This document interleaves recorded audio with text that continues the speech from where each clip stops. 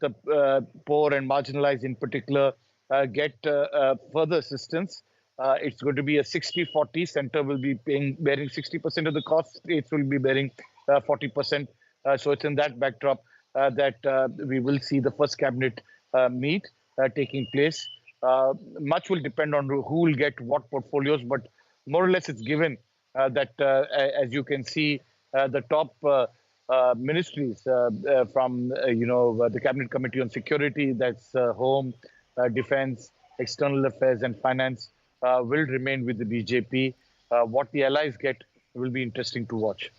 Right. Thank you so much, Sunil, for joining us with all those details. And of course, when we're talking about the allies there, 11 NDA allied ministers also took oath out of the 72 ministers that were sworn in. We're talking about H.D. Kumaraswamy, Jitin Ram Manjhi, as well as this is LJP's Chirag Paswan, part of that new cabinet, a stronger, more inclusive alliance when we talk about Modi 3.0. And Kerala, they're getting 2 ministers as well. And South allies are getting cabinet ranks. So, a reshuffle of sorts and yet continuity. We're talking about new faces as well as old hands at it as well. To get more on this, we have Neeja Chaudhary, senior journalist, joining us. Thank you so much, ma'am, for being with us this morning. Take us through. We also have Sugata Srinivas Raju also joining us. Ma'am, over to you first. Take us through, any kind of surprises that you felt when it came to Modi government 3.0. I mean, we've seen continuity, but also a lot of new faces. So when we talk about, very experienced hands that continue to be there, so many of them from, 2014 down to 2024 as well. But take us through also the new faces. Were there any surprises there? No, I don't think the surprises were the new faces, which was expected really, particularly from the allies group. They were going to suggest whoever they wanted. But the new faces that were surprising, of course, Mr. Khattar is there. Mr. Nadda has been taken back. And of course, Mr. Shivraj Chauhan, whose name was being mentioned in relation to him taking over the party presidentship when Mr. Nadda quits.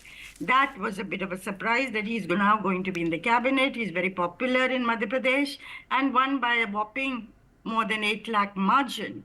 And of course, after the Prime Minister, he got the biggest applause yesterday at the swearing-in ceremony. Of course, Chirag Paswan has been given full cabinet rank. Now, that is also very interesting. Of course, he's come in with 5 MPs and 100% strike rate. LJP, which the party he heads and his father founded, Mr. Ramvilas Paswan. Of course, the Dalit constituency has become very, very important for the BJP because in parts of India, Dalits have shifted their loyalty from the BJP to the other side. And I think that is one of the reasons responsible for the losses that the BJP suffered in Uttar Pradesh. So Jitin Manjhi given full cabinet rank, even though he is a one-person party. That is also very interesting. Again, a Dalit outreach. He is a Mahadalit, belongs to the Musahar caste in Bihar, who are at the absolute bottom of the heap, even of the Dalits. Even today, if you go to their areas and see the way they live, I mean, that's not the way India of 2024 should be. So him coming into the cabinet, yes, a very important signal to his own community and to the Dalits in general. What is very interesting is that, the pecking order and seating that was there yesterday. With Mr. Rajnath Singh number 1, Amit Shah number 2, Mr. Gadkari number 3, Mr. Nadda number 4, Shivraj Chauhan number 5, Nirmal Sitharaman number 6, and Mr. Jaishankar number 7. Now, is this a seniority list? Because it is not by alphabetical order. Or is this pecking order? Or is it going to be different? The 4 top portfolios, those who are members of the Cabinet Committee on Security, Home, Defense, Finance, and External Affairs, are these portfolios considered the most important going to be distributed to the first 4? Or the seniority will not depend on the portfolios? Right, ma'am. Do you see, them continuing in the roles that, we've been seeing them so far? Or do you think there could be a little slight rejig like you're trying to suggest? Well, that is what we are all waiting to see. To speculate an hour before the list is going to be out. In any case, nobody really knows. Ma'am, how come there's been a delay this time around? Last time we saw that the announcement was made on that very day itself. Is it because the swearing-in ceremony was delayed till about 7 o'clock in the evening, considering that it's very hot here in the national capital? I think, sometimes our portfolio announcement does get delayed because they are synthesizing all the pulls and pressures that come at the last minute. And this time it's an alliance government, not only a BJP government. And the Prime Minister obviously has to take the concerns of the partners on board. So I don't, if it's going to come by 11 o'clock, which your reporter was saying, then that's not a kind of delay. If it is by a day or two, that means a huge, tussle is going on inside for for any particular portfolio. So let's wait and see. By and large, I don't see Mr. Jaishankar being given something else other than external affairs, given his record in what he has done. And he seemed to have done very well. Will Nirmala Sitharaman get finance again? That is a question mark. And with the others also, will Rajnath Singh get defense and so on? Or will there be some minor modification? Right, with Amit Shah continuing as the Home Minister or not. We also have Sugata Srinivasa Raju joining us. When we talk about this being an inclusive cabinet, what about the representation as far as the minorities are concerned, especially women as well?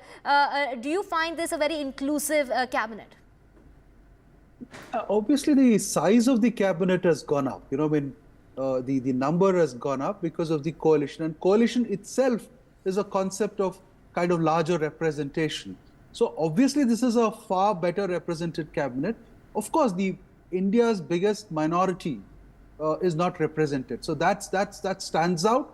But you have Sikh minorities and other minorities coming in, but that is no compensation for keeping out India's biggest minority out. So that is as far as the representation is concerned. But then there is an OBC stamp on this cabinet. See, there are 27 OBCs, and in the general quota there are 21. So I have always been arguing that Mr. Modi has altered his brand over the years, especially after 19, and he is now more or less an OBC consensus. So I think that gets reflected. OBC here will also include a lot of intermediary castes, like Okkaligas and others are intermediary castes, but I think they've all been grouped together in the larger frame as OBCs. So I think that is also very interesting to watch, because the feel and texture and approach of the government may change because the emphasis is elsewhere. And the other very important thing is you don't see the RSS having played a great big role in trying to create alterations inside the cabinet. Not yet, at least. That it looks like Mr. Modi has been unshackled in some ways, but I may be wrong.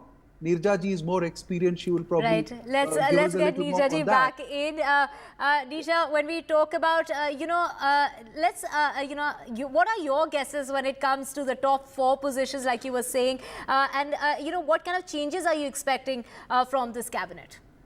Look, in the hours preceding the swearing in, there have been a large number of meetings, as probably is expected, between the senior leaders of the BJP and also of the RSS, with the RSS holding within itself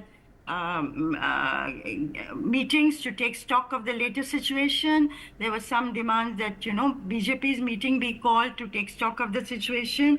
But I would say the pecking order of, which you saw in seating, Rajnath Singh number 1, then of course Amit Shah, Mr. Gadkari coming to the 3rd position, and Mr. Nadda then, and then Shivraj Chauhan coming next.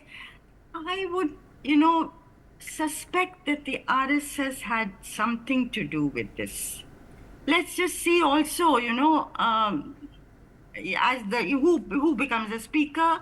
Is it somebody who, will it be from the TDP? The TDP had wanted it, even though they've not said much about it, because the speaker's position is very important for any government. And in this case, the parties say suppose the BJP at a future date tries to break parties to acquire a majority, then the speaker's role becomes very critical.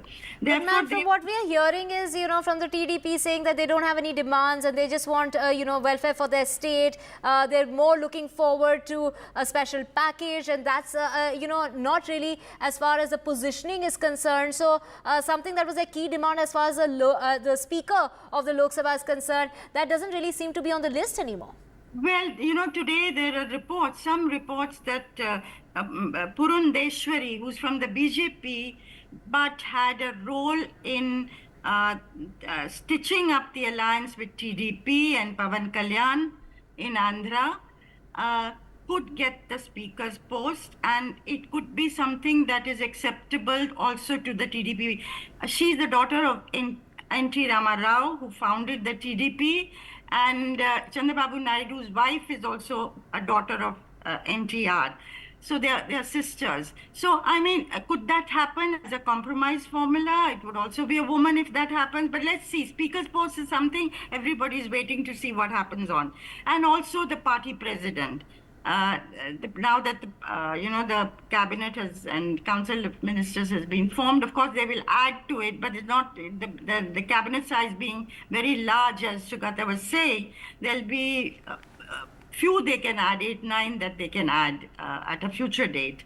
So let's see. Those are the two positions everybody is wanting to see, and of course what the portfolios are, and then the what do you call the weight of one person against another. Right. Right, ma'am. Is also what people watch out for. Absolutely. So waiting for that huge announcement to come about, the announcements regarding the portfolio allocation as far as Modi government 3.0 is concerned. Thank you so much, ma'am. And thank you so much, Sugata, for joining us on the broadcast this morning.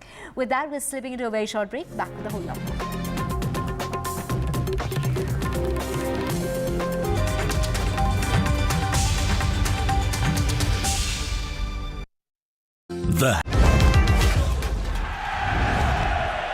Get the magic of the best working for you now.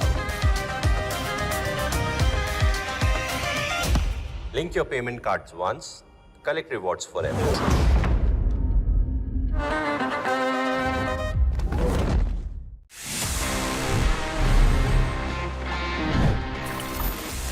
Finally, I'm here. Finally, this is the time जहाँ पे मैं आपके सवालों के जवाब देता हूँ in this section, which happens to be my favorite as well, and it's called Ask TG. Let's see इस week हमारे पास में कौन से सवाल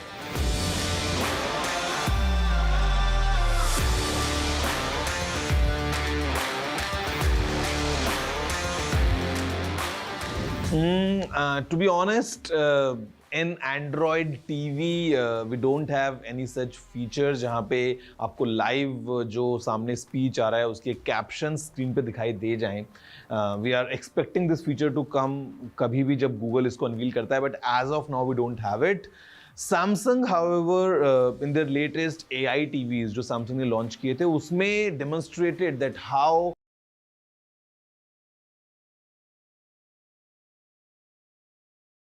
Stay informed and entertained with the new and updated NDTV News app. You can watch all our channels live, listen to podcasts, read breaking and exclusive news from around the world and more. Download the NDTV app today and get access to the best journalism and storytelling. And all have been sworn. And who will be getting what? That big announcement coming about as far as portfolio allocation is concerned. All eyes on the new faces and what kind of role will they be playing in the new cabinet. The first cabinet meeting also taking place today, and that's going to be happening at 5 o'clock this evening. It's day one of Modi 3.0 and the focus on diplomacy with the bilaterals expected with the visiting foreign leaders. You remember 7 neighbouring countries' leaders are here in the country who participated in the swearing-in ceremony. The renewed push as far as neighbourhood first is the agenda of Modi 3.0. Allies representation in Modi 3.0 cabinet. 11 NDA ally ministers out of 72 ministers sworn in, including H.D. Kumaraswamy, Jitin Ram Manji, as well as JDU's Lalan Singh, who took oath on Sunday.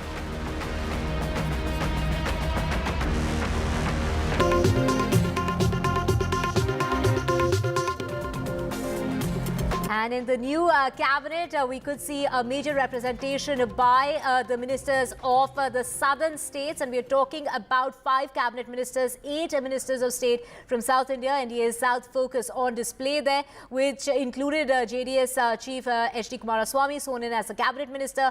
We're also talking about TDP getting a cabinet berth as far as the new cabinet is concerned, with Thrissur MP first time around Suresh Gopi joining in the Council of Ministers as well. Of course, we did see Prime Minister Modi as well as the top brass of the BJP campaigning, exclusively as far as the southern states are concerned.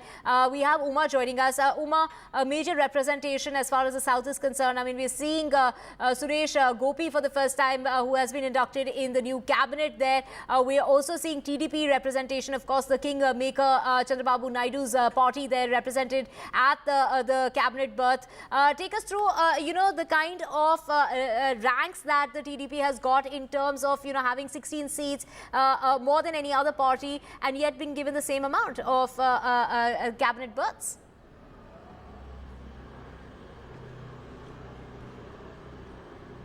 Okay, much more representational cabinet, union cabinet, certainly, because experience from the states has also been brought in the form of chief ministers who are extremely experienced as well. The south specifically, of course, Karnataka has an H.D. Kumaraswamy, who is an alliance partner and been someone who with experience as chief minister as well, and of course caste equations also taken care of. Telangana, there's going to be a change in the state leadership. That was the indication of the induction in the cabinet as well, with 2 ministers, Kishan Reddy as well as Bandi Sanjay being inducted as a Minister of State. Andhra Pradesh, the big focus on that, with 16 MPs being delivered and 21 to the NDA. It has got 3 ministers there, 2 of them belonging to the Telugu Desam and 1 belonging to the BJP, which is the Narsapuram MP, Mr. Srinivas Verma. The 2 ministries that have been delivered there, of course, P. Chandrasekhar, who's making his debut as a parliamentarian. In fact, he has not been an MLA, not been a minister, so it does not have that experience, but he was in the news, of course, for being the richest candidate in this particular Lok Sabha election with assets of about 5,700 crore rupees. The other person, of course, a 3-time MP, someone who is very well known in Delhi circles as well, able to speak in Hindi and English, having grown up in Delhi as well, and his father has been a union minister, Yeram Naidu, in 96 to 98 in the United Front government, where Chandrababu Naidu was the convener. Now Ram Mohan Naidu set to take charge as a cabinet minister as well. And Tamil Nadu, without winning the election, so the idea of the BJP is not really to reward the performance in this particular election, but also it's a forward-thinking planning that has happened, because of which you have L. Murugan once again in the cabinet. Annamalai was expected, or at least there were rumors that he could be inducted, but BJP making up its mind, it appears, to continue him as a Tamil Nadu BJP chief, and that really may mean that the AIADMK and the BJP will stay their separate ways. And Kerala, the most significant, the BJP for the first time winning a parliament seat there and inducting not just Suresh Gopi, who has won as the Thrissur MP, but also George Kurian, and that again is very significant that they have their eyes on Kerala, where also, like in Tamil Nadu, assembly elections will be coming up. Larger picture is that while while these alliance partners have been taken into the partnership, is the TDP going to make demands? Are there going to be ideological differences? I don't think so, for the simple reason that Mr. Modi and Mr. Naidu have had a long history of association, some ups and downs as well. But the TDP requires the BJP and being in the NDA almost as much as the BJP requires the TDP to stay in the NDA, because of the kind of constraints in which Chandrababu Naidu will be working, and therefore even that demand that was spoken about of asking for the speaker's post, even if that is not met, TDP is not going to crib. What they are focusing on is really to be able to get the financial resources to build that capital, to get Polavaram, to complete the Polavaram project, and also to fulfill the huge promises that Chandrababu Naidu has made to the people in Andhra Pradesh who have given him this kind of mandate. Of course, the BJP not getting adequate numbers, in a sense a godsend to the people of Andhra Pradesh, who can perhaps hope now that their leader would negotiate better with the centre as far as financial resources are concerned. Right. Back to you.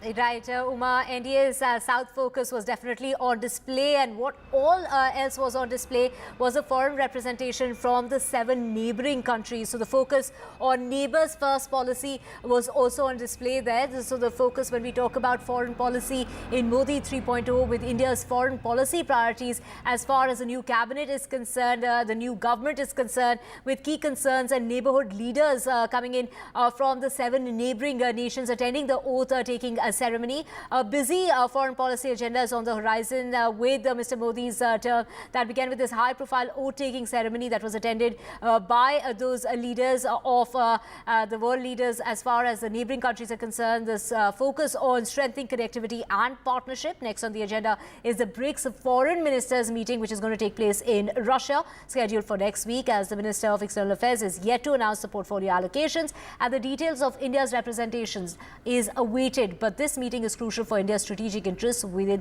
the BRICS grouping. And with that, we're slipping into a very short break. Lots more coming up on the other side with my colleague Rika, who gets you the latest with India winning that match against Pakistan in New York.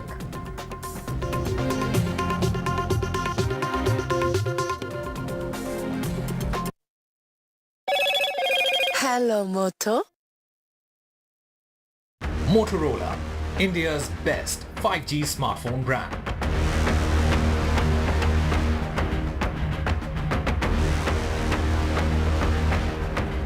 And the message on X of the day is recent satellite imagery suggesting light to moderate rainfall at a few places, accompanied by intense thunderstorm, lightning and gusty winds over coastal Karnataka as well as Kerala. Sub-Himalayan West Bengal are joining northeast Bihar, Sikkim, West Assam. So very heavy showers coming in according to the Met Office, suggesting heavy to rain in some parts of the country.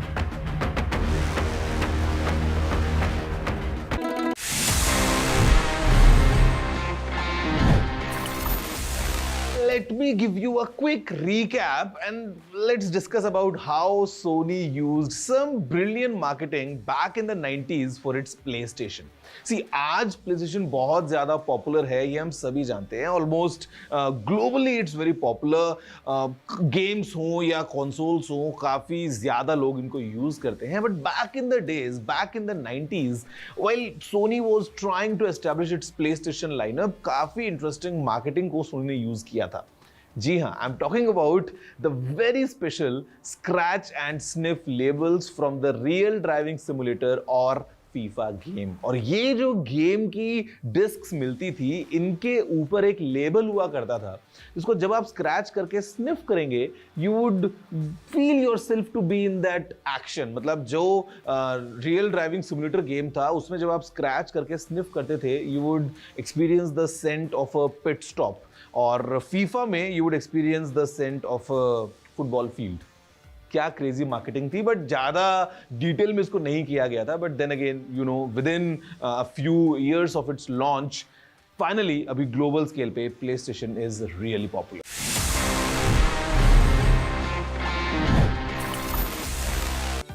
Stay informed and entertained with the new and updated NDTV News app. You can watch all our channels live.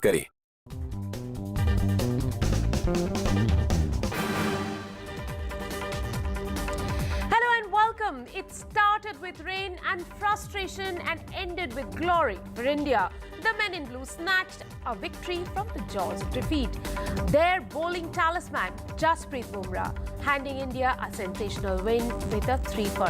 Take a look at how the big win happened in Big Apple last night. Dad. What's it, David? The stage, the occasion, the big battle in the Big Apple. It's a little bit damp, so I think the challenge for A tricky start for India as King Kohli departed cheaply.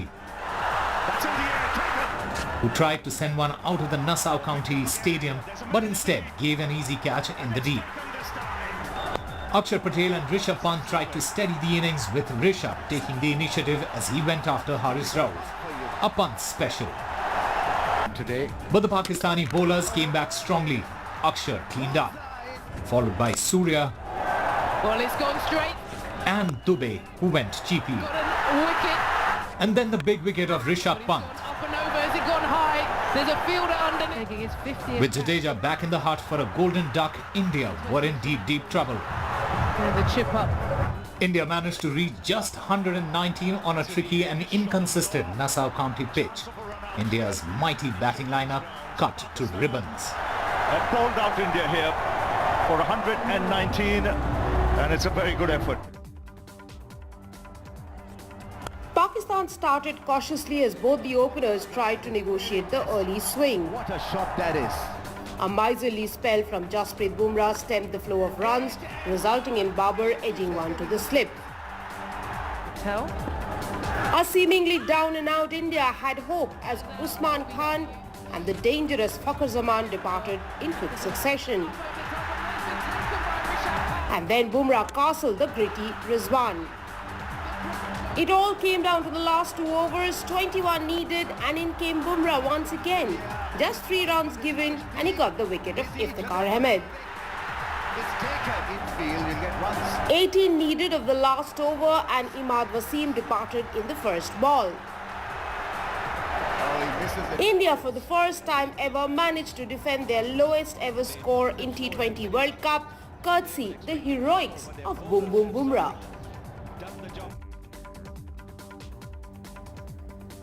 Well, of course, it was India's brilliant performance that handed them the win, but there was a little more than that. Listen into what Captain Rohit Sharma had to say.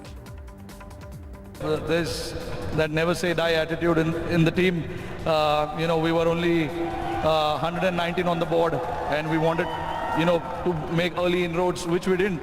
But then again, halfway through the stage when they were batting, we got everyone together and we said, if things can happen to us, it can happen to them as well.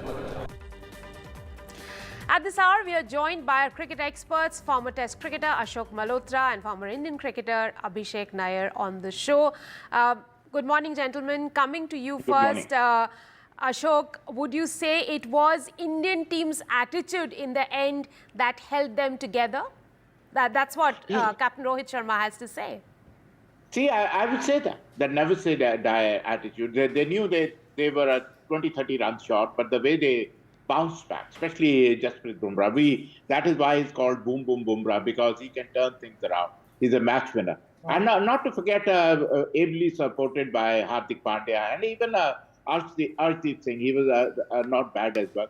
But the fact is, Rika, it was Pakistan batting was once again found wanting. They had to. In 90s, they used to play fearless cricket. But now they were rustic, they used to play fearless cricket. But now they've become very sophisticated because with these foreign coaches, they have, now they say good morning, yes please, no please, and all those things. Which is, that aggressiveness, that positiveness, that fearlessness has gone out of the system. They'll have to go back to their old ways. I still remember Javed Miadas, Sayyid Anwar, and Zamamul Haq. I'm surprised that Pakistan is bringing in foreign coaches when half the side does not understand a word of English. So English is a foreign language for them. I don't know why they're bringing foreign coaches when half the time they don't understand what they're trying to teach them. Well, we will actually break down the performances of the cricketers. But before that, Abhishek, let me ask you a little bit about Captain Rohit Sharma, the way he shepherded the troops in, defending the lowest total that India has defended in the T20 World Cup, the way he, rotated the bowlers. Tell us a little bit about his captaincy. Well, I think I was very impressed. And Rohit Sharma in general in the past couple of years, we've all known how he's grown as a captain, how he's grown as a leader. The one thing that stood out for me in that interview was the never say die attitude, yes, but also the fact that he understood that even with 120, he wasn't giving up. There was never this nervousness of whether or not, this Indian team can pull this out of the hat or not. But there was this belief through and through that they can beat this Pakistan team. Because if you looked at the visuals through the game, you could see that no matter what position Pakistan were in, there was a lot of nervousness in that dugout. In the same breath, in the Indian dugout, there's a lot more positivity. Even though when we were losing wickets towards the end, there was this visual of Virat Kohli and Rohit Sharma together in the dugout, sharing a smile, talking and laughing.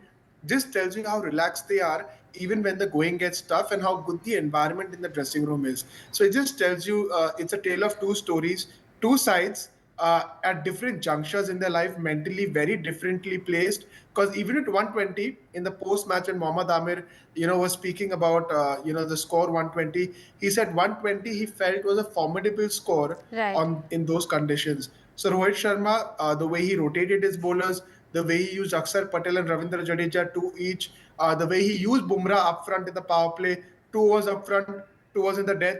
I thought it was brilliant captaincy through and through, and I just felt he used Hardik Pandya exceptionally well, just at the right times, right fields, going hard into the pitch, playing to the bowler strengths. I thought he was on point last night. Abhishek, I think Ashok made a very interesting point about Pakistan not being themselves. They have taken on a foreign coach, and this is not the first foreign coach they're working with, but is it, the changing of the Pakistan side that is affecting them? Their attitude has changed. They look like they're a team that's surrendering and not taking the opposition on. Well, I think it comes from lack of belief in your own skill. Eventually, this is a team sport, but once you enter the field, you're on your own. The bat is in your hand, the ball is in your hand. It's for you to execute at that point and what all is going in your mind. Gary Kirsten has basically joined the team 4 days before the tournament. So coach is, like I said before, he's not going to add any value. All that support stuff is not going to add any value. But the preparation each of these players have had prior to coming into the World Cup is what's going to count.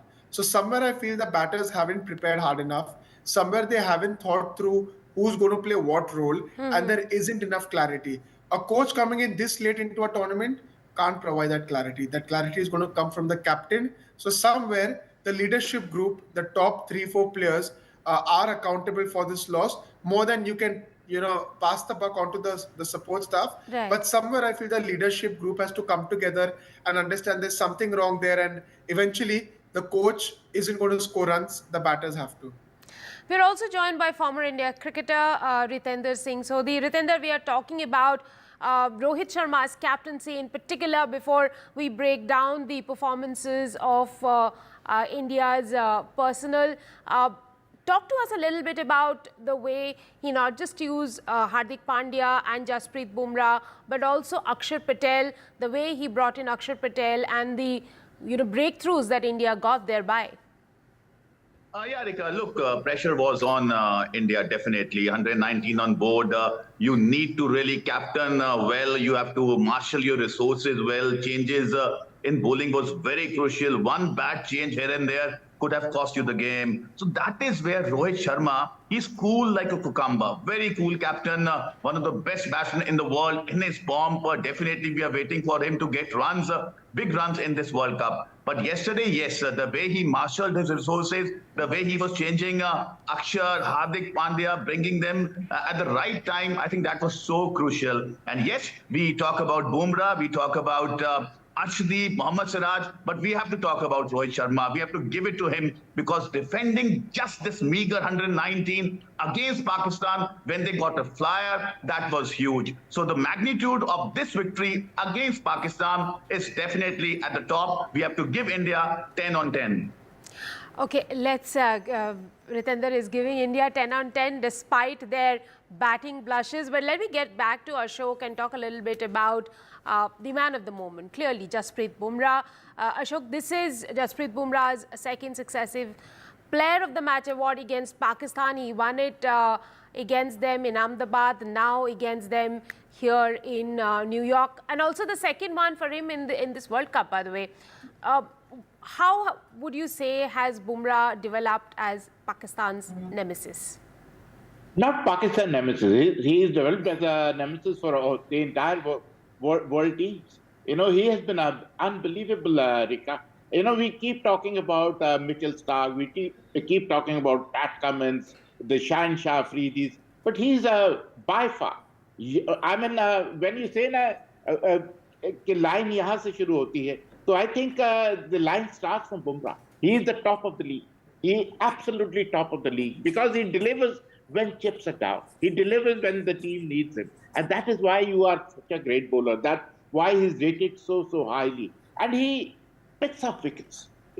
He bowls in 3 spells, first 2 spells, then 1 over, and then 1 over in the death. And he is a go-to bowler for any captain, a captain's dream, if I may say. And for me, he is by far, there's no comparison whatsoever with Bumrah. Abhishek, I'll have to come to you. You've lately been in an IPL dressing room and you have interacted with batters who have a certain psychology when they play Bumrah. Tell us a little bit about conversations about Bumrah that happen in the dressing room. Well, I think it's always about, when you look at a bowler and you look at the skill he possesses, when you think about Bumrah, he's a lethal combination of all the deliveries that can get you out. He can bring the ball back in off a length. He can take it away from you. He bowls a lethal Yorker with a new ball, old ball. And the most important thing is he's got a slower one that will deceive you because he bowls 140 and then brings that down to, 115. So from a batter's point of view, the thought process is plain and simple. The thought process is always about wait for him to make a mistake, play good cricketing shots against him. Don't try and dominate him because it's really hard to dominate someone like that who's got that many skills in his arsenal. Not only that, he's got a great brain as well. He understands that. So it's always more using the crease, not doing anything fancy. I said this yesterday, that you go safe against him or if there are multiple chances that you're going to be sorry in the end. Ritinder, we saw some quality and class fast bowling yesterday. Pakistan's pace, India's pace as well. How is Bumrah different from the Pakistani pace bowlers now? Look, one thing by far, he's consistent to the core. Consistency is his forte. Jasprit Bumrah has been performing every day, winning matches for us every day. And Rika, we should not forget, a few months back, this guy was injured, down and out. We saw him coming back in that India-Ireland series. It was said that that series was for Bumrah only to check his fitness. And the way he has made a comeback, first in IPL he was lethal, and now in the World Cup again he has been in best of form. So yes, coming back from injury, that defines his character, because I know, Abhishek know, Ashoki Paji know, when a player gets injured, he's down and out mentally, physically. But coming back like this, that shows the character. And yes, he's a fighter, and the way he has been bowling, technically, he's one of the best in the world. His pitching has been precise. His swing has been good. We can talk about Shaheen Shah Afridi's, Roff, and whatever. But Bumrah is right up there. Nobody is around him at the moment in world cricket. Ashok, would you say that this is the best of Bumrah that we are seeing, or best is yet to come? What is it? I mean, every time we talk about Bumrah being the best, he comes up with another magical spell, yet another magical spell. What is it? Do we see another version of Bumrah in the coming years? I think you might see the best of Bumrah. He's improving with age. His mind, as Abhishek said, his mind, he's got a wonderful mind. He judges the game, he judges the situation, and he works accordingly. And for me, he's a freak. Rika, he bowls from 5 yards. I've seen fast bowlers running from 50 yards, 20 yards, 30 yards, but he walks in 10 yards and then bowls for 5 yards. He's a freak. He's unbelievable. I think he's born for this kind of a thing. Thankfully, no coach tried to rectify him. That is my only thing. But he's a genius. He's a freak. And we might have not seen the best of him yet. He's going to improve by leaps and bounds. And as Ritinder said, he took his time to come back from injury. And once he came back, and how? And that is what Bumrah is all about. He knows his game, he knows his body, and he knows what to do in different situations. Abhishek, I also have to talk a little bit about Hardik Pandya here and how ably he supported Bumrah, has supported Bumrah in this World Cup, and also yesterday in the match against Pakistan. Would you say that he's completely put behind the disappointment of IPL and emerged as a new person altogether in this World Cup? Well, I think if you even look at his bowling through the IPL, he only got better. There was one facet of his game that he was consistently performing in. He was picking up wickets. So it's good to see him carry that form here into the World Cup. Especially in these conditions, I always believe someone like a Hardik Pandya, who traditionally likes to hit a length, is always going to be effective. I think he's used the conditions wonderfully well. And what the standout for me was the field positions. We saw him going hard into the pitch, 4 people out on the leg side. This tells you that it's not only about bowling well, but he's also thinking, and with the help of Rohit Sharma, does this very special hug during the game. I'm not sure if you remember, where he jumps onto Rohit Sharma and he hugs him. This tells you that combination, that understanding between the two, playing for India, is what is churning out these performances, and which is why the leadership of Rohit Sharma to make sure Hardik Pandya, from a very tough season in the IPL, comes here and starts performing again, is only doing great things for India. In the end, it was Rohit Sharma's impeccable captaincy and the bravery of our bowlers that handed India the win. There was enough for the Indian fans to celebrate. Before we go into a very short break on the show, let me show you the reactions that came in post the win from New York.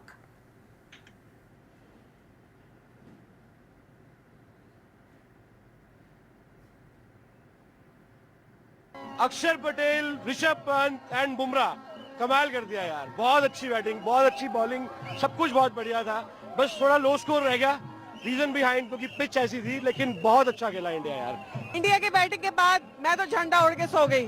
मैं कहा पता नहीं ये तो गए काम से। उसके बाद तो पता नहीं क्या हुआ। My God, Chak De India, amazing amazing, total पैसा वसूली। I will come to every match. Congratulations पड़ोसियों। पड़ोसी जीत के हम पहले से विराट कोहली जी की टीम को सपोर्ट कर रहे थे। दुख इस बात का है कि 1 डाउन नहीं भेजा गया कोहली जी को, जिसकी वजह से उनकी परफॉर्मेंस, सेंचुरी जो हम हमेशा देखना चाहते हैं वो नहीं देख पाए। जब यार सारे ऑल आउट हो गए थे तब सच्ची बताऊं नहीं लग रहा था बिल्कुल भी हम जीतेंगे, पर बुमराह लव यू। पूरा पैसा वसूल and Bumrah was awesome. Bumrah बहुत अच्छे थे। सब वसूल होता है जब कभी आईसीसी ट्रॉफी में अगर इंडिया पाकिस्तान से खेलती है तो इंडिया हर बार जीतती है। बस वो जीत देखने के लिए आ जाते हैं वर्ल्ड वाइड हम।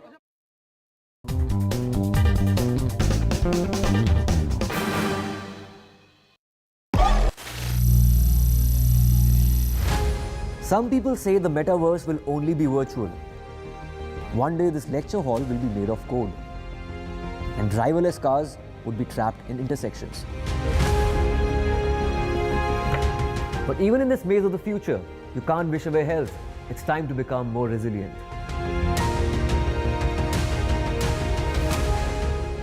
10 years of Banega Swasth India, we have grown and achieved so many milestones.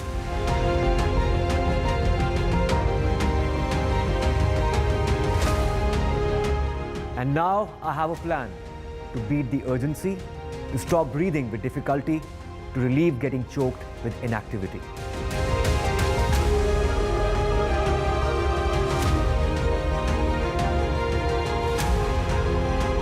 Energize our government, our environment, our society, and ourselves. Everyone, everywhere, every day.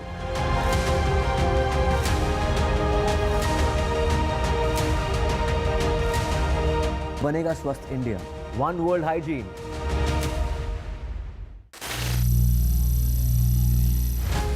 Some people say the metaverse will only be virtual. One day this lecture hall will be made of code, and driverless cars would be trapped in intersections. But even in this maze of the future, you can't wish away health. It's time to become more resilient. "10 years of Banega Swasth India, we have grown and achieved so many."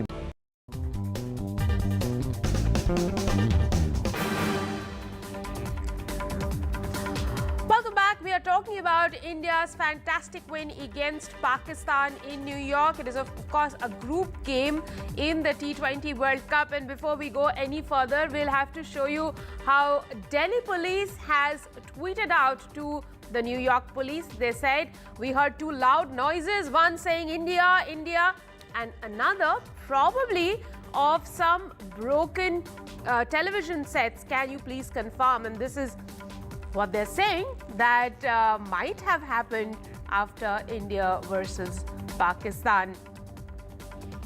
Abhishek, you were telling us that a lot of your friends were traveling to New York to catch the game. Did you have any conversations with them? Were they breaking anything outside the stadium, or did anyone break the television sets as Delhi police is reporting? the only thing I was getting was constant updates that I'm seeing Sachin Tendulkar pass by, Yuvraj Singh is in front of me. It's a great thing. For all of these fans in the US, it's very rare that you come across these legends. It's very rare that you see these people in that part of the country, and to watch your heroes in front of you, not only watch the game, not only see India win, but to watch these heroes around you. I think it's a tremendous honor for them, because I remember a lot of my close friends have taken their kids along to teach them the culture that they've seen in India growing up, because the sports that they follow are very different from cricket. So for them to inculcate those habits and understand, because part of this Indian legacy is cricket in a lot of ways. Part of our culture is cricket. So it's amazing for all of them. And they kept asking me, "Can you get me to meet Rohit? Can Rohit sign an autograph?" But it's amazing to see that in the US. And you always, once you're on X or you're on Instagram, you're always seeing people only talk and post about this game in New York, and it's been a great game for India. It's almost like the expats introducing their kids to another part of Indian culture. India versus Pakistan match. Yes, Ashok ji, you had to say something. Yeah, I think, expatriates, it is not that India has beaten Pakistan.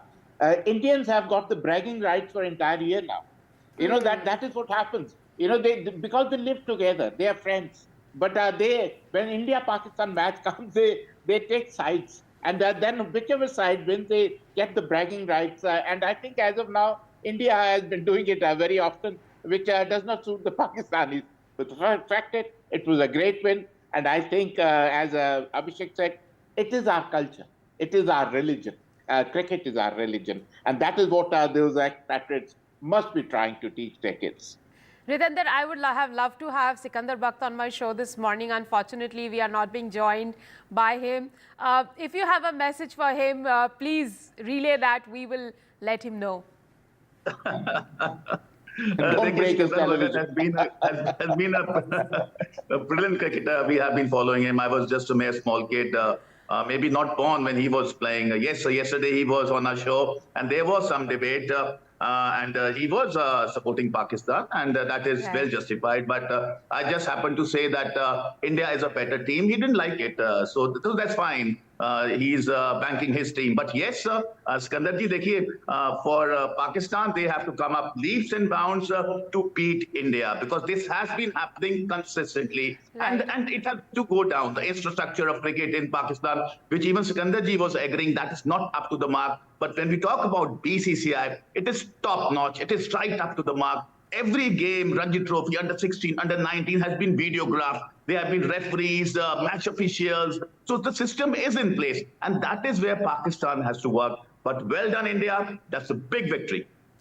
We have very little time on the show, but before I end, though it is a time for everyone in India to celebrate, everyone is talking about that big win against Pakistan.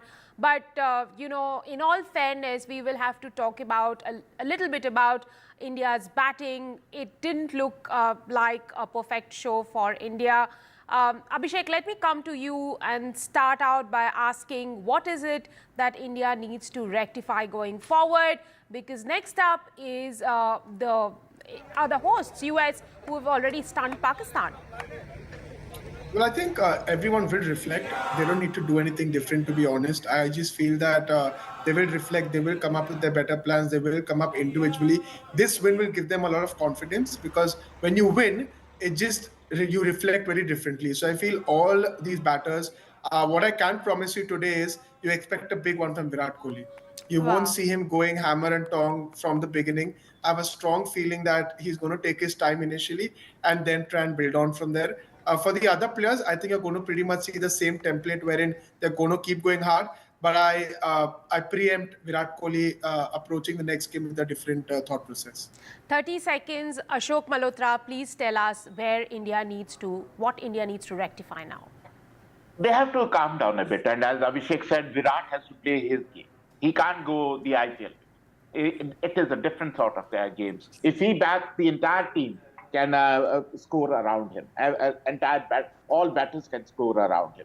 So I think I'll go with Abhishek. I'll say that Virat is the kingpin. Virat is the king.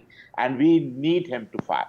We don't need these cameos from both Rohit and Virat. We need a full picture. And if they get us to a good start, then sky's the limit for this Team India. But be careful for semi-finals and finals, the knockouts. We are going there, but semi-finals, finals, we should be a bit careful. Well, India is on a roll in this World Cup. They have won the first 2 group games. The latest, of course, has come against Pakistan, the big win. Thank you very much, gentlemen, for joining me on the broadcast this morning. With that, time for a quick break on the show. A lot more on the other side. Stay tuned.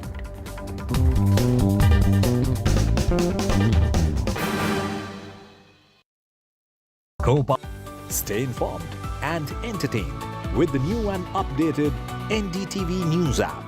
You can watch all our channels live, listen to podcasts, read breaking and exclusive news from around the world and more. Download the NDTV app today and get access to the best journalism and storytelling on your smartphone or tablet. The NDTV app. News that matters to you.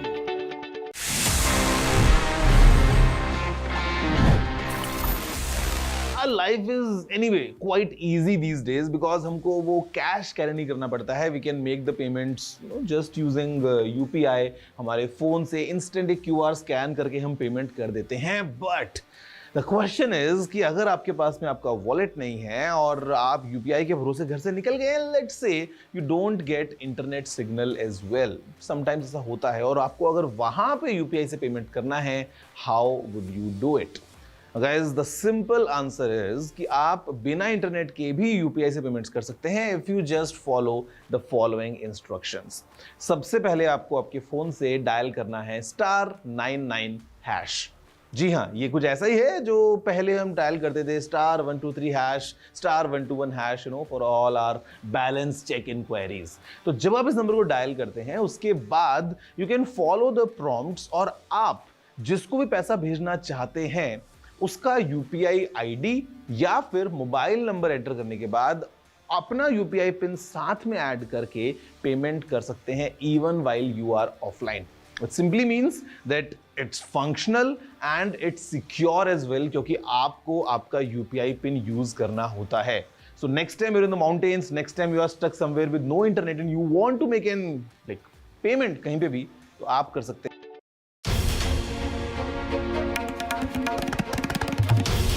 This is NDTV, and you're watching NDTV 24/7. Hello, Moto.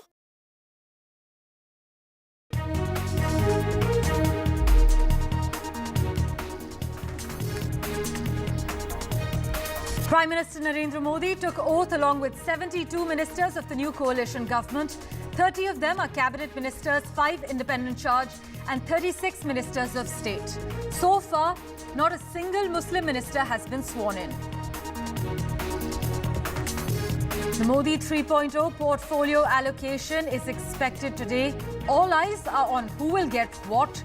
Also, the first cabinet meeting is scheduled for 5 p.m. this evening. It's day 1 of Modi 3.0. The focus is on diplomacy as bilaterals are expected with visiting foreign leaders. A renewed push for the neighborhood first policy is expected on the radar. Big leaders from South India are part of Modi's team.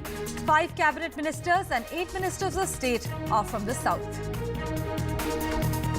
9 killed and 33 injured in the Jammu and Kashmir terror attack. Terrorists opened fire at a bus carrying pilgrims. The bus falls into a gorge after terrorists opened fire. The president has condemned the attack and said that the Jammu and Kashmir attack is a crime against humanity. The Manipur violence spillover impact is felt in Assam. Nearly 600 people flee due to the violence.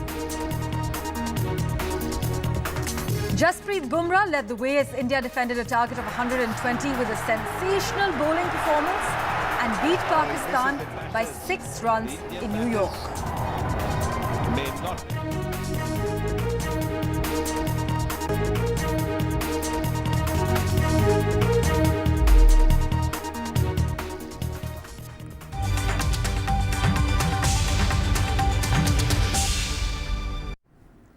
You are watching NDTV 24/7. I'm Parmeshwar Bava.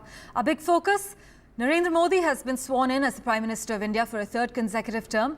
But this is the first time he has been sworn into the role as the head of a coalition government.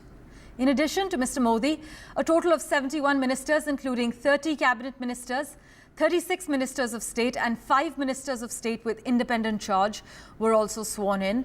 The portfolios, though, haven't been announced yet, but that announcement is expected soon. The new Council of Ministers includes several former ministers from the previous Modi government.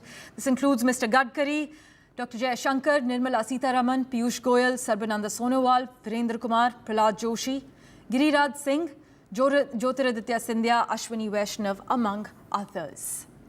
So far, though, not a single Muslim minister has been sworn in. But my colleague Vasudha has the latest lowdown.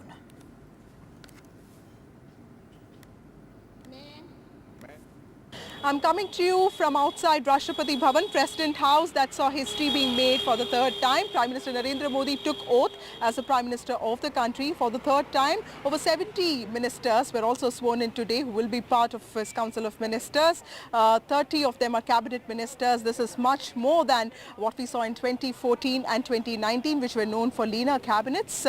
And of course, a large part of them, 43 of them, over 40 of them are actually ministers who have had very good experience, over 2 terms of experience in being part of the union government. Largely, these are ministers who are organizationally strong. You have Shivraj Chauhan, you have Nitin Gadkari, you have Amit Shah, you have Rajnath Singh, and also some experts, people who are seen as experts in certain areas that are critical to Narendra Modi's style of governance, be it digital technology or, for that matter, diplomacy, be it Nirmala Sitharaman, Dr. S. Jaishankar, Ashwini Vaishnav. There are also people like Bhupendra Yadav, Dharmendra Pradhan, who understand both governance and organization. There's also ML Khattar and Shivraj Singh Chauhan, who basically, were replaced as chief ministers by newer people. They've also been made part of Modi 3.0, and there is also a combination of new and old faces. 11 berths have gone to the allies, specifically to TDP, which basically includes Ram Mohan Naidu, gets a cabinet post.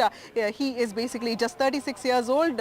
And of course, Pesamani Chandrasekhar, the richest candidate from TDP, will be an MOS.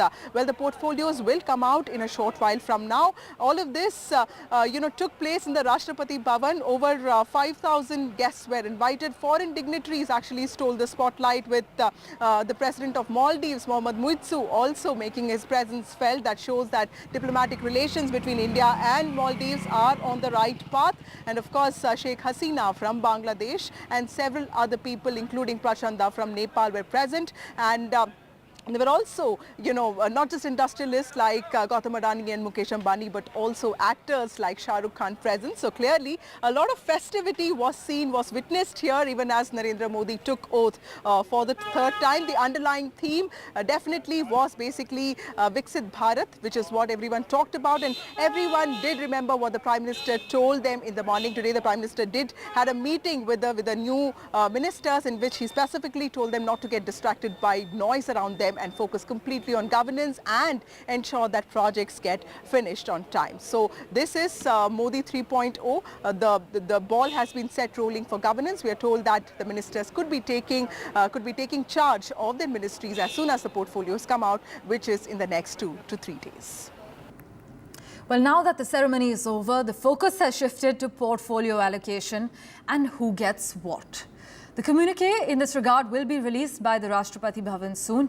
Meanwhile, the first cabinet meeting of new ministers will be held at 5 p.m. this evening. The focus, we're told, will now shift to the government's 100-day plan. Sunil Prabhu has the latest for us. He joins us live at the moment. Sunil, earlier reports had suggested that the BJP may keep portfolios, including defense, home and foreign ministries. It may also keep to itself significant portfolios like education and culture, which is ideologically significant for the party. But what are you picking up on so far? Well, in a short while from now, the Prime Minister will send that letter to the President. We are expecting it by 11 o'clock. The portfolios will be announced, which will really give a complete answer to your question. But yes, the key portfolios, the Cabinet Committee on Security, will be with the with the BJP. Having said that, if you can see the cabinet formation, it is all about continuity, it is about strength, it is about experience. For the first time, you have a number of Lok Sabha members of parliament, in particular, also cabinet former chief ministers like Shivraj Singh Chauhan, ML Khattar, who will really give their experience and their first-hand knowledge of how states are run to help the cabinet maneuver in the next few months and days ahead in terms of coalition politics. Having said that, you're well aware that the cabinet is meeting today at 5 o'clock. There will be the request to the President of India to convene Parliament and address both houses of Parliament. He will be addressing both houses after members of Parliament will be sworn in. The pro tem speaker will have to be appointed. The senior most is usually called for that. Having said that, the other issue, of course, is one on the agenda is the Prime Minister's housing scheme, where further assistance will be given in various states on a 60 to 40 basis to help the poorest of the poor in building houses. So that's the mission that they're saying. And as you rightly pointed out, the focus now will be on a 100-day action program. There is a budget which has to be, passed by the 31st of July. We can expect it as early as 15th of July, the full announcement of the budget once they convene the parliament and get going with the allocation of business. As always, Sunil, thanks so much for joining us with the lowdown. The portfolio allocation is to be announced today. We will have further clarity post 11 a.m. But led by the Prime Minister, the new team includes 30 cabinet ministers, 5 ministers of state with independent charge and 36 ministers of state. The ministers will represent 24 states as well as all regions within states. And Mr. Modi will have 72 ministers in his council, 11 of them from the NDA allies like Chandrababu Naidu's TDP, Nitish Kumar-led JDU, Chirag Paswan's LJP and Eknath Shinde's Shiv Sena, among others. As we have extensively covered, Kerala actually got 2 ministers, while South allies got cabinet ranks as well.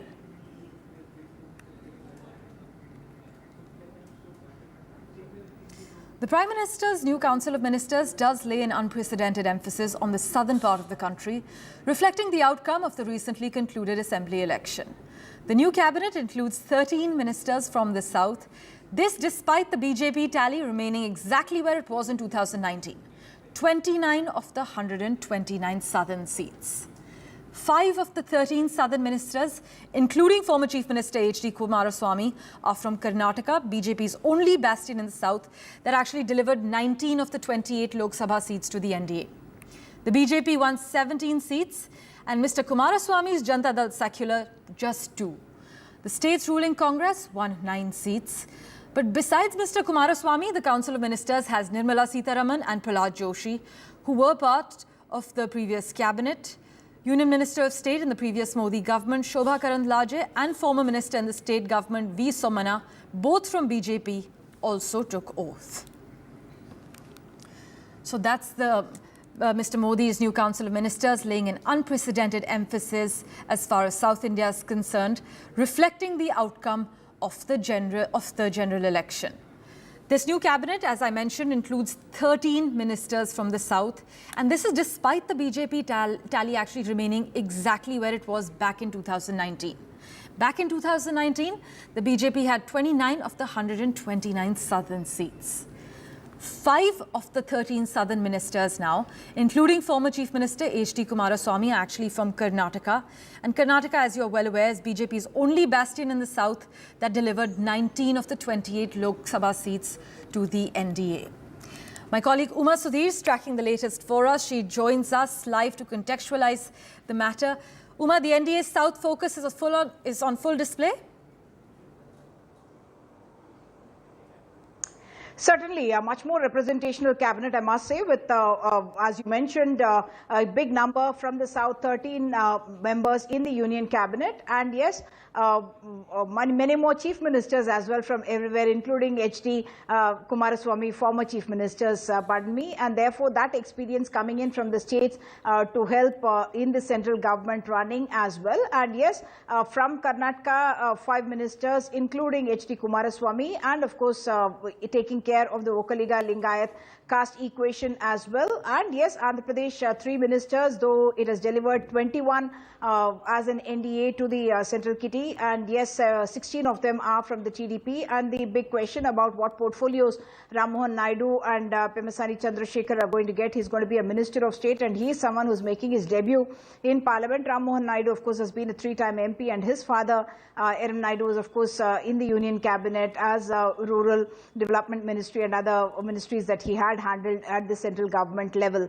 But the kind of ministries or the people that the BJP has picked in terms of representation in the cabinet would show that it is not depending on the past performance really, but more with a futuristic outlook. And that's the reason why Tamil Nadu, which has not delivered any MP, still gets a minister in L. Murugan. Annamalai was expected to be moved to the centre, but that has not happened, which means the perspective of the BJP is to go it alone there and not have an alliance with the AIADMK. Of course, Annamalai had come in for some criticism from BJP leaders in Tamil Nadu after the results. But yes, the big picture is of Kerala really, where Suresh Gopi has been made a Minister of State, and also George Kurian. So focus very much remains on the south. As far as Telugu Desam is concerned, Speaker's post is not something that they are insisting on, and also their focus perhaps is going to be much more on getting the financial resources to deliver on the promises that Chandrababu Naidu has made to the people of Andhra Pradesh itself. And ideologically, I do not expect that there are going to be differences that are going to be cropping up on those. In fact, if there is common ground, it's about using IT for governance. That's something common to both Prime Minister Modi as well as Chandrababu Naidu. As always, Uma, thanks so much for joining us with that detailed update. News and updates continue on NDTV 24/7 right after this very short break.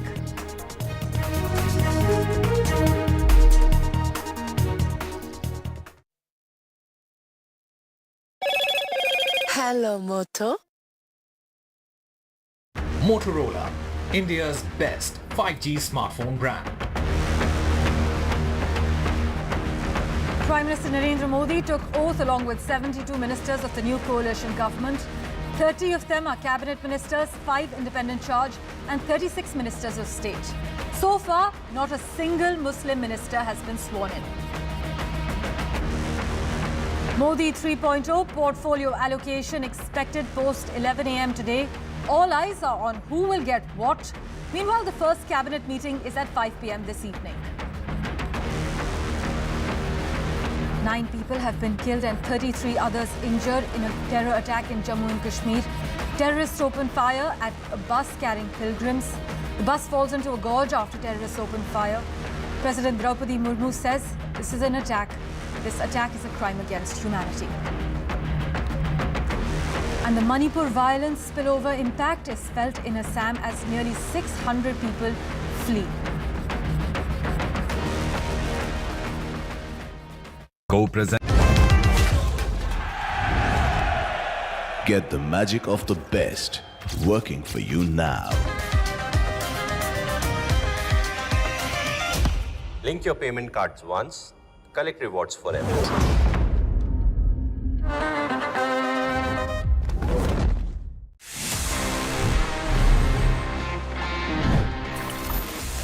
Finally, I'm here. Finally, this is the time जहाँ पे मैं आपके सवालों के जवाब देता हूँ. And this section, which happens to be my favorite as well, and it's called Ask TG. Let's see इस week हमारे पास में कौन से सवाल हैं.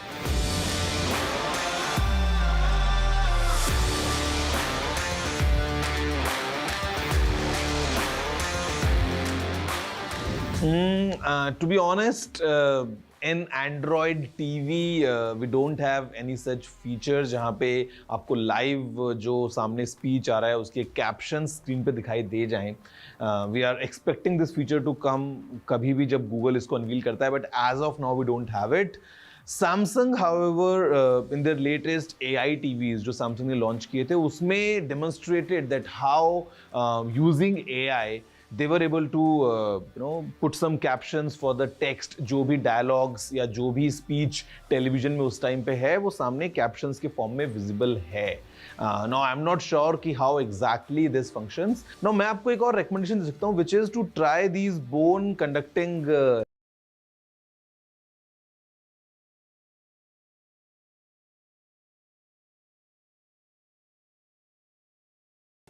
Stay informed and entertained with 9 people were killed and 33 injured after a bus full of pilgrims attacked by terrorists plunged into a gorge in Reasi. The bus was on its way to the Shiv Khori cave temple when it came under attack, is what we're told. And as the terrorists opened fire, the bus fell into a gorge. The latest update is the police has disclosed that they are using drones and 5 teams to carry out combing operations. But the driver lost control of the bus in the firing and fell into the gorge. This is what Reasi's senior superintendent of police has said.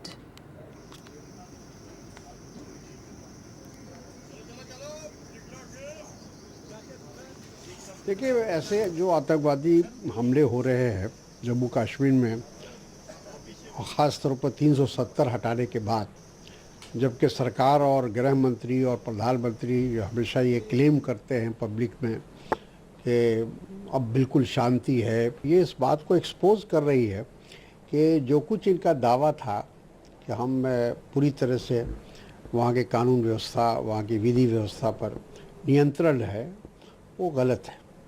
आज भी आतंकवादी सक्रिय हैं और समय समय पर वो हमला कर रहे हैं और हमारे जवान शहीद हो रहे हैं। कायर पाकिस्तानी आतंकवादियों ने बहुत दुस्साहस किया है। जम्मू कश्मीर के रियासी के शिवखोड़ी क्षेत्र में यात्रियों पर कायराना हमला किया है। कायर पाकिस्तानी आतंकवादी भारतीय सेना, जम्मू कश्मीर पुलिस और हमारे जांबाज पैरामिलिट्री फोर्सेस के जवानों का तो मुकाबला कर नहीं सकते। भारतीय सेना, जम्मू कश्मीर पुलिस ने सारे क्षेत्र की घेराबंदी कर दी है। जिन आतंकवादियों ने ये दुस्साहस किया है, उनको उनके इस गुनाह की भारी कीमत चुकानी पड़ेगी, भारी कीमत चुकानी पड़ेगी उनको। Well, visuals from the site showed some bodies scattered along a hillside and the damaged bus as well. Nazir's been tracking the latest developments for us. He joins us live at the moment. Nazir, eyewitnesses say that there were 2 militants that were spotted. What are the latest details you can disclose? Well, there are multiple details about this incident. Number one, how it has happened. There was a firing on a bus and bus fell in the gorge. Because of it fell into the gorge, it actually did the damage last or more. Otherwise, but officials are saying the damage would not have been so high. M4 rifles, American carbine, have been used in this attack. Cartridge of were recovered from here, and also 2 to 3 militants, both Pakistani terrorists, they are believed to be involved in this attack. Group has not been ascertained. Sources in the security force tell us at least 3 groups are operating in this area, from Reasi, Udhampur to Poonch Rajouri. And the recent attacks, they are not interlinked, but they are different groups operate independently and they carry out these attacks. There is no local militant in this area, so it is clear that it has a footprint of Pakistani militants, foreign militants who have carried out this terror attack in which innocent people have been targeted. They have just come for the yatra here at Shiv Khori, which is few kilometers from here, and it is a cave shrine. After that, they were actually traveling on this road, very road, so to reach Mata Vaishno Devi first Katra, which is like 70 kilometers, 65-70 kilometers from here. So this attack actually also sends a larger message and larger concern, because Amarnath Yatra is around the corner. It will start from next month, so preparations are underway, so that remains a challenge. And also how Jammu is increasingly on terror radar. There have been increased attacks on the security force and innocent civilians, and here it looks like attackers have crossed the line, targeting yatris, innocent people. All these people have come from UP. They, many people who come for this Mata Vaishno Devi Yatra, they go to Shiv Khori as well, Lord Shiva's cave, so shrine. So that they go there, this cave temple, and then go back to this Katra, which is the base camp for this Mata Vaishno Devi. So here it is a larger concern, because here you can see this area. There are dense forests, there are mountains, and it is not easy for the security force to, deploy their men at every place. It is just not possible. And then when you have vulnerabilities, when you have such a hardened, die-hard militants who may be hiding in these forests, which you can see this thick forests, this provides them the perfect cover. Since yesterday, drones are being used and other technology is being used to track down attackers. But so far there has not been any success, because more often than not, whenever there have been any major attacks, attackers have managed to escape. And that remains a bigger challenge, that these terror incidents keep happening here. Since October 2021, 38 army soldiers, including special forces, paratroopers, have been killed. Civilians have been killed. In last year in Dangri, in Rajouri, 7 civilians were killed, over a dozen were injured. This year, just in last 2 months, there was an attack on Air Force in Poonch. There was an attack on VDG. There was an attack on a government employee. He was killed also. And now this major attack on innocent yatris here in this area. So there are multiple concerns. Security force say they are trying to recalibrate their strategy. Last year, after Dangri incident, Hindus were targeted in Dangri village in Rajouri. Home Minister visited Jammu and asked security force to ensure that Jammu is free from militancy. So what happened? Reverse actually happened. There were series of attacks, even as the security force have eliminated large number of militants, particularly foreign terrorists. So here there's not in a sense that any demonstrative local support. There are no local militants, but border is closer from Poonch and Rajouri. They infiltrate then these mountains, also the caves here in these I show in these dense forests. These caves, natural caves, provide perfect shelter to these hardened militants.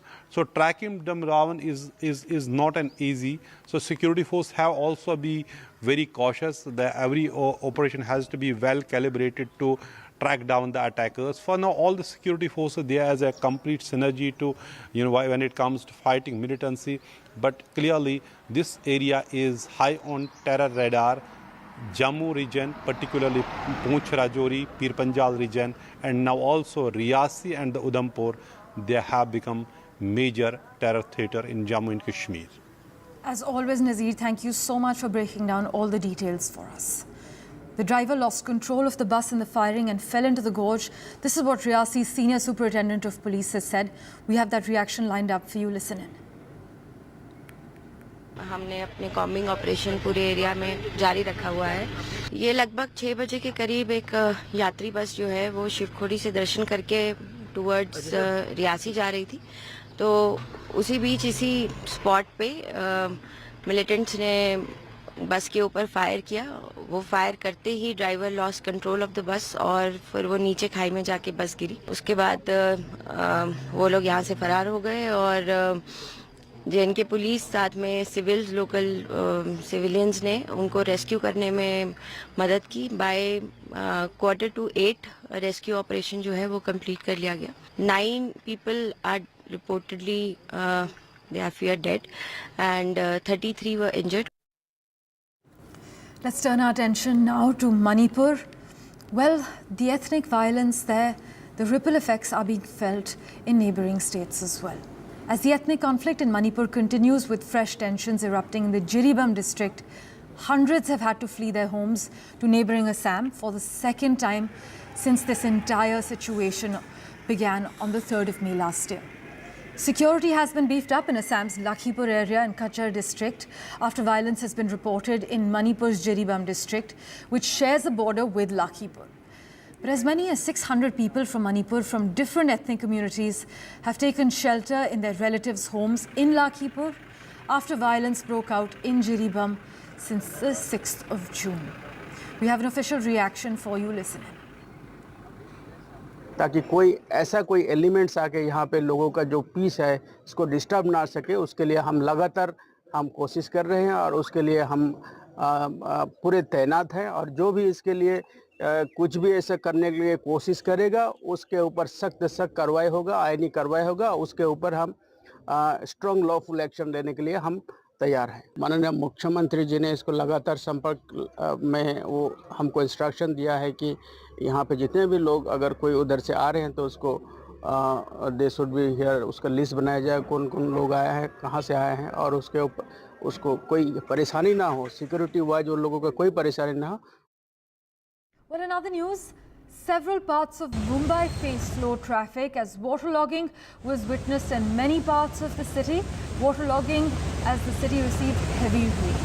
In fact, the visuals you see on your screens, these are visuals we are seeing from different parts of the city, and it showed locals wading through knee-deep water, and also they said inconvenienced the traffic flow as well. As far as the IMD is concerned, they've issued a yellow alert as heavy rain lashed parts of Mumbai and created havoc. In fact, rain and gusty winds as well as thunderstorms are also on the radar.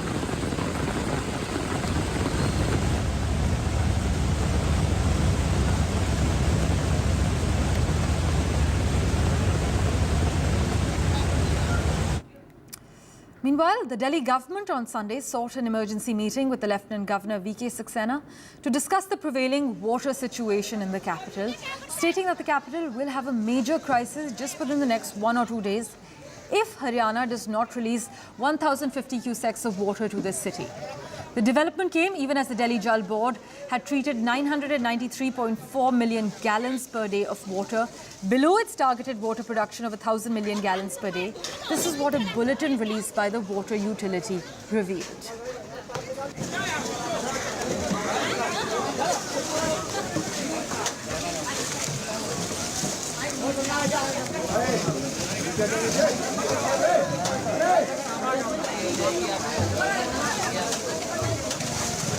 अपन बाल्टी नहीं थे। वो एक छोटी बाल्टी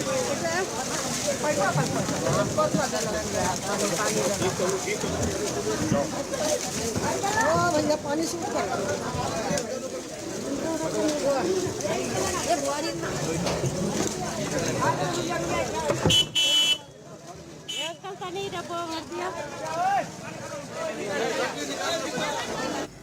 Right, we're just being told that the Prime Minister has arrived in South Block at the moment. This is ahead of the portfolio allocation that's expected at 11 a.m. today. We will have clarity on who gets what in a short while from now. But all eyes are on the portfolio allocation. Meanwhile, there's a first cabinet meeting at 5 p.m. this evening. But as you can see, the Prime Minister's cavalcade reaching the South Block ahead of that announcement for the portfolios.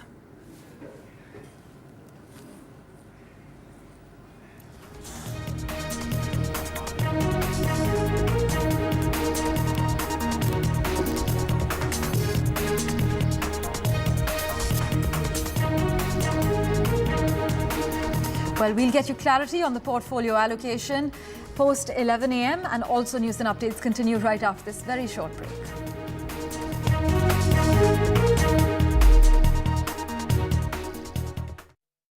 Go present.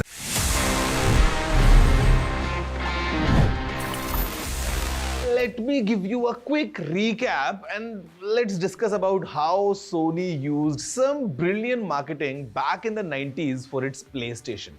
See, आज PlayStation बहुत ज़्यादा popular है, ये हम सभी जानते हैं. Almost globally it's very popular.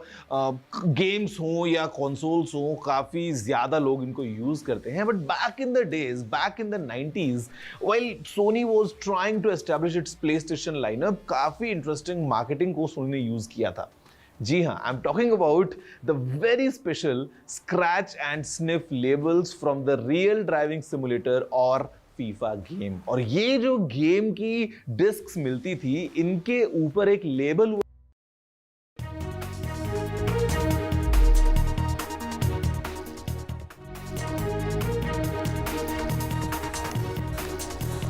Welcome back. Well, it started with rain and frustration and it ended with glory for India. The men in blue snatched a victory from the jaws of defeat and Jasprit Bumrah handed India a sensational win with a 3-for. Take a look at how the big win in the Big Apple happened. What's it, David? The stage, The occasion, the big battle in the Big Apple. It's a little bit damp, so I think the challenge for A tricky start for India as King Kohli departed cheaply. That's in the air, take Who tried to send one out of the Nassau County Stadium, but instead gave an easy catch in the deep. Akshar Patel and Rishabh Pant tried to steady the innings, with Rishabh taking the initiative as he went after Haris Rauf. A Pant special. Today. But the Pakistani bowlers came back strongly.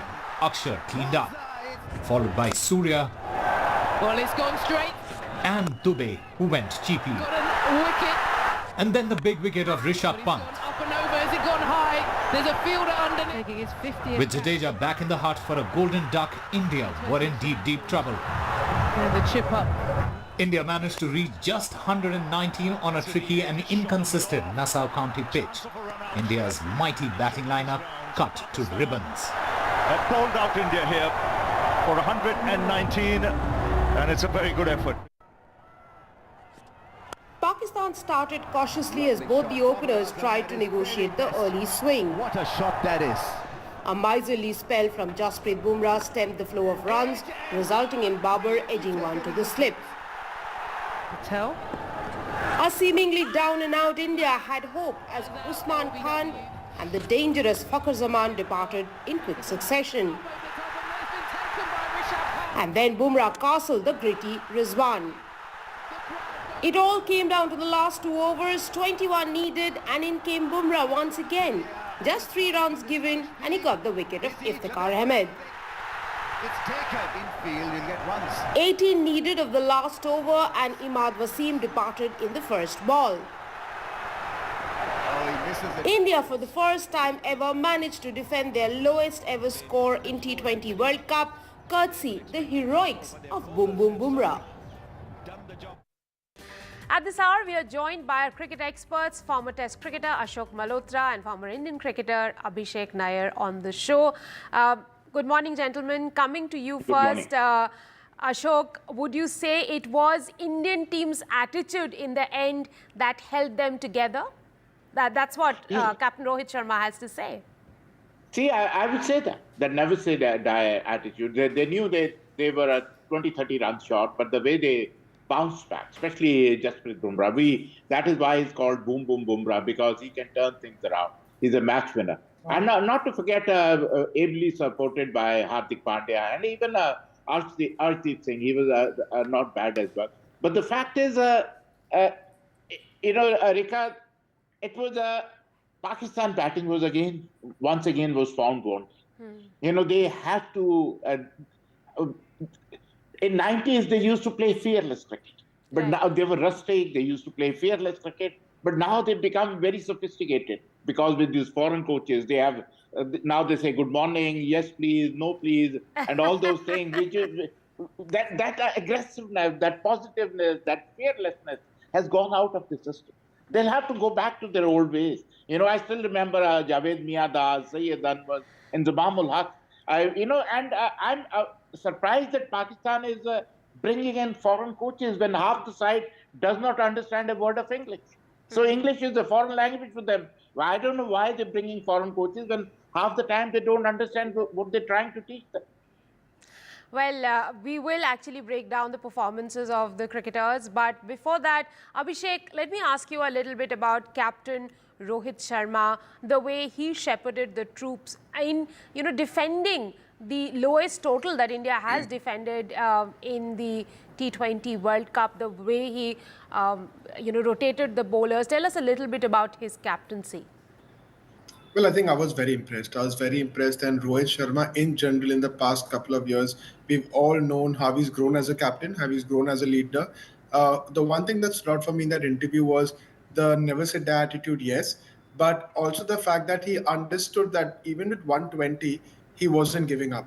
There was never this nervousness of whether or not, this Indian team can pull this out of the hat or not. But there was this belief through and through that they can beat this Pakistan team. Because if you looked at the visuals through the game, you could see that no matter what position Pakistan were in, there was a lot of nervousness in that dugout. In the same breath, in the Indian dugout, there's a lot more positivity. Even though when we were losing wickets towards the end, there was this visual of Virat Kohli and Rohit Sharma together in the dugout. sharing a smile, talking and laughing, just tells you how relaxed they are even when the going gets tough, and how good the environment in the dressing room is.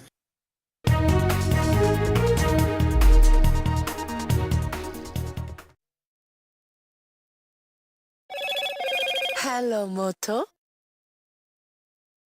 Motorola, India's best 5G smartphone brand.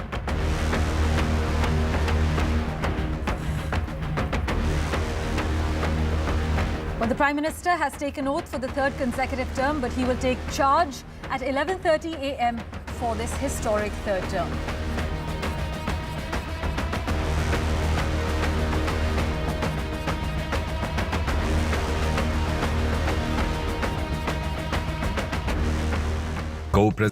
Stay informed and entertained with the new and updated NDTV News app. You can watch all our channels live, listen to podcasts, read breaking and exclusive news from around the world and more. Download the NDTV app today and get access to the best journalism and storytelling on your smartphone or tablet. The NDTV app. News that matters to you. Some people say the metaverse will only be virtual. One day this lecture hall will be made of code, and driverless cars would be trapped in intersections. But even in this maze of the future, you can't wish away health. It's time to become more resilient.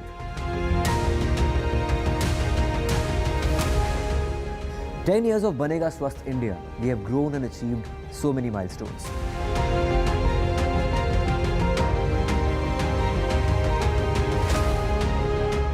And now I have a plan to beat the urgency, to stop breathing with difficulty, to relieve getting choked with inactivity.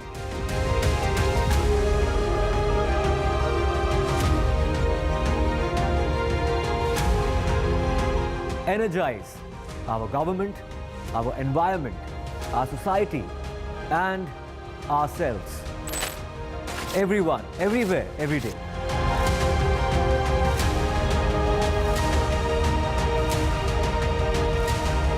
Banega Swasth India. One world hygiene.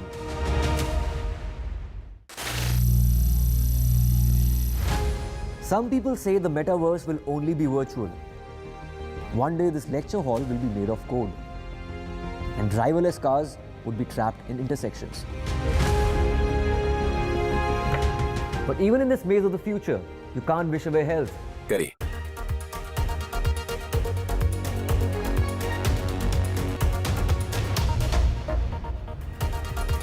You are watching the World 24/7 on the NDTV network.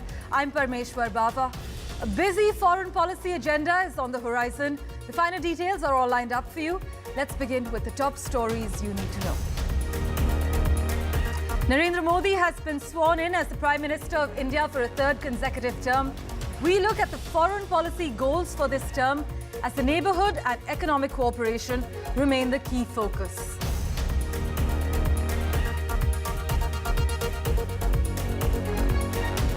French President Emmanuel Macron has announced he will dissolve Parliament and call new legislative elections after exit polls showed his alliance suffered a heavy defeat in European elections to Marine Le Pen's far-right National Rally Party.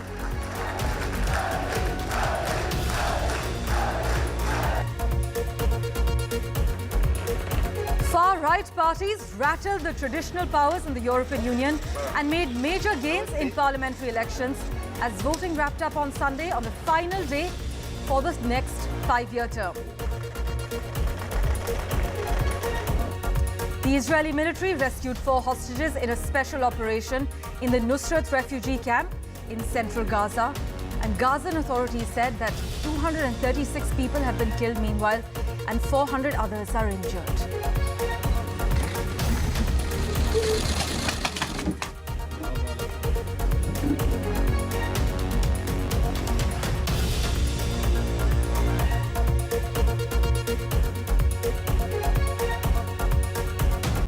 Panama is set to become the first to evacuate an entire island community due to climate change.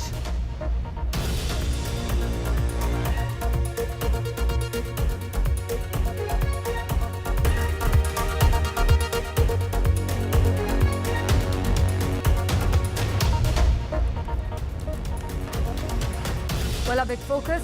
Narendra Modi has been sworn in as the Prime Minister of India for a third consecutive term. But this is the first time he has been sworn into the role as the head of a coalition government.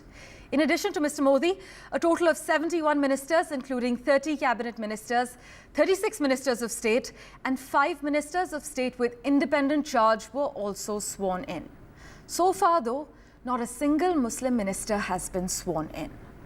But Mr. Modi had announced during his election campaign the goals for his third term, the principle being that of making India the world's third largest economy by 2029. For achieving that, his list includes economic and bureaucratic reforms, attracting foreign investment and global supply chains to India, increasing the share of manufacturing in the economy, among others. Basically, the overarching goal is to make India a developed economy by the year 2047. Foreign policy was not an issue in these elections, but as analysts have highlighted, some indication of the NDA's thinking on foreign policy issues was available from its manifesto. India's leadership and presence in global forums, including the success of the G20 chaired by India, figure in the manifesto. The neighborhood first policy was reiterated. No mention was made specifically of the US, but collaboration with countries in the Indo-Pacific was mentioned, with growth and security for all as a goal. China too was not mentioned, but accelerating the development of infrastructure on the India-China border was, and support for Israel on the issue of terrorism. India's aspiration for permanent membership of the UN Security Council figured in the manifesto. Meanwhile, substantial gains of India's soft power, such as International Yoga Day and Ayurveda, also found mention in the NDA manifesto. But what will add heft to India's foreign policy? Well, to further discuss what India's foreign policy priorities would be under Modi 3.0, we have with us former diplomat Ashok Sajjanhar. Thank you so much, sir, for joining us on NDTV. Okay. Now, while Chinese and Pakistani leaders were not invited, other top South Asian leaders attended the oath ceremony. Sir, is it fair to say that the neighborhood continues to be priority one, and is a greater push for the Indo-Pacific cooperation on the radar going ahead in this term?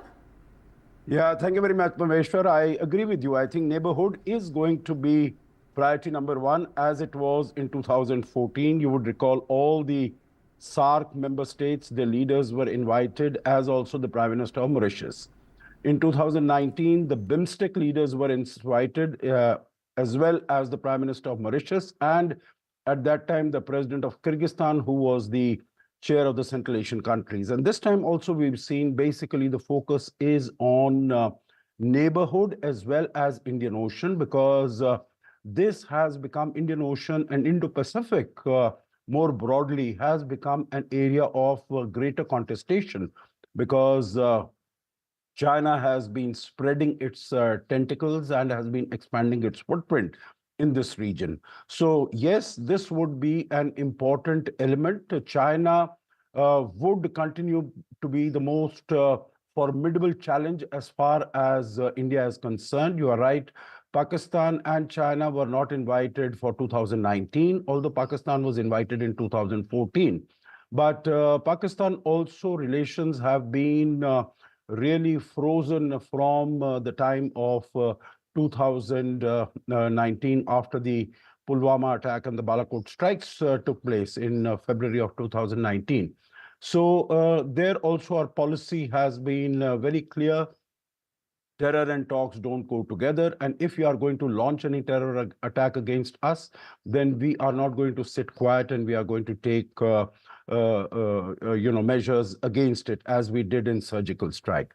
The other aspect, I think, is, again, as you said very correctly, and I quite agree with you, is going to be the focus on economic collaboration and cooperation. India is participating in getting into FTAs with, whether it is the United Kingdom or it is the European Union or the GCC, Gulf Cooperation Council, and there are some others of the same nature. So I think focus is going to be on that. We have seen the product-linked incentive scheme that has been there, enhancement of manufacturing. So I think all these are going to be very important elements, because the target is Viksit Bharat 2047. And I Right, think sir. the government is going to work towards that. We are aware that FTAs are important for India to raise exports, but we're also now seeing that countries are more interested in trade agreements in the areas of digital economy and e-commerce. In that sense, which direction do you see India headed in? Well, we hear that India will continue with new FTAs and would like to conclude with the ones with the UK, for example, and Bangladesh, among others. Yeah, I think you make a very valid point. I think these are areas in which India has strengths. You know, digital and fintech areas are, and e-commerce are areas where India has proven its strengths. And over the last, even during the challenging times of COVID, we were able to take a large number of policy decisions, reforms that we were able to introduce in the country. And they have yielded us with very good results, you know, whether it is opening of more than 500 million bank accounts or payments through mobiles or payment of subsidies directly into the accounts of the beneficiaries. And I think the world over, India has been able to establish its leadership in these particular areas. Yes. So here, I think definitely we are going to move forward. Also, Parmeshwara, India has shown in recent years, you know, when we concluded the SEPA, the economic partnership agreement with CETA, it is called, economic and trade agreement with Australia. And that had been hanging fire for a long time. Then we took barely a few months to conclude our agreement with the United Arab Emirates. We also entered into the I2U2, India, Israel, UAE, Yes. United States. We are also members of IPEF, Indo-Pacific Economic Framework, meetings of which are taking place. So the point I'm making is that India has been very proactive and that the world has seen that India is serious about this. Even in other areas, for instance, you know, signing the 10-year contract, maintenance and development contract of the Chabahar project with Iran. So I think India's seriousness has been made clear to the world, and I'm sure that India is going to show results in that. You know, we are going to see, of course, the Prime Minister travels next week to Italy for the G7. Busy diplomatic schedule indeed, sir. But, sir, as we wrap, as Mr. Modi kickstarts a third term, what would you say are some of India's weaknesses that can be converted into strengths going ahead? Yeah, so I think first is in terms of our relations with China, as I said, that is the most formidable challenge. I think we need to do something about it.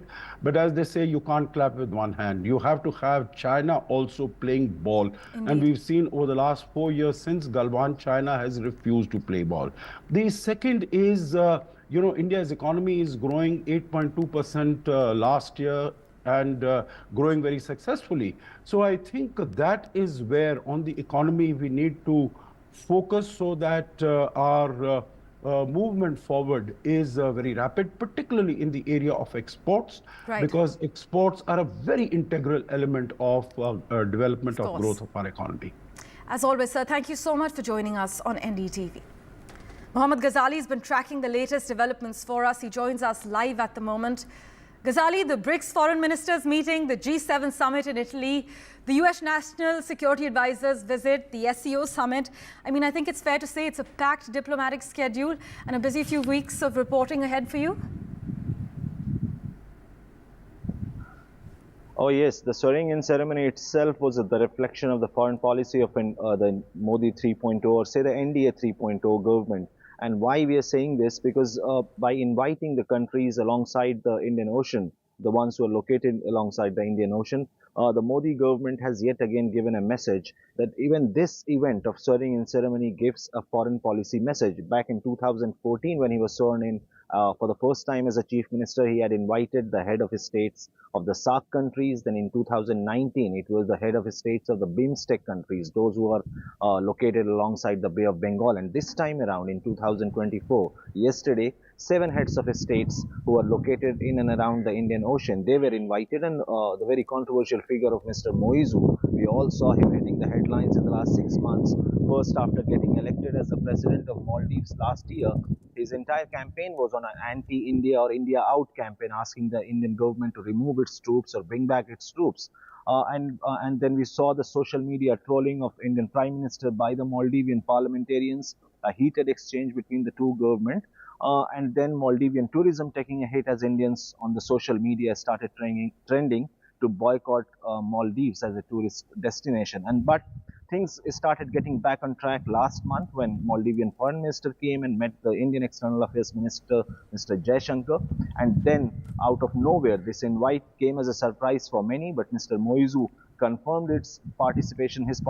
He attended the swearing-in ceremony, and today we are expecting that yesterday in the dinner program after the swearing-in ceremony, the heads of the states of those 7 nations who had participated in the oath ceremony also met the Prime Minister at Rashtrapati Bhavan after the swearing-in ceremony. Now, as far as the schedule is concerned, certainly we have the G7 conference in Italy, and after that you have a peace summit in Switzerland, though the Prime Minister is not visiting to Switzerland for the peace summit, but he is certainly going to attend the G7 summit in Italy, where the heads of other states will also be there, like Joe Biden, Rishi Sunak, and other top leaders will be attending the G7 summit as well. And after that, you have, as you rightly mentioned, you have ASEAN summit, you have SCO summit, you have BRICS.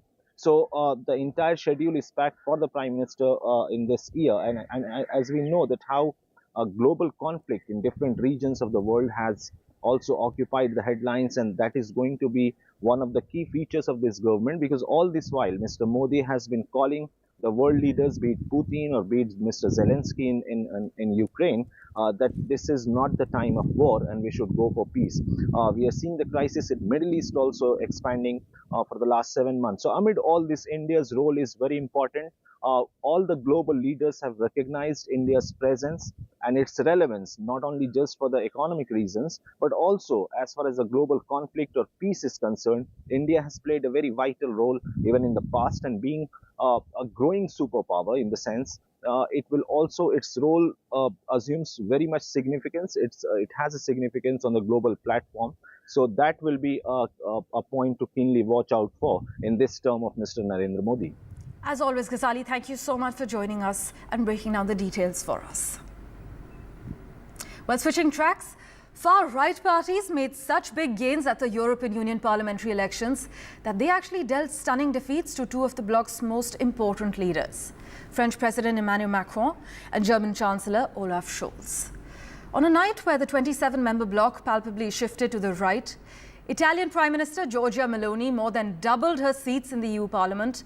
And even if the alternative for Germany extreme right party was hounded by scandal involving candidates, it still rallied enough seats to sweep past the slumping Social Democrats of Chancellor Olaf Scholz.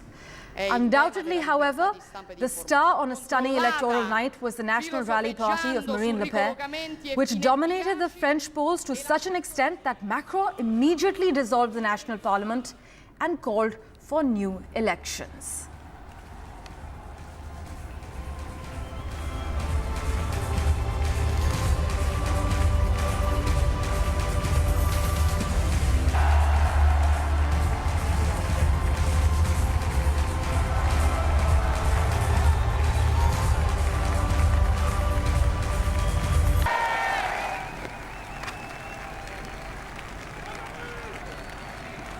This was a dramatic decision by the French president to call for snap general elections after what took place on Sunday with the results of the EU elections. Here in France, the far-right National Rally Party did as expected, getting more than 30% of the vote, and they will send around 30 MEPs to the European Union's Parliament in Brussels. Emmanuel Macron's party Renaissance trailing well behind with just barely 15% of the vote, and they will send only 15 MPs to the European Union Parliament. Now, Emmanuel Macron clearly feels the time is right to try to regain the initiative at parliamentary level here in France in the National Assembly. He doesn't have a majority at the moment. He will be hoping to get one to be able to have more what he describes as clarity and tranquility in governing here in France. But the National Rally Party, if their results at EU level are replicated at French domestic level, well, they could easily be the biggest party in Parliament, and we could see Marine Marine Le Pen as the French Prime Minister. That would put the French President in an extremely difficult position. Looking at the wider results across the European Union, we have seen some successes for parties on the far right. For example, Giorgia Meloni, the Italian Prime Minister, her Brothers of Italy party. However, there have been some setbacks in the Netherlands. The far-right Party for Freedom didn't do quite as well as expected, nor did the far-right Chega party in Portugal. Results seem to suggest that they will be coming in fourth position in Portugal. Overall, the centre-right seem to have done the best in the European Union election, and they will constitute the greatest number of MEPs in the next European Parliament. Ross Cullen, NDTV, Paris.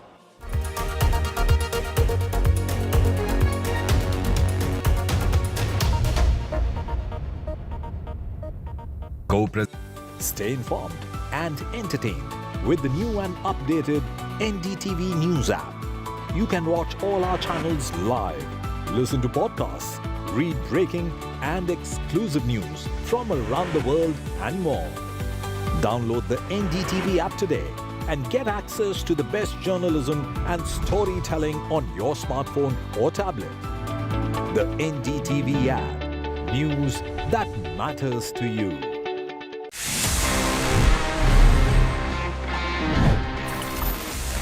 Our life is anyway quite easy these days because हमको वो cash carry नहीं करना पड़ता है. We can make the payments just using UPI. हमारे phone से instant एक QR scan करके हम पेमेंट कर देते हैं. But the question is कि अगर आपके पास में आपका वॉलेट नहीं है और आप UPI के भरोसे घर से निकल गए, let's say you don't get internet signal as well. Sometimes ऐसा होता है और आपको अगर वहाँ पे UPI से पेमेंट करना है, how would you do it? Guys, the simple answer is कि आप बिना इंटरनेट के भी UPI से पेमेंट्स कर सकते हैं if you just follow the following instructions. सबसे पहले आपको आपके फोन से डायल करना है *99#. जी हाँ, ये कुछ ऐसा ही है जो पहले हम डायल करते थे *123#, *121#, for all our balance check inquiries. तो जब आप इस नंबर को डायल करते हैं उसके बाद you can follow the prompts और आप जिसको भी पैसा भेजना चाहते हैं उसका UPI ID या फिर मोबाइल नंबर एंटर करने के बाद अपना UPI पिन साथ में ऐड करके पेमेंट कर सकते हैं even while you are offline. It simply means that it's functional and it's secure as well क्योंकि आपको आपका UPI पिन यूज करना होता है. So next time you're in the mountains, next time you are stuck somewhere with no internet and you want to make an payment कहीं पे भी, तो आप कर सकते हैं with the help of offline technique जो मैंने आपको बताया. Tip is very useful. याद कर लो इसको, कभी ना कभी जरूर काम आएगी.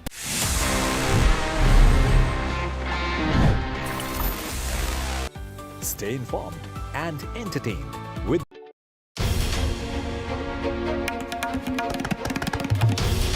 This is NDTV. And you're watching NDTV 24/7. Hello, Moto.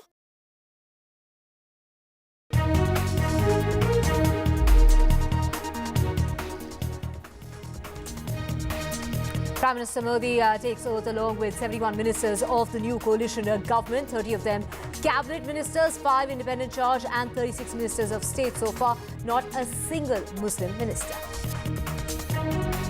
Portfolio allocation to be decided within minutes from now is what we're hearing from our sources. All eyes on who will get what as far as the first cabinet meeting is concerned. That's also coming up today in the evening at 5 p.m. Key Maharashtra allies want more. It's the NCP rejecting that offer as far as Minister of State berth that was offered for Praful Patel, saying that he was a cabinet minister earlier, which is why it didn't feel right, is what Eknath Shinde had to say, wanting 2 more ministerial berths. Day one of Modi 3.0 with a focus on diplomacy and bilaterals expected with visiting foreign leaders. Bhutan Prime Minister has gone on to say that Prime Minister Modi is his guru, his elder brother. 9 people have died and 33 others have been injured in a terror attack that took place in Jammu and Kashmir. And terrorists opened fire at a bus that was carrying pilgrims to Vaishno Devi. That's when the bus driver lost control and fell into the gorge. Delhi water crisis with Atishi there asking for a meeting with Delhi's LG, saying Haryana is not releasing the adequate amount of water that's needed, and if that doesn't happen, there'll be crisis over the next 1 or 2 days.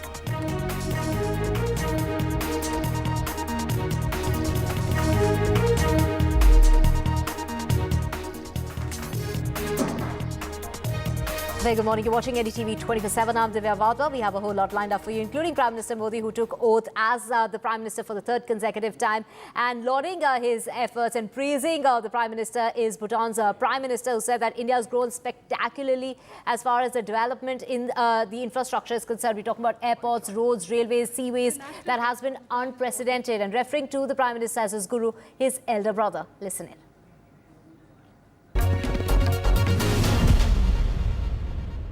Award with His Majesty the King's Award, and that's the highest civilian award, and we were honored in Bhutan that it was given to awarded to Prime Minister Modi, and that he came all the way to Bhutan in spite of his very busy schedule at the end of his second tenure as Prime Minister to personally receive that award. We're very honored. I enjoy a very good relationship. I'm blessed. I enjoy a very close relationship with Prime Minister Modi. Obviously, I see him as a mentor, yeah, and I'm very fortunate to receive his mentorship. I see him as a guru because he's very clear in his vision, and he's very clear that his vision will be implemented. And so in that respect, I see him as a guru, but most importantly, I see him as my elder brother. In fact, I call him Barabai. And it was Narendra Modi who has been sworn in as the Prime Minister of India for a third consecutive term, the second time that's happened in the history of politics in India. The first time around was Jawaharlal Nehru, followed by Narendra Modi. He will be taking charge today. This is, he has been sworn into the role as the head of the coalition government. This is the first time that he will now, in fact, be in that role as far as the head of a coalition government is concerned. In addition to Prime Minister Modi, a total of 71 ministers, including 30 cabinet ministers, 36 ministers of state and 5 ministers of state with independent charge, were also sworn in on Sunday evening at the Rashtrapati Bhavan. In terms of continuity, we saw Rajnath Singh, Amit Shah, Nitin Gadkari, JP Nadda, Nirmala Sitharaman, as well as S. Jaishankar, Piyush Goyal, Dharmendra Pradhan, as well as Ashwini Vaishnav, Kiran Rijiju, Gajendra Singh Shekhawat, as well as Arjun Ram Meghwal, along with Anupriya Patel, Hardeep Singh Puri, Mansukh Mandavia and Jitendra Singh all taking oath. We also saw many new faces. We're talking about Jitin Prasad, the MP from Pilibhit, also C.R. Patil, the 4-time MP from Navsari, Suresh Gopi, the actor turned politician who won from Thrissur, and also Bandi Sanjay. We're talking about Bandi Sanjay, the MP from Karimnagar, along with Ravneet Bittu, the ex-Congress MP from Ludhiana, and then also the longest serving Chief Minister of Madhya Pradesh. We're talking about Shivraj Singh Chauhan, the first time as far as the Lok Sabha MP is concerned. And then he is the MP from Vidisha. We're also talking about Manohar Lal Khattar, the former Chief Minister of Haryana, the first time MP. Now we're talking about, as far as the Lok Sabha is concerned, MP from Karnal there. So, of course, many new faces there as well. But the big question, of course, at the time, for the time being, is who will get what? When will that big announcement be made as far as the portfolio allocation is concerned? Of course, there's been a mix of familiar faces and fresh additions as far as Modi 3.0 is concerned. Big portfolio puzzle that will get solved today, which will, in fact, the big question being as far as the roles when it comes to the debutants, the new faces that have been inducted into the cabinet, what will they be getting? And will the ones, the veterans who have seen the Prime Minister in 3 terms, whether it was 2014, 2019 and now again in 2024, will they continue in their roles that they've been playing as far as the cabinet is concerned, or can there be a slight rejig? We have my colleague Vasudha joining us. Vasudha, first things first, when can we expect that big announcement as far as portfolio allocation is concerned? Any sort of murmurs during the dance? Well, Divya, like we know, of course, the 72-member cabinet took oath yesterday, and it was a full cabinet, and 81 is the number, and of course, they've already reached 72, and there was a lot of sense of continuity, and of course, some sense of reassurance that this is the old team that has performed really well.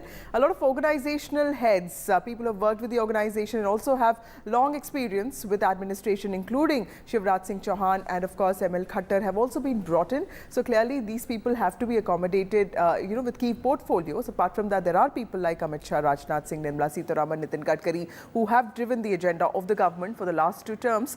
And then there are, of course, Ashwini Vaishnav, Bhupendra Yadav, Dharmendra Pradhan, and other ministers, Piyush Goyal, Mansukh Mandavia, who have shown a mix of both administrative governance and also expertise in terms of organizational management, handling key elections for the party. So it'll be interesting to see how there is a sense, how these cabinet portfolios get sort of divided amongst these people. Also, 11 berths go to the allies. What I've been told is the portfolio list could come somewhere between 11 to 2. So, of course, we can expect that any time now. And this, of course, will tell us what the final phase of Modi 3.0 will look like. The Prime Minister, of course, is he is resuming work today in South Block in the PMO.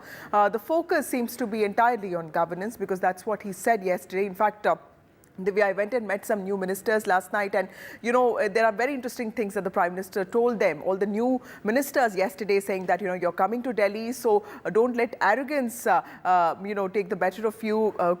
Keep connecting with people, keep going back to your states, and just keep focused on work and don't be bothered by noise around it. That's what he seems to have told them repeatedly. So every minister seems to be at least focused on the key underlying agenda of 100. What is the 100-day priority for the government, and also Viksit Bharat. Today we are expecting the cabinet portfolios to come out. The cabinet meeting is expected to take place today evening. After that, of course, the focus shifts on who the speaker is going to be and who the president of the BJP is going to be, and of course other key questions as to when the parliament session is going to be, because there's going to be another oath taking of all the new MPs, and of course the parliament session will begin, and then we'll also see the budget being played. So quite a busy month for Indian political developments ahead. So also in terms of the top ranks, will those be retained by the BJP? I mean, we do know that, the BJP is keeping those top ranks, but will the portfolios in your estimated calculation remain the same, or can there be a slight rejig as far as the portfolios are concerned? Well, I think, Divya, I think Sunil will also be able to say more on this, but I think my sense is that there will be, more of continuity here, because this is not a majority government. This is not a government like 2014, 2019, but this is the BJP with 240 numbers. It's for a difficult election, and still it has emerged as a winner. And this is history in the making. This is Modi 3.0, and Narendra Modi, right in the beginning itself, has clarified and has made it very clear that there's going to be no change in terms of governance. He said that good governance is synonymous with NDA, but that doesn't really change the numbers because the allies are more powerful. Although they've just been given 11 berths, the numbers do say a different story. But 240 is a big dominant number of the BJP. So as far as I know, there'll be a lot of focus on governance, which means the key people who have been driving and steering the governance of Narendra Modi, the flagship programs, be it Amit Shah, Rajnath Singh, Nirmala Sitharaman, Nitin Gadkari, I don't see there could be many changes, at least in the top portfolios. But of course, we also know that several ministers have been handling several ministries. For instance, if you look at Bhupendra Yadav, he is Labour Minister, also Environment Minister. Ashwini Vaishnav was Telecom, IT, Railways.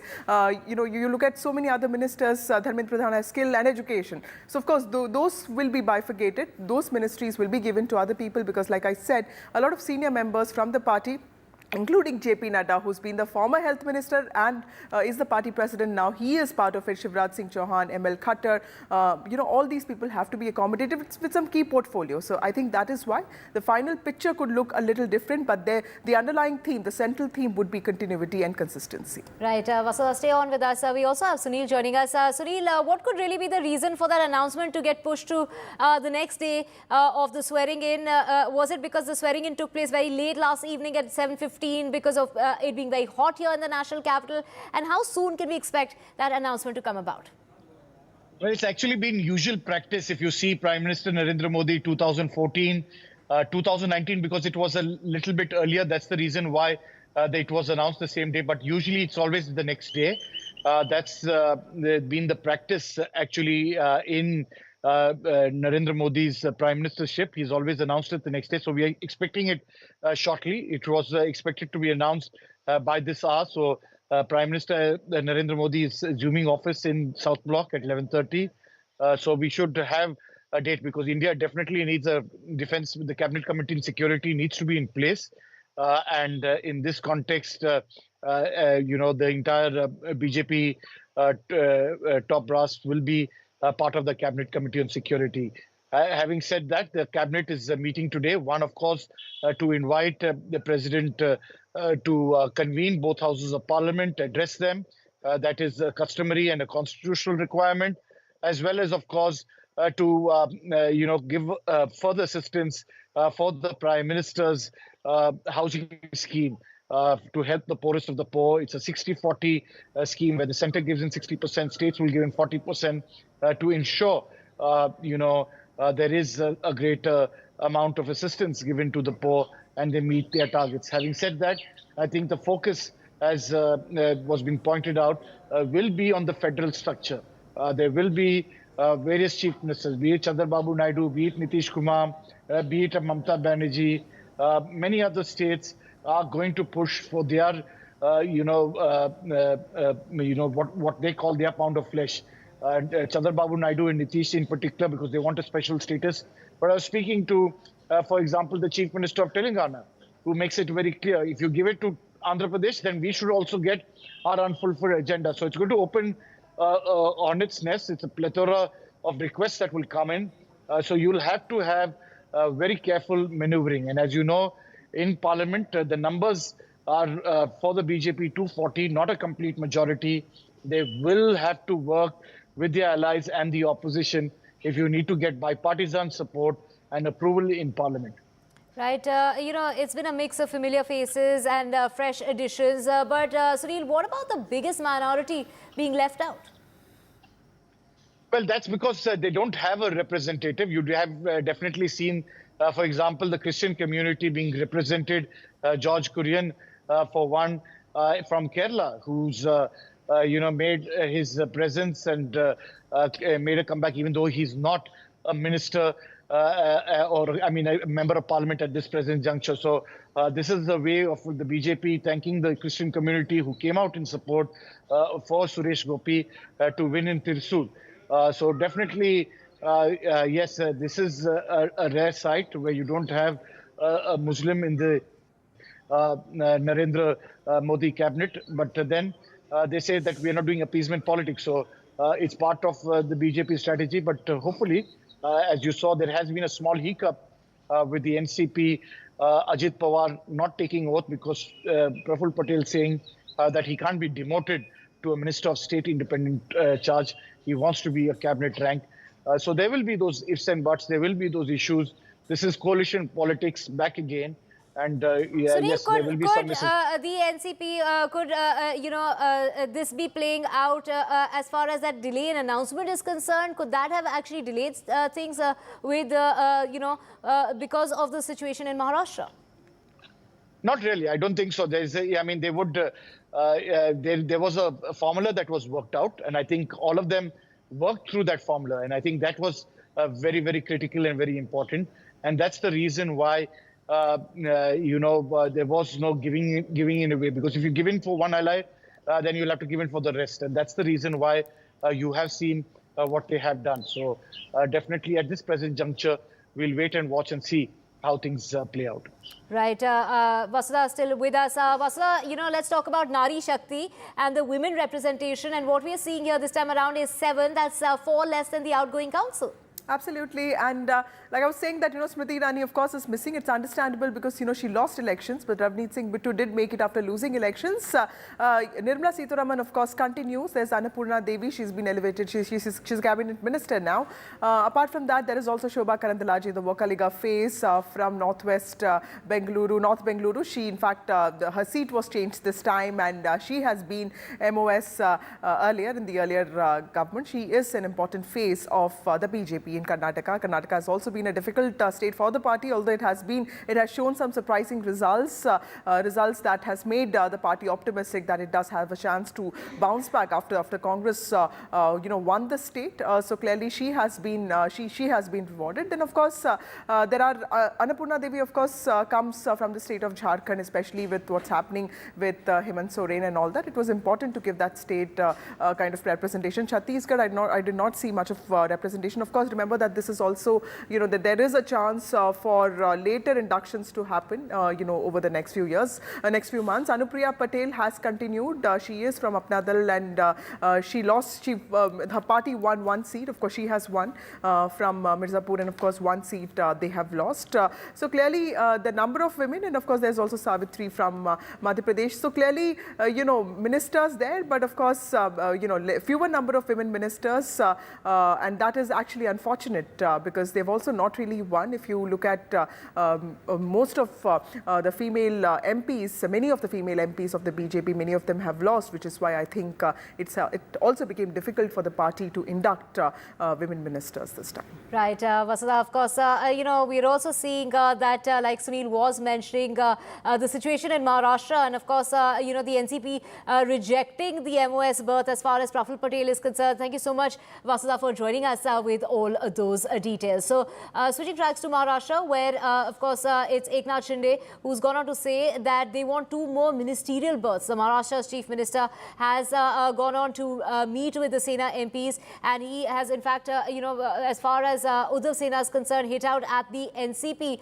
over the tussle. In fact, Shiv Sena-led Maharashtra Chief Minister was given a ministerial berth in the new Council of Ministers. The NCP faction of Deputy Chief Minister Ajit Pawar has declined that BJP's offer of a Minister of State position with independent charge. He's gone on to say that, they're not happy, it doesn't sit right. And the reason it doesn't sit right is because Praful Patel earlier, was a cabinet minister, which is why they do not want to settle. They do not want to demote Praful Patel in that order. We have Radhika there. Radhika, NCP rejecting that MOS berth as far as Praful Patel is concerned. What are their demands? And could that also be one of the reasons why we're seeing a sort of a delay as far as the announcement of the portfolios is concerned? That's right. There is clear discontent among the allies as far as NDA in Maharashtra is concerned, not just NCP, but also within Eknath Shinde Sena as well. Now, Eknath Shinde Sena had been demanding 3 posts, 1 cabinet berth and 2 MOS positions, and they have been given just 1 MOS position. And Eknath Shinde said he's ready to wait out. During cabinet expansion, they are sure that they will be considered for the other 2 positions which they've been demanding as well. As far as NCP is concerned, they've completely rejected that 1 MOS position that had been allocated to them, stating that they had taken up a cabinet position in the past. Praful Patel had been a cabinet minister. Therefore, this will be, taking up MOS will be a demotion. So therefore, they are not ready to take up what is been offered on the table. So therefore, they are ready to wait it out, is something both Praful Patel and Ajit Pawar have said. So now at this point, Eknath Shinde saying he's confident that more portfolios, rather more berths will come into their kitty once the cabinet expansion happens, and NCP leaders saying that they are not happy with the MOS position and they are very, very keen on a cabinet berth for Praful Patel. Now, this is as far as both NCP and Sena within Mahayuti are concerned. Well, interestingly, BJP, which has won just 9 seats out of 28, have been given 4, ministerial posts, including 2 cabinet berths. So this has increased discontent among the allies. Of course, NCP in Maharashtra had not performed as well. Their performance, many would say was abysmal. Despite that, they want a cabinet berth. But Sena, Eknath Shinde Sena, of the 15 seats that they fought, they won 7 seats. So as far as their, tally is concerned, it had been much better than BJP, right, as BJP had fought on 28 seats and managed to win only 9. But BJP getting better end of the bargain in Maharashtra, NCP and Sena not so much.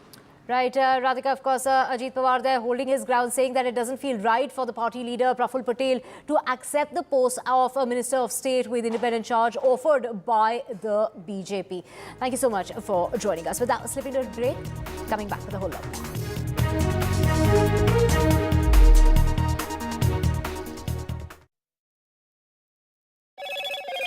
Hello, Moto. Motorola, India's best 5G smartphone brand.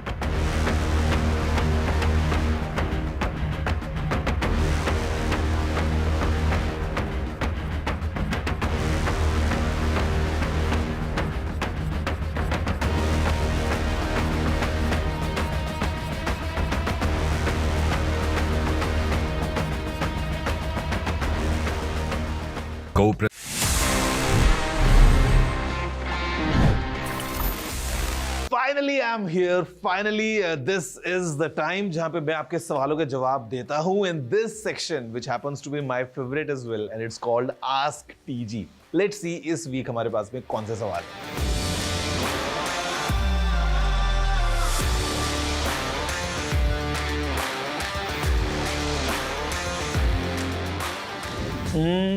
To be honest, in Android TV, we don't have any such features जहाँ पे आपको live जो सामने speech आ रहा है उसके captions screen पे दिखाई दे जाएं. We are expecting this feature to come कभी भी जब Google इसको unveil करता है, but as of now we don't have it. Samsung, however, in their latest AI TVs जो Samsung ने launch किए थे उसमें demonstrated that how using AI they were able to put some captions for the text. जो भी dialogues या जो भी speech television में उस time पे है वो सामने captions के form में visible है.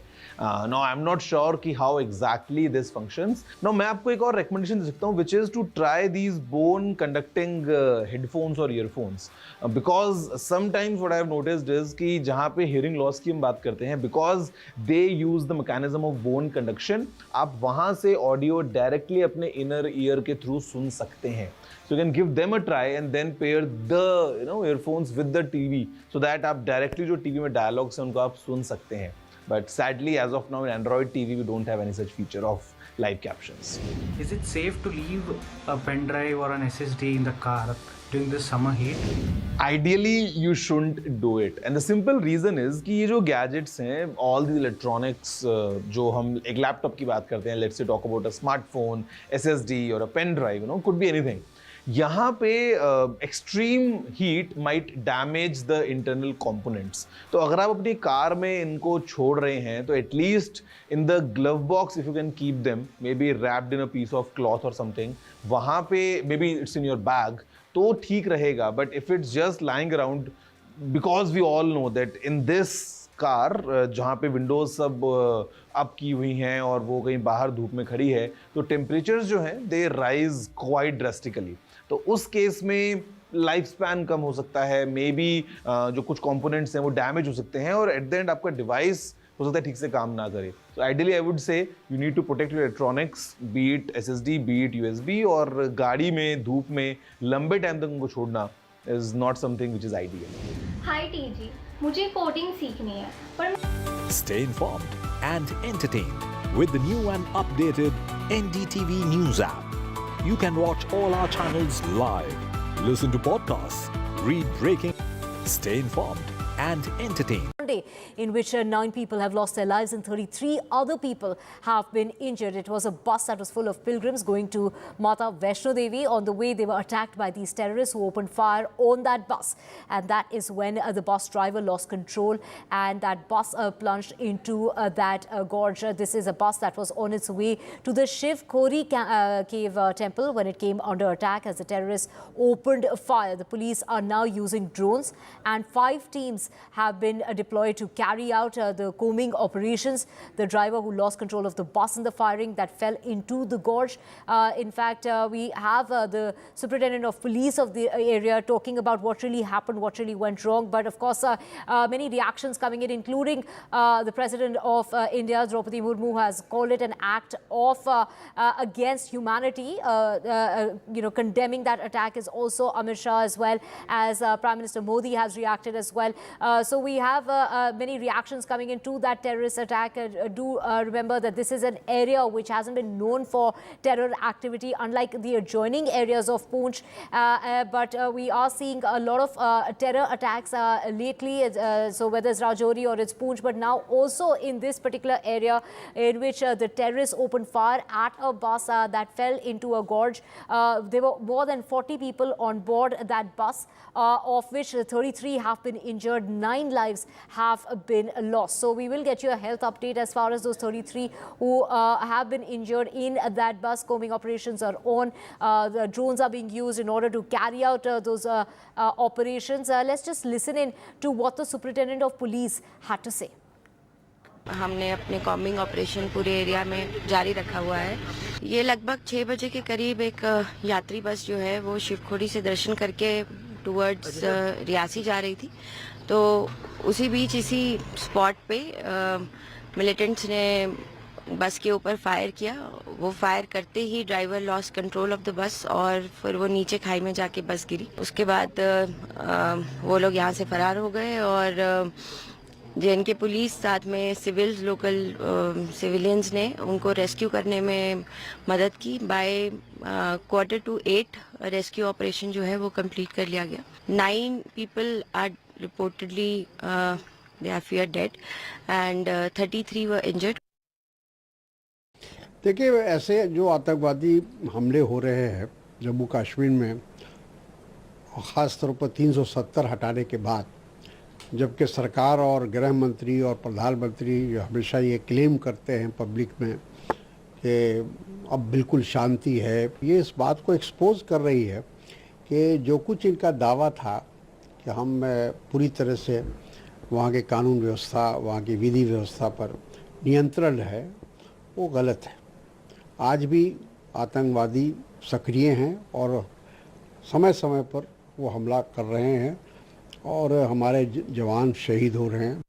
कायर पाकिस्तानी आतंकवादियों ने बहुत दुस्साहस किया है। जम्मू कश्मीर के रियासी के शिवखोड़ी क्षेत्र में यात्रियों पर कायराना हमला किया है। कायर पाकिस्तानी आतंकवादी भारतीय सेना, जम्मू कश्मीर पुलिस और हमारे जांबाज पैरामिलिट्री फोर्सेस के जवानों का तो मुकाबला कर नहीं सकते। भारतीय सेना, जम्मू कश्मीर पुलिस ने सारे क्षेत्र की घेराबंदी कर दी है। जिन आतंकवादियों ने ये दुस्साहस किया है उनको उनके इस गुनाह की भारी कीमत चुकानी पड़ेगी, भारी कीमत चुकानी पड़ेगी उनको। So this bus that was carrying pilgrims, over 40 of them, were on their way to Mata Vaishno Devi when the terrorists opened fire at that bus. That is when the bus driver lost control and the bus fell into a gorge, which has claimed 9 lives. 9 lives of the pilgrims who were taking that trip to Mata Vaishno Devi. 33 others have also been injured in that terrorist attack that's taken place in Jammu and Kashmir on a Sunday evening. So rescue operations and combing operations are underway. In fact, rescue operations were completed last night. The injured have been transferred to the hospitals, but it is the combing operation which is on. Drones are being used in order to search the terrorists who have caused this deadly attack. We also know that it is the president of the country that has condemned this very attack, has called it an act against humanity.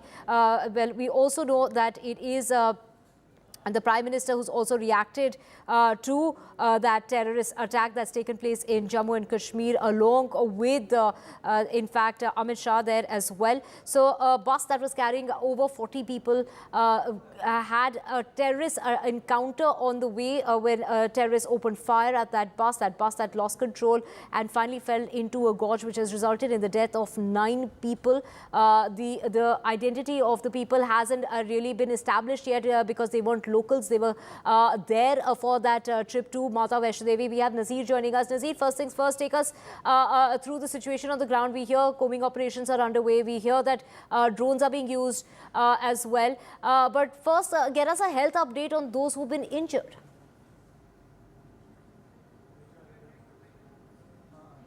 Do remember 33 people have been injured, 9 lives have been claimed in this terrorist attack that took place on Sunday in Jammu and Kashmir. The most recent attack in which so many lives have been lost, many have been injured. They were on that bus going towards Mata Vaishno Devi when the terrorists opened fire. A very tragic incident that is being reported, a very shocking incident that's being reported as far as this terrorist attack is concerned in an area which is relatively calm and safe, but unlike its neighboring areas of Rajouri and Poonch. But here we have, you know, this the terrorist attack that's taken place with the president of the country reacting, calling it an act against humanity. Amit Shah also there reacting to that terror attack that's taken place in Jammu and Kashmir. Well, this is of the pilgrims who have in fact been injured. 9 lives have been lost. This was a bus that was returning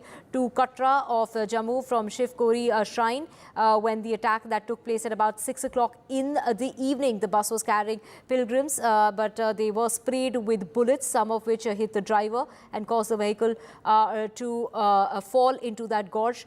There were at least 9 pilgrims who have died in that terror attack that took place near the Shiv Khori area of Jammu and Kashmir. The bus was returning to Katra of Jammu from the Shiv Khori shrine. The officials have said that there were about at least 33 others who were wounded, many of them suffering critical injuries. When the driver lost control after being hit by gunshots, the bus rolled down into that gorge. What we are hearing is that at least 10 empty bullet cartridges have been recovered from the site. We have Nazir joining us. Nazir, what is the latest that you're hearing? What about the 33 who've been injured? Any update on their health? Well, injured have been shifted to Jammu's government medical college and also Narayana Hospital in Reasi. I'm here why this incident happened. Let us explain this. This is here in this gorge. This bus fell after it was heavily fired by terrorists, and 9 people were killed, 33 are injured. Since then, large number of forces, army, paramilitary, Jammu and Kashmir police, they are here. So let me just talk to people who were actually part of the rescue that time. आप उस वक्त यहाँ थे जब ये बस गिरी? हाँ, जब एक्सीडेंट हो गया था उसके बाद आए थे हम। तो क्या आपने देखा, क्या आपका नाम पहले बताएंगे? मेरा शुभ नाम सुरेंद्र कुमार है। सुरेंद्र जी, आप बताएंगे क्या हुआ, क्या आपने देखा उस वक्त? हमें पता चला कि बारक में पहुंचे तो हमें पता चला कि ऊपर टाकरा हो रहा है। वहाँ स्थानीय लोगों ने कहा कि आगे मत जाइए क्योंकि वहाँ पे टाकरा हो रहा है। यहाँ फायरिंग हो रही है? हाँ, फायरिंग हो रही है, लेकिन हम फिर भी आगे तो देखा यहाँ पे बहुत सारे लोग थे, लेकिन एक्सीडेंट लाशें निकाल रहे थे, बहुत बुरी हालत, बहुत कठिन। तो आपने भी रेस्क्यू में हिस्सा लिया? हाँ, हिस्सा लिया। आप यहीं के हैं? हम यहीं के हैं। तो क्या किया आपने, क्या बता? यही देखा था, बस हम आ रहे थे रास्ते से, बोल रहे हैं आगे टाकरा हो रहा है, नमाज जाइए आगे। आप टाकरा फायरिंग को बोल रहे हैं? बोल रहे हैं, फायरिंग चल रही है। हम आगे थे, जबरदस्ती आगे, हमने बोला चलो चलते हैं आगे। एम्बुलेंस आ रही थी, हमने बोला पता नहीं क्या चक्कर है। आए देखा तो आगे एक्सीडेंट हो गया था, इधर नीचे से। इधर लोगों को निकाल रहे थे, बोल हमने भी चलो निकाला। से किसी की बात हुई आपसे जो क्या बता रहे थे वो, या वो एक्चुअली वो हमारे को उन्होंने ये बोला कि हमारे पे अटैक हुआ है। तो फिर हमने उनसे ज़्यादा कोई बात नहीं की। जो भी डेड बॉडियाँ थी, जो मतलब लोग थे, उनको सबको निकाल के इधर लाया। फिर एम्बुलेंस में शिफ्ट कर रहे थे, कोई बारक में, कोई पौनी में, कोई त्रियाट में। मतलब हमने समझो लाइव ही देखा ये फर्स्ट टाइम, कि जब वो मैं सबसे फर्स्ट टाइम आया तो मैं तो वो हमारे पे अटैक हुआ। जख्मी जो थे? हाँ, वो ऊपर चढ़ के आए, मैंने देखा, मैं गाड़ी रोक के इधर खड़ा होके देखा, मैंने बस देखी नीचे। तो मैं अकेला था, अकेला कुछ कर नहीं सकता। गाड़ियाँ खड़ी थी, वो बोल रहे कि फायरिंग चल रही है। फिर मैं अकेले सबको भगाया, मैं चलो यार उधर, वो गाड़ी नीचे चली गई है, और लोग आए और सबने हेल्प किया। आपको पहले ही बताया जख्मी ने कि फायरिंग हुई है? हाँ, मेरे को जस्ट जो आदमी दो निकल के या तो बस से वो बाहर गिर गए, वो ऊपर रोड पे आए, तो रोड पे अटैक हुआ।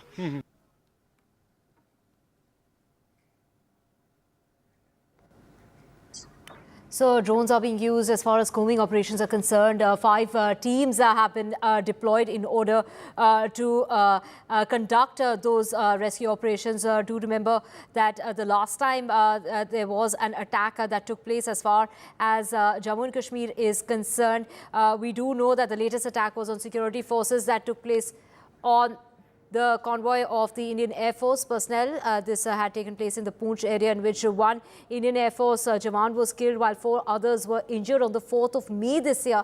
But when we talk about Pilgrims and the attack that had taken place was of a bus carrying Amarnath pilgrims that was targeted by militants in South Kashmir's Anantnag district, and that resulted in the death of 7 pilgrims while 19 others were injured, and that took place in 2017 in the month of July. So we are seeing after 2017 an attack on pilgrims. This is a bus that was carrying pilgrims, over 40 of them on board that bus. 9 have died. 33 others have been injured, and combing operations are underway. As you can see, this is after that terrorist attack that has been condemned by Amit Shah as well as the President of India. Even the opposition, whether it's Mallikarjun Kharge or Rahul Gandhi, also condemning that attack. We heard Mallikarjun Kharge say that we unequivocally condemn the gruesome terror attack on our people and deliberate affront as far as our national security is concerned. That is a message that was put out by the opposition leader and Congress chief Mallikarjun Kharge. So many reactions coming in to that terrorist attack that's taken place. From what we are hearing is that this is the Pakistan-based Lashkar-e-Taiba is behind that attack. According to some sources, this is an attack that took place with pilgrims en route to Vaishno Devi. They were killed. There were 33 of them who were injured and 9 of them who have died after the terrorists who opened fire on the bus, as a result of which that bus that fell into a gorge. So from what we are hearing is that these are combing operations which are underway. The terrorist group that is in the area, which is why drones are being used in order to assist in those combing operations. We have seen a number of firefighting that's taken place between the Indian Army and the terrorists, and the casualties as far as the Indian side is concerned. This is with Amit Shah, who has taken the attack very seriously. We also know that despite the Prime Minister has also gone on to condemn that attack. So this is an attack that's taken place in Jammu and Kashmir at about 6 o'clock in the evening on a Sunday. And CCTV footage of the time of that terror attack, that terror strike. Just take a look as to just moments before that attack, that bus that was on its way to Vaishno Devi. This is the CCTV footage that has been recovered of that bus and the terrorist attack. As you can see, there is a jeep that's following that bus, and this is a bus that was on its way to Vaishno Devi. So this is CCTV footage that has been recovered of the scene just before that bus that fell into the gorge. So there we have this bus which had over 40 people on board, of which 33 have been injured and 9 have lost their lives. We have Nazir joining us. Nazir, CCTV footage has been recovered of just moments before that bus that fell into that gorge.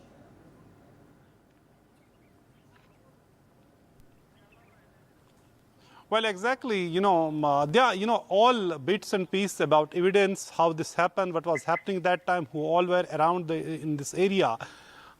Investigators are gathering them. So a part of CCTV footage is part of that, and there was this bus was moving in this particular area. Let me show you this particular area, exactly this spot. You can see the broken glass of the bus where exactly it was fired upon, then it fell into the gorge.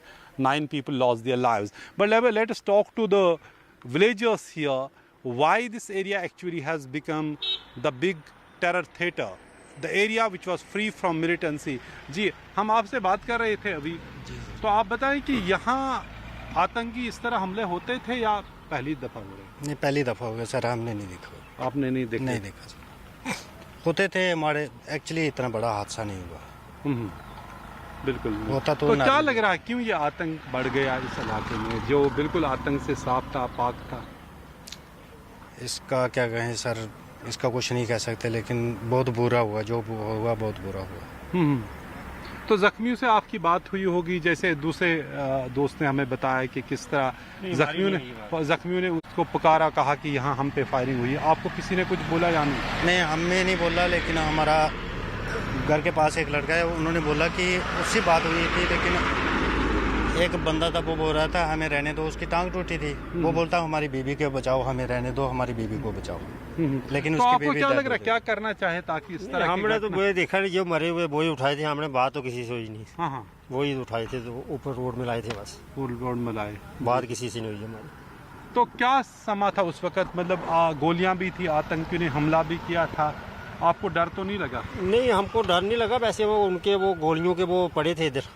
हाँ, उनके cartridge वो पड़े थे यहाँ में। हाँ, बाकी हमको डर नहीं लगा, बहुत पब्लिक थी, दुनिया बहुत ही। हाँ बिल्कुल, काफी लोग थे इधर, सभी ने निकाला भी, सभी ने हेल्प की भी।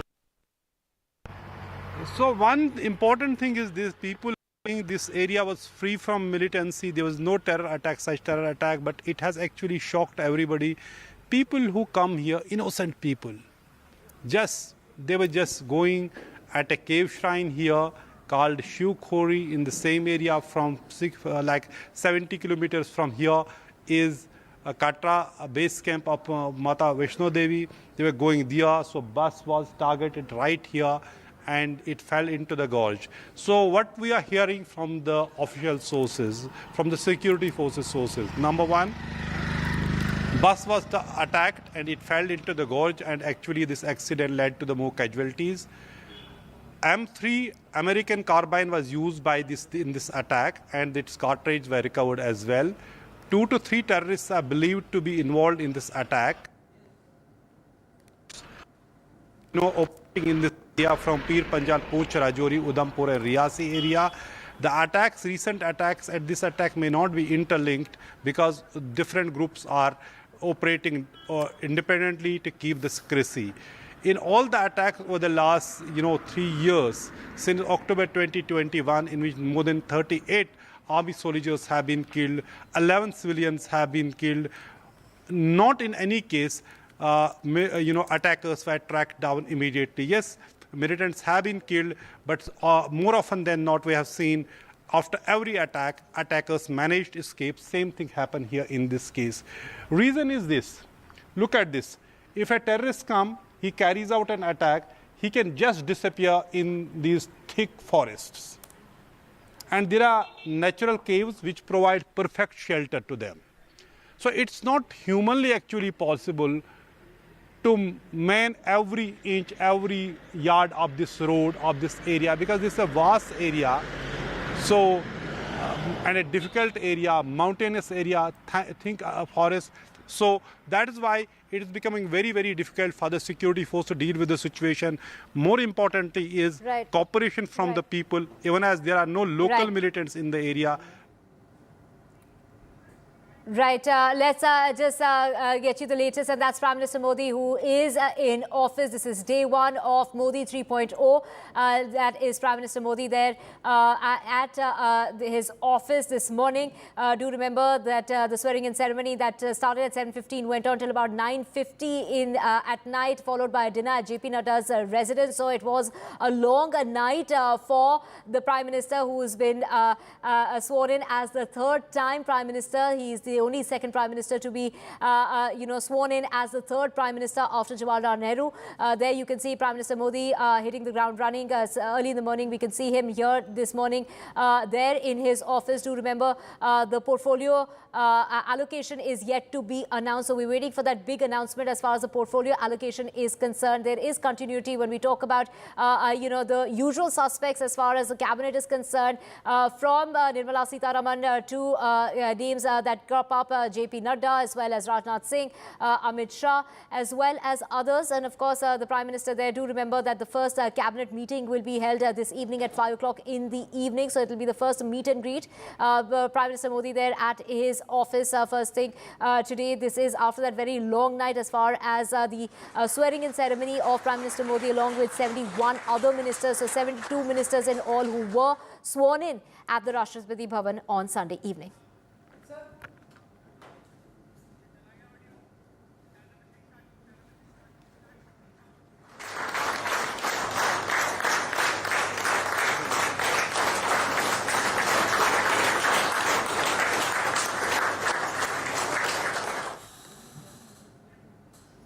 So Prime Minister Modi there at his office, as you can see. This is after the swearing-in ceremony that took place of 72 ministers, including the Prime Minister himself.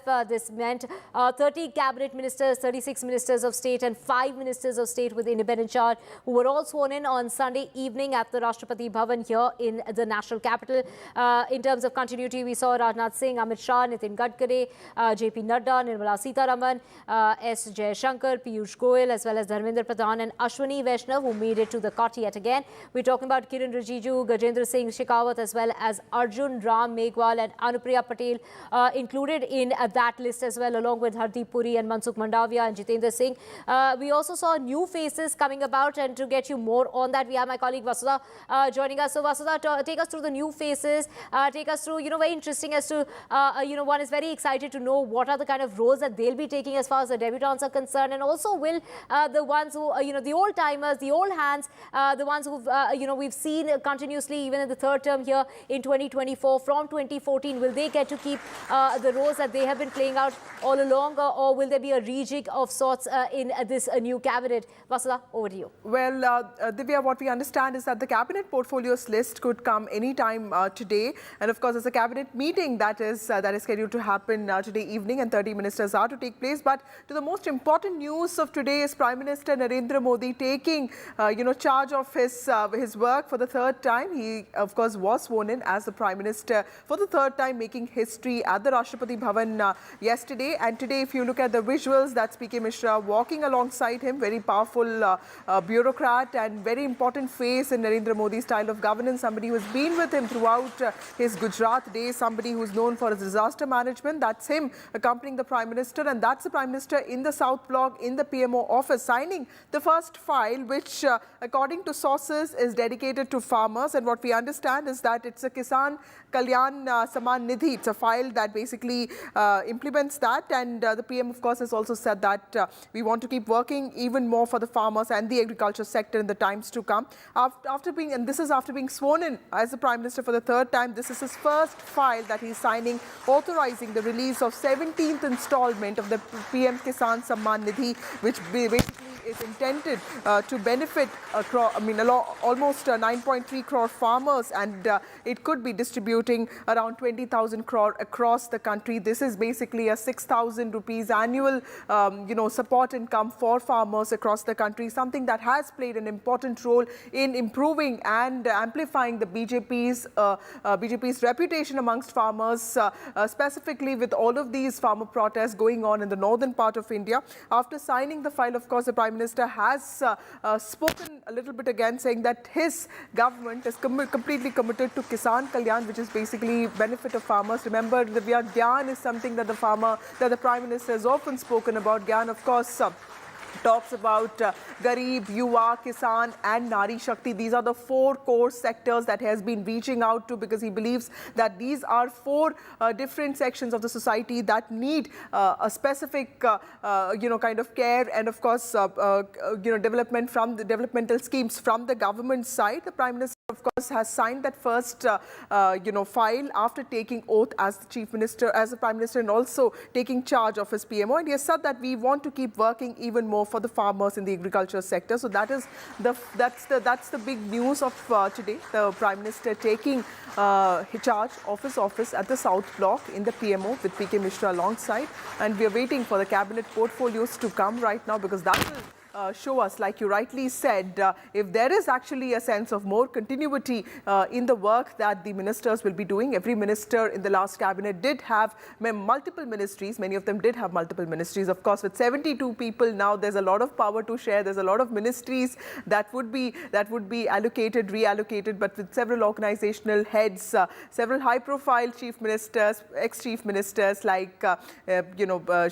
Khattar, or for that matter, Shivraj Singh Chauhan, or even C.R. Patil, the celebrated BJP president of Gujarat, who actually was responsible for the record-breaking victory of BJP in Gujarat at 153 seats. What are the kind of portfolios they would be getting? And of course, the existing ones like Ashwini Vaishnav, Bhupendra Yadav, Dharmendra Pradhan, what would they be getting? Because they also held charge of multiple ministries. And most importantly, Amit Shah, Rajnath Singh, Nitin Gadkari and Nirmala Sitharaman, who in some ways were steering the governance agenda of the Modi government in both the 2014 and 2019, if they would continue with the same responsibilities. Remember, Amit Shah took charge as Home Minister in 2019. It'll be interesting to see if he gets the same charge. He's been on his he's been working completely with the terror attack in Reasi. So clearly there are some indications that there is a sense of continuity that could prevail. But this is Modi government. There are many surprises.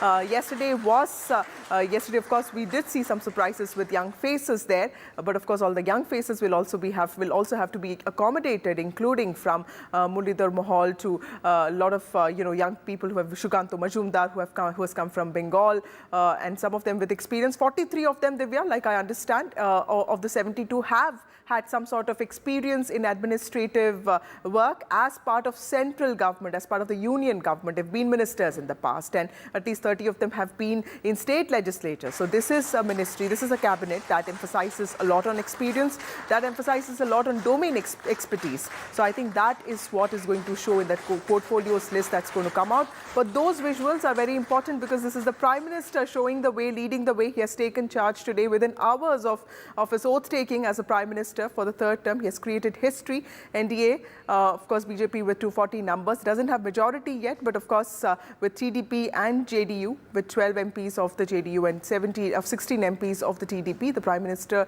has taken charge today as the Prime Minister, and the first file that he has signed is of Farmers' Welfare Kisan Samman Nidhi. Right, Vasudha, of course, the Prime Minister there signing the first file. We're looking at visuals on our screen of the Prime Minister pertaining to the Prime Minister Kisan Nidhi. Now, just, what is the kind of message that this is putting out? Because the first thing that the Prime Minister does after taking charge of becoming the Prime Minister, taking charge of office, there he is, focused on farmers' welfare. And he's gone on to say that more needs to be done, and that is what they'll be focusing on. So take us through the kind of message this puts out. And also, when we talk about the BJP's performance in Haryana, which obviously was impacted perhaps by the farmer protests and the farmers' issues that they've been facing.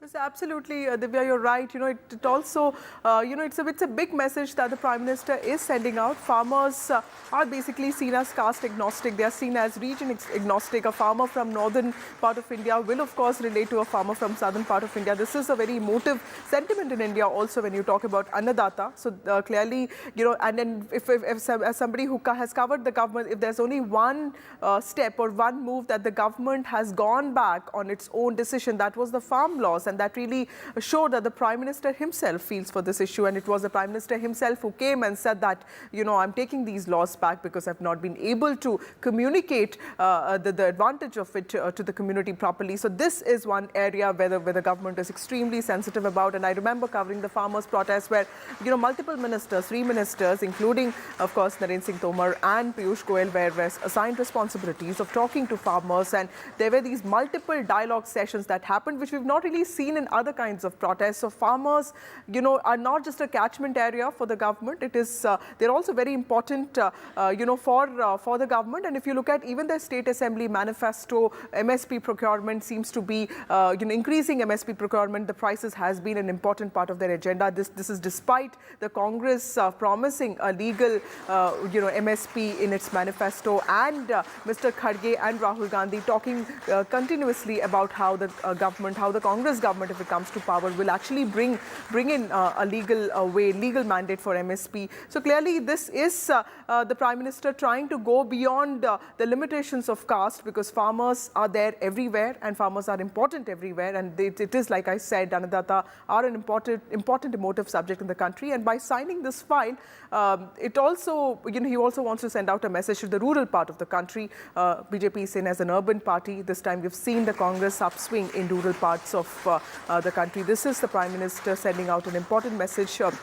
ahead of the monsoons to the farmers, that his government, Modi 3.0, is there to take care of them, and they are right there, in his mind, in his top priority list, and their interests will be taken care of. Right, Vasudha, from seeing 13 ministers from South India, so that big South push, the focus being on South India too. First thing in the morning we're seeing as the Prime Minister takes charge, we've visuals on your screen from South Block with the Prime Minister there taking charge, taking office, and the first thing he's doing is this outreach to the farmers. So, Vasudha, this is the kind of message that the Prime Minister is giving out when we talk about inclusivity as far as his cabinet is also concerned. Take us through, some of the names which as far as the OBCs are concerned, when we talk about the scheduled caste, the scheduled tribe. So overall, quite an outreach by Narendra Modi 3.0. Absolutely, Divya, and if you look at the kind of caste classification that has happened with respect to the cabinet, it is very clear that UP, of course, UP and Maharashtra are two key states, and if you look at UP, BJP divides UP in 6 areas, and if you look at the people who have made it, from Kamlesh Paswan, who comes from the Pasi community, a Dalit community that the BJP fears has been leaving the BJP fold because of these rumors and narratives that the BJP could be changing the constitution and there could be some impact on the reservation policies. So Kamlesh Paswan from Gorakhpur, from Purvanchal has made it. Pankaj Chaudhary has made it from Purvanchal. Purvanchal is one area where the BJP seems to have made a lot of setbacks. SP Baghel, who is, of course, and who has worked as an MOS in the government, he is the Agra MP, somebody who won despite many of his neighborhood constituencies giving the seat to the opposition. He, of course, has also made it. And,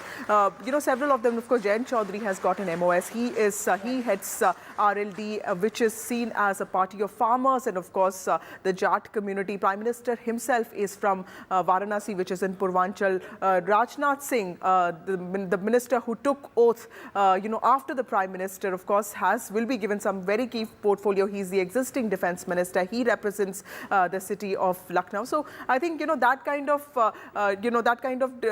of allocation has happened in terms of thinking, and of course Maharashtra too. Right. But clearly the assembly elections are top on BJP's mind. Vasa, we are completely out of time. We'll be back with a whole lot more on the other side.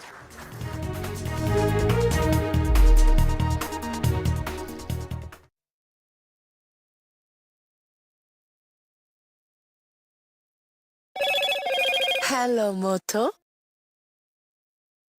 Motorola, India's best 5G smartphone brand.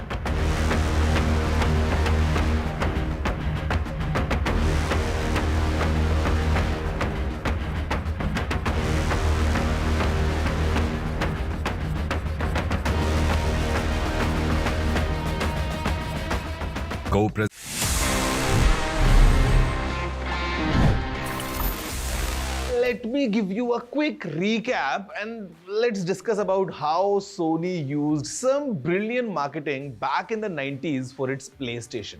See, आज PlayStation बहुत ज़्यादा popular है, ये हम सभी जानते हैं. Almost globally it's very popular.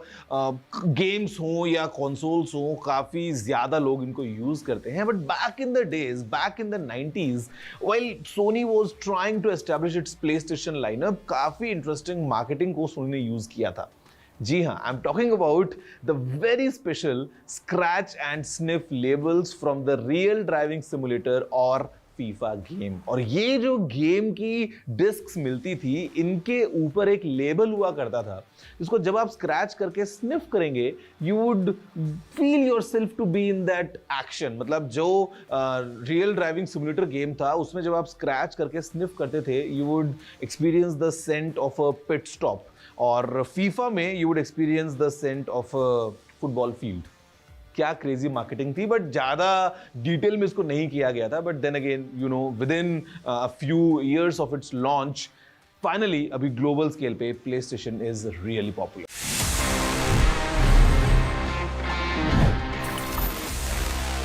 Stay informed and entertained with the new and updated NDTV News app. You can watch all our channels live, listen to podcasts, read breaking and exclusive news from around the world and more. Download the NDTV app today and get access to the best journalism and storytelling on your smartphone or tablet. The NDTV app. News that matters to you. Some people say the metaverse will only be virtual. One day this lecture hall will be made of code. and driverless cars would be trapped in intersections.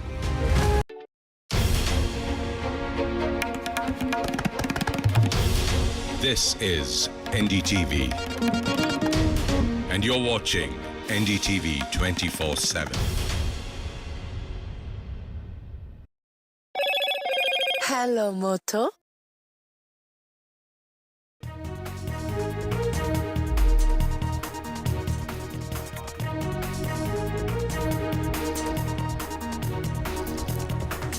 A day after swearing in, Prime Minister Modi takes charge. PM signs first file, says he is committed to farmer welfare.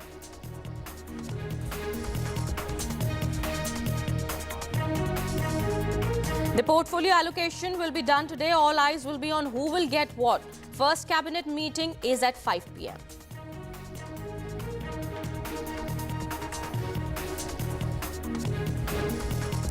Key Maharashtra allies are asking for more in the Council of Ministers. NCP has rejected MOS berth for Praful Patel. Shinde Sena also wants 2 more ministerial berths.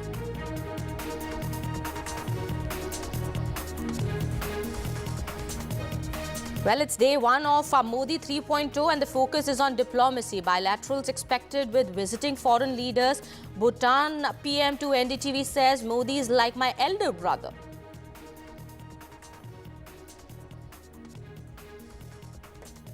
Nine killed, 33 injured in Jammu Kashmir terror attack. Terrorists had opened fire at a bus carrying the pilgrims. The bus fell into a gorge after terrorists attacked the bus. President Murmu says Jammu Kashmir attack is a crime against humanity.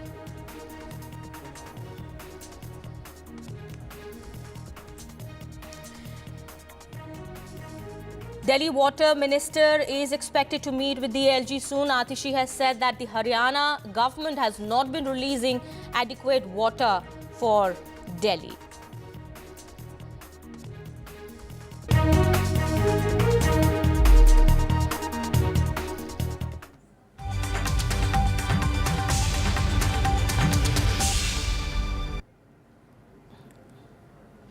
Hello and welcome. You're watching NDTV 24/7. My name is Kitty Behel. Well, we are starting with the top focus for the first file now. Prime Minister Modi has signed his first file after taking charge. Now Modi 3.0's commitment is to farmer welfare. This is what Prime Minister Modi said as he took charge. He is at the South Block at this point in time, we are learning.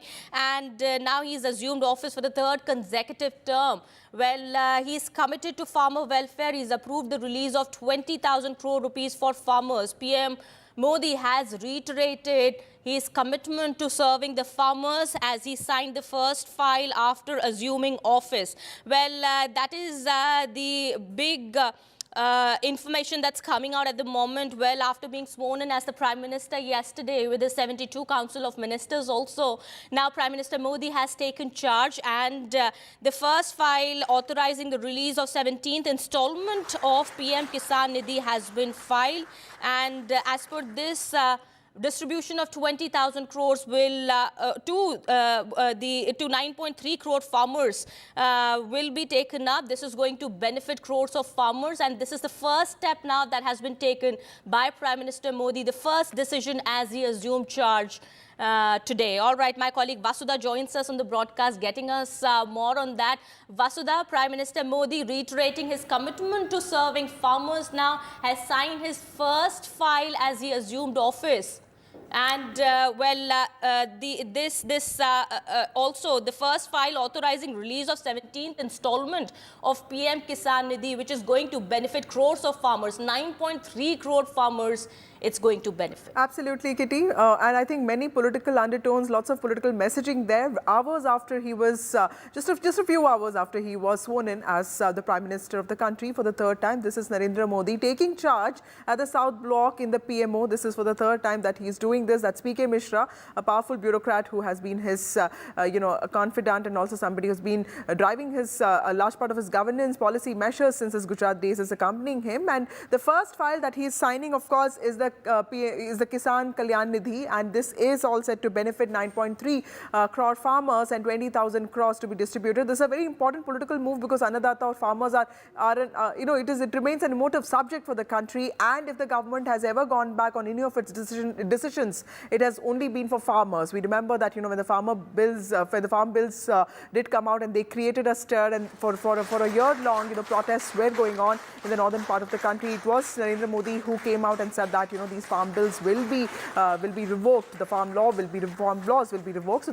So farmers actually are very important, and in every Mann Ki Baat there is always some insistence on farmer welfare, and this is the Prime Minister saying that his government is completely committed to this. Farmers also are present across the country. This is also his outreach to the rural part of the country, a sense of reassurance, and especially with regard to this scheme, be it Ayushman Bharat or any other scheme, there have always been fights and altercations between state governments, but even an aggressive opposition party like TMC has said okay to Kisan Samman Nidhi because farmers, no party wants to mess with, and I think that is a powerful message out there by the Prime Minister. The first file that he signs, caste agnostic section of voters called farmers, somebody that the whole society, Indian society sort of is grateful to. So powerful emotive message there, and also deep political undertones. Absolutely. Big messaging that goes out there with Prime Minister Modi reiterating his commitment to serving the farmers. The first file now that has been signed by the Prime Minister pertains to Prime Minister Kisan Nidhi release. My colleague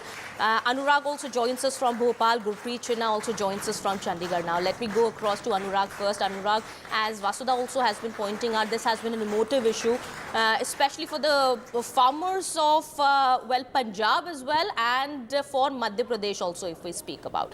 And with the Prime Minister now signing his first file pertaining to the release of PM Kisan Nidhi Yojana, he's once again reiterated his commitment to the Kisan of the country.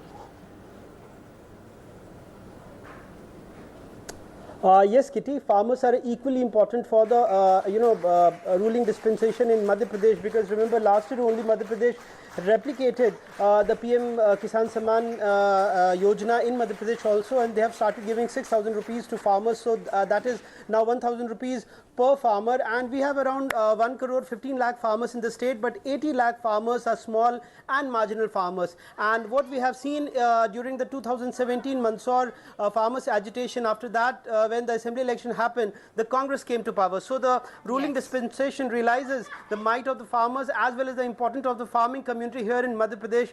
So any which ways they are getting 12,000 rupees per month here in Madhya Pradesh, and in the full budget which will be in July, the farmers are also expecting that the BJP government in Madhya Pradesh will now again increase the amount given in the Mukhyamantri Kisan Samman Nidhi Yojana. Well, absolutely. Let me go across to Gurpreet as well. Gurpreet, in Punjab, how we've seen, protests, agitations, also farmers expressing their anger with regards to the three farm laws, and that seems to have been replicated in the election result also. But Prime Minister Modi now ensuring he's so far been consistent in his speeches also, public rallies also, that his government will be committed to serving the farmers. But Prime Minister Modi also now with this signing of the first file as he assumed office has once again reiterated his commitment. Well, yes, of course, this installment, 17th installment, which has been released by the Prime Minister on the first day of his office, it has a lot of importance for the farmers. But we have learned 9.3 crore farmers, they are going to get benefit from this installment, which has been released. That is around 20,000 crore money which has been released for the farmer. If we can talk about the political side, we have seen till now the protest is already underway at the Jammu border, that is the entry point of Haryana, from where this time the farmer were not allowed to move toward the national capital. They are still sitting there. We had a word with the farmers. They say this decision is also welcome, but they have been demanding for MSP for last so many years, and specifically if we can concentrate.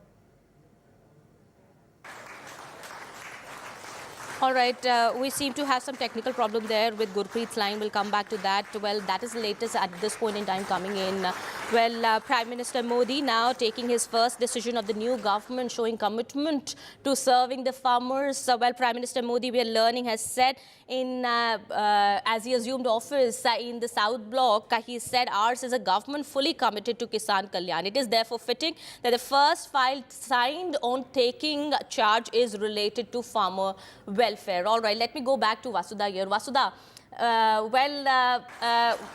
this is the first step, of course, the first decision now that has been taken by Prime Minister Modi as he assumed office. What more are we likely to see in the coming days? Well, the focus, if we talk about, of this government, what is it going to be? Well, Kitty, of course, the Prime Minister, what he said today is very important, that his government is committed to the welfare of farmers and he expects to keep working in the interest of farmers. And I remember covering the celebration rally of the Prime Minister and BJP on the day of the results, when everything was not really too happy with respect to the BJP. The roadshow had to be scaled down and all that because they were hoping for better numbers. Even that day, the Prime Minister made a specific emphasis on how action against corrupt people would continue. And the second thing that he said was, of course, good governance. And for the last 4 days, he has just been talking about good governance, and he's been talking about how good governance is synonymous with NDA government. And in fact, yesterday, while speaking to the new MPs in that closed-door meeting, he specifically told them that, even if you're coming to Delhi, you cannot forget your roots. You have to keep going back to your states. You have to finish your projects in time. That is something that he kept saying again and again, that projects have to be finished on time. There needs to be expedited, and they need to be taken up on priority basis because people want to see their work done. They need to see that their mandate has been respected. So clearly, I think there is a sense of urgency when it comes to governance, and which is why we'll see the 72-member cabinet start work as soon as possible. Remember, just few hours before, few hours ago, all the ministers took oath, and now at 5 o'clock we are going to see the cabinet meeting. Of course, the list of portfolios is expected to come any time now. So clearly, there is a lot of speed and urgency with which the government is beginning to work. The Prime Minister himself has taken oaths today, so we will expect to see a lot of decisions, at least with respect to the 100-day agenda, which emphasizes on multi-sectoral initiatives for bringing economy, for the growth of economy and also GDP, and manufacturing seems to be on top agenda of the government. Okay. These are going to be the top agendas of the government, and of course, fast-paced developments are taking place just hours after the Modi government the new Modi government was sworn in. That is just yesterday. Today we are expecting that the portfolio allocation will also happen. Who gets what? That remains to be seen. Anurag, if I could come back to you. Well, talking about Shivraj Chauhan here as well. Well, he's been a 4-time chief minister and he's part of the Modi's Council of Ministers now. And it is his debut, of course, but lot is expected from Shivraj Chauhan also for the state of MP, if we talk about here especially. This is, of course, the first decision that we've been talking about that the Modi government has taken with regards to the farmer welfare, but much more is expected in the coming days. And Shivraj Singh Chauhan is also expected to play an important role here. Yeah, definitely. I mean, he has been a member of parliament 6 times and MLA 6 times, and of course, chief minister, ruling the state for almost 17 years.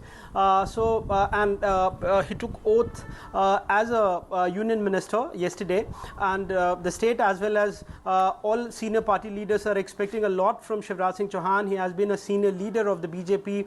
A lot of expected, from Shivraj Singh Chauhan. And remember, he always said that he is the son of a farmer, and if he becomes, because last time Narendra Singh Tomar, again a senior leader from Madhya Pradesh, he was the union minister for agriculture, and people close to Shivraj Singh Chauhan are expecting that he will be given the charge of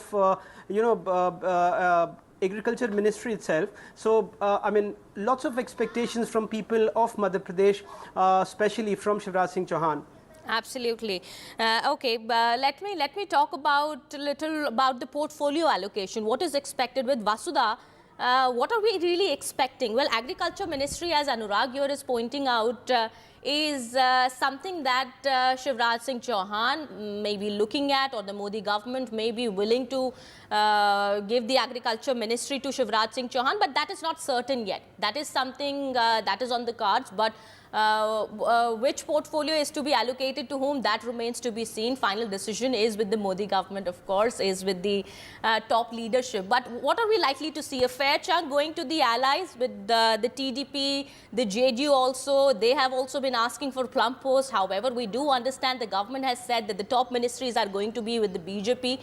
But what are we expected to see? Well, Kitty, what I understand from my sources in the TDP is that they seem to be very insistent on urban planning, urban development, because remember that one of the top focuses of the TDP right now is also building the city of Amaravati. It needs finances, so it would be interested in anything that has a little bit of money and will sort of help the party sort of build the kind of dreams that it has shown people, the voters of Andhra Pradesh. There's a specific irrigation project called Polavaram. For that, it really wants to emphasize on the Jal Shakti ministry. So these are two ministries that TDP seems to be really interested in. Last time when they took oaths in 2014 and 2019, they did have aviation ministry was given to them in 2014. So that's also another thing that is in consideration. JDU, of course, because Nitish Kumar has been the railways minister, there is a certain sense of interest in that. Agriculture ministry, of course, Mr. Kumaraswamy, the JDS head and also former chief minister of Karnataka, has already said that JDS, Devegowda-led JDS, has been the party of farmers, so we'll be interested in agriculture. And so clearly, there are these multiple claims that are being made. But remember, this is Modi's cabinet, and we saw that take shape yesterday, that it's all being done on his terms, because he also wants to make it a point to show that BJP has numbers, 240 numbers, and there's no threat whatsoever from any side. So there's not going to be any compromise when it comes to governance. And Narendra Modi, and understandably, also believes that governance will be the best if it is done on his terms by his trusted people. So clearly, many of these key portfolios will remain with the BJP. It will be interesting to see, like Anurag said, what kind of portfolios go to ML Khattar, Kumaraswamy, and also Shivraj Singh Chauhan, who have been former chief ministers of states. They've had a lot of experience in running state governments. And also, if Amit Shah, Rajnath Singh, Nitin Gadkari continue to be the minister, continue to have the portfolios that they had for the last term, because these are also people who have been driving the Modi agenda for the last 2 terms. So clearly, it will be interesting to see what kind of changes that will be made. But clearly, every minister having 2-3 portfolios, Yes. like those changes will definitely take place, because 72 of them have to be accommodated now. Well, absolutely. And 30 cabinet ministers have been sworn in yesterday. Well, Modi government, Prime Minister Modi had earlier, when after taking oath in 2014, we do believe, had stressed on the fact that there should be minimum governance, minimum government and maximum governance. But that seems to have changed a little bit now with the addition of more allies, with 30 cabinet ranked ministers now being a part of the Council of Ministers, and more MOS independent charge and MOS being added in the Council of Ministers in the new government now. Well, how this really plays out, that remains to be seen. Of course, the portfolio allocation is something that everybody is going to have their eyes on. We'll talk about that also, but we also have latest visuals now coming in of Prime Minister Modi leaving from the South Block. He's heading towards his residence at the moment. Well, he's already assumed charge, and the first cabinet meeting is to take place at 5 p.m. today. Before that, a lot of developments now taking place. We are hoping that the portfolios are also expected to be announced just in a bit, but these are the latest visuals that we see at this point in time coming from the South Block. The convoy of Prime Minister Modi leaving from the South Block, which is heading towards 7 LKM at this point in time. Well, a lot of developments that we are likely to see in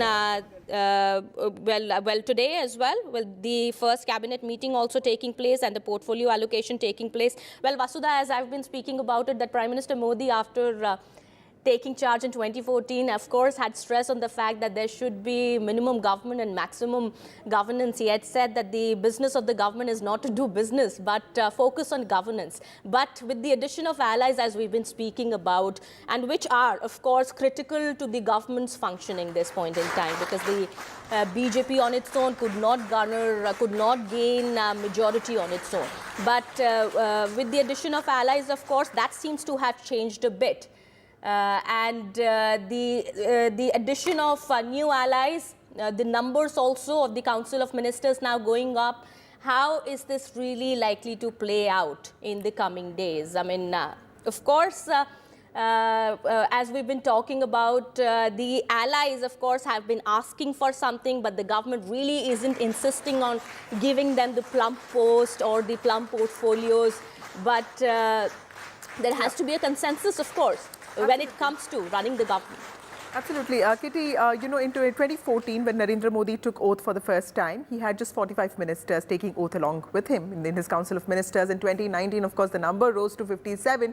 But subsequently, every time there was a reshuffle, the number did come close to, 68, 70. In fact, even in earlier governments, if you look at Mr. Manmohan Singh's UPA government, there used to be at least 68 ministers. In fact, there was one time there was almost 78 ministers. Vajpayee had about 71 ministers in his cabinet. So at various points in time, several governments have had many ministers. So this is not clearly new. As with regard to Narendra Modi's style of governance, I think with Modi 3.0, there's been a specific conscious call to include as many people as possible, because like I've been saying that, while there are people like Amit Shah, Rajnath Singh, Nitin Gadkari, who have been driving the political agenda of the government and ideological agenda as well, there are also key organizational people like Dharmendra Pradhan, Bhupendra Yadav, Shivraj Singh Chauhan, ML Khattar, JP Nadda, who are also going to be part of this government. And then there are also these domain experts, people who understand both organization and politics, be it Ashwini Vaishnav, Mansukh Mandavia, and of course Nirmala Sitharaman, who's also seen as somebody who takes forward the PMO's vision. So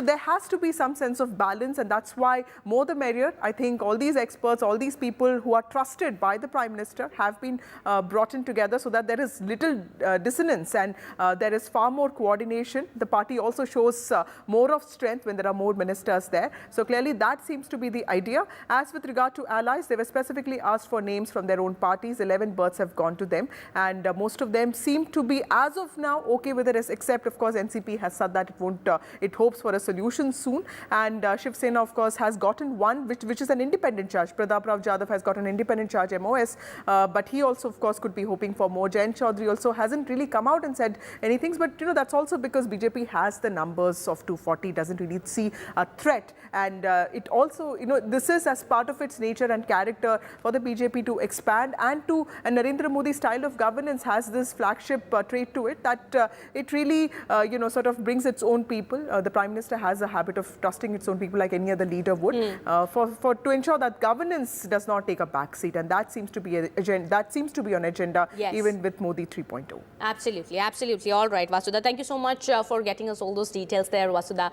We'll come back to you as more developments take place. Meanwhile, we are shifting our focus now, praising Prime Minister Modi's leadership in the past 10 years. Bhutan's Prime Minister Sherin Tobgay, who has said that India has grown spectacularly and the development in infrastructure, airports, roads, rails, seaways has been unprecedented, referring to the PM as his guru, his elder brother. Listening.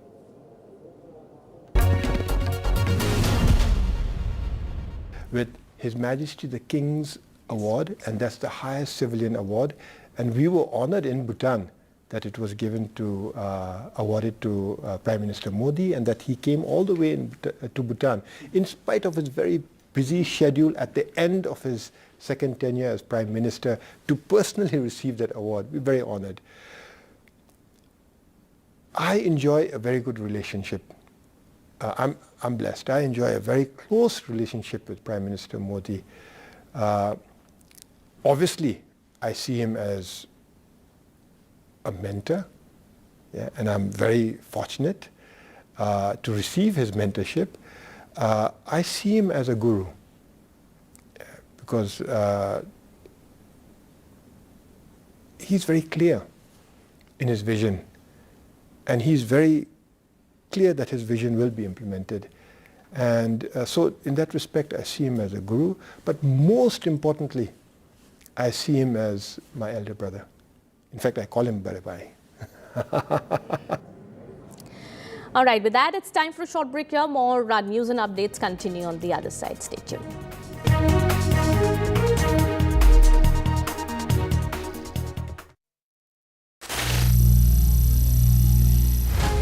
Some people say the metaverse will only be virtual. One day this lecture hall will be made of code. and driverless cars would be trapped in intersections. But even in this maze of the future, you can't wish away health. It's time to become more resilient.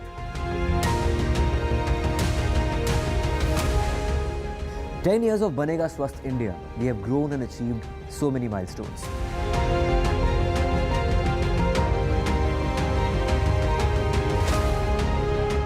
And now I have a plan to beat the urgency, to stop breathing with difficulty, to relieve getting choked with inactivity.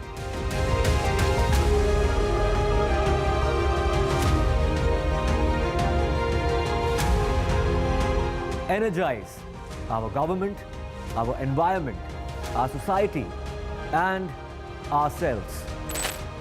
Everyone, everywhere, every day.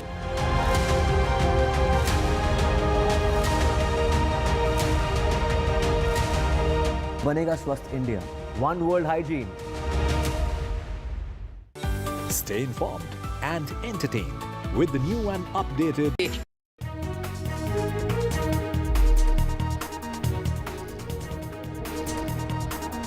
Welcome back after the break. The Delhi government has sought an emergency meeting with Lieutenant Governor V.K. Saxena to discuss the prevailing water situation in the capital, with the Delhi Water Minister Atishi saying that the capital will have a major crisis in the next 1 or 2 days if Haryana does not release 1,050 cusecs of water to the city. The development came even as the Delhi Jal Board had treated 993 million gallons per day of water below its targeted water production of 1,000 million gallons per day, according to the bulletin released by the water utility revealed. Listen into what Atishi had said.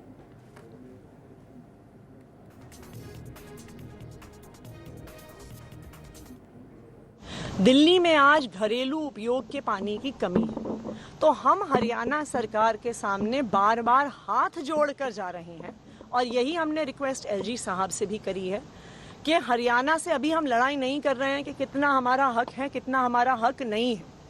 उस मुद्दे को सुलझाने के लिए अभी समय है, उस मुद्दे को सुप्रीम कोर्ट भी देख रहा है, उस मुद्दे को अपर यमुना रिवर बोर्ड भी देख रहा है। हम लड़ाई झगड़ा नहीं करना चाहते हैं, लेकिन अभी दिल्ली वाले परेशान हैं, दिल्ली में पानी की कमी है। अगर हरियाणा हथनी कुंड बैराज से पानी छोड़ दे तो अभी दिल्ली वालों की समस्या ठीक हो सकती है। अगर All right, that was Delhi Water Minister Atishi speaking to the reporters on the prevailing water crisis in the national capital. My colleague Tanushka is also now joining us on the broadcast, getting us some more updates from the ground. Tanushka, what is the ground situation? Well, Atishi here is saying that the people of Delhi are suffering because Haryana is not releasing adequate amount of water that it was supposed to, despite the Supreme Court order. And Atishi has also sought a meeting with the LG. Any response on that?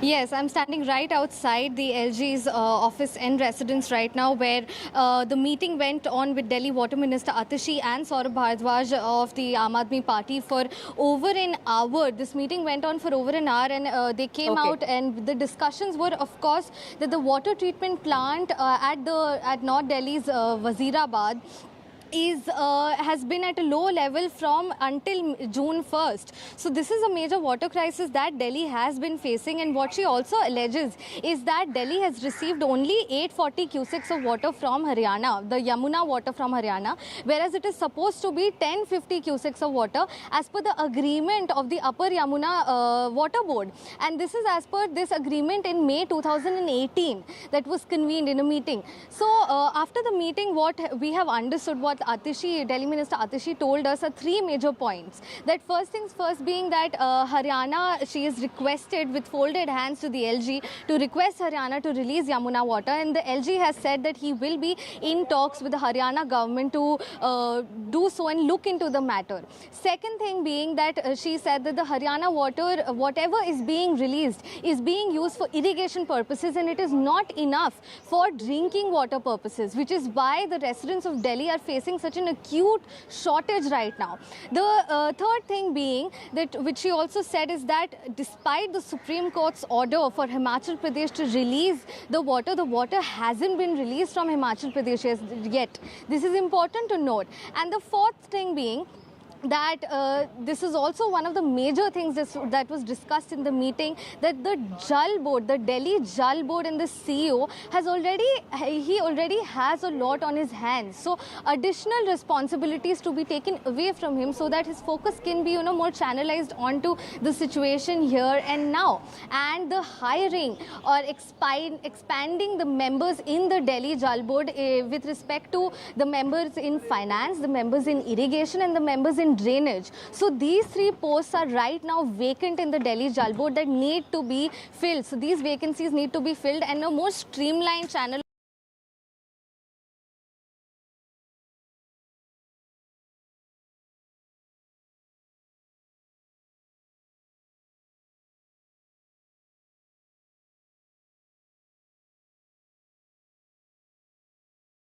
Anushka, for getting us all those details there. We have visuals now coming in of Modi's minister S. Shankar meeting Bangladesh Prime Minister Sheikh Hasina. Bangladesh Prime Minister Sheikh Hasina is in India, and S. Shankar is meeting with the visiting foreign leaders. He's also met the Sri Lankan Prime Minister Ranil Wickremesinghe, and those are the visuals now coming in of Mr. S. Shankar meeting the visiting foreign leaders, with 7 heads of state are in India for Prime Minister Modi's swearing-in ceremony that took place yesterday. And at this moment, this is the latest that we are picking up at this point in time. S. Shankar, he's been the External Affairs Minister in Modi 2.0.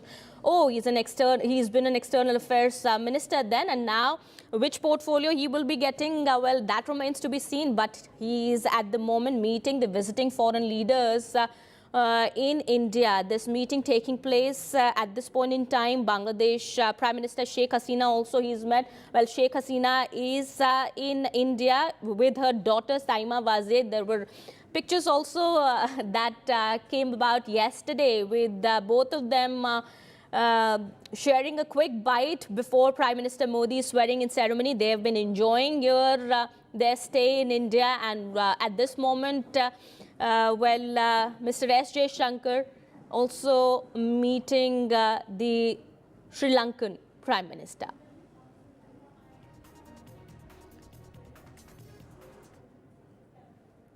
All right, some more news now that we are tracking at this point in time. Well, as Modi 3.0 government formation takes place, key minister has spoken to NDTV. Jodhpur MP Gajendra Shekhawat has spoken to us and has said that the newly formed Modi government will take India to bigger heights. Listen in. I'm joined with third-time winning MP, Mr. Shekhawat here. He's again for the 3rd term been elected into the Union Cabinet Ministry. Shukriya hame join karne ke liye, sir. Thank you very much. Yes, and this is the Modi 3.0 and aapka bhi ye 3rd term hai as a Union Cabinet Minister. How are you feeling about it?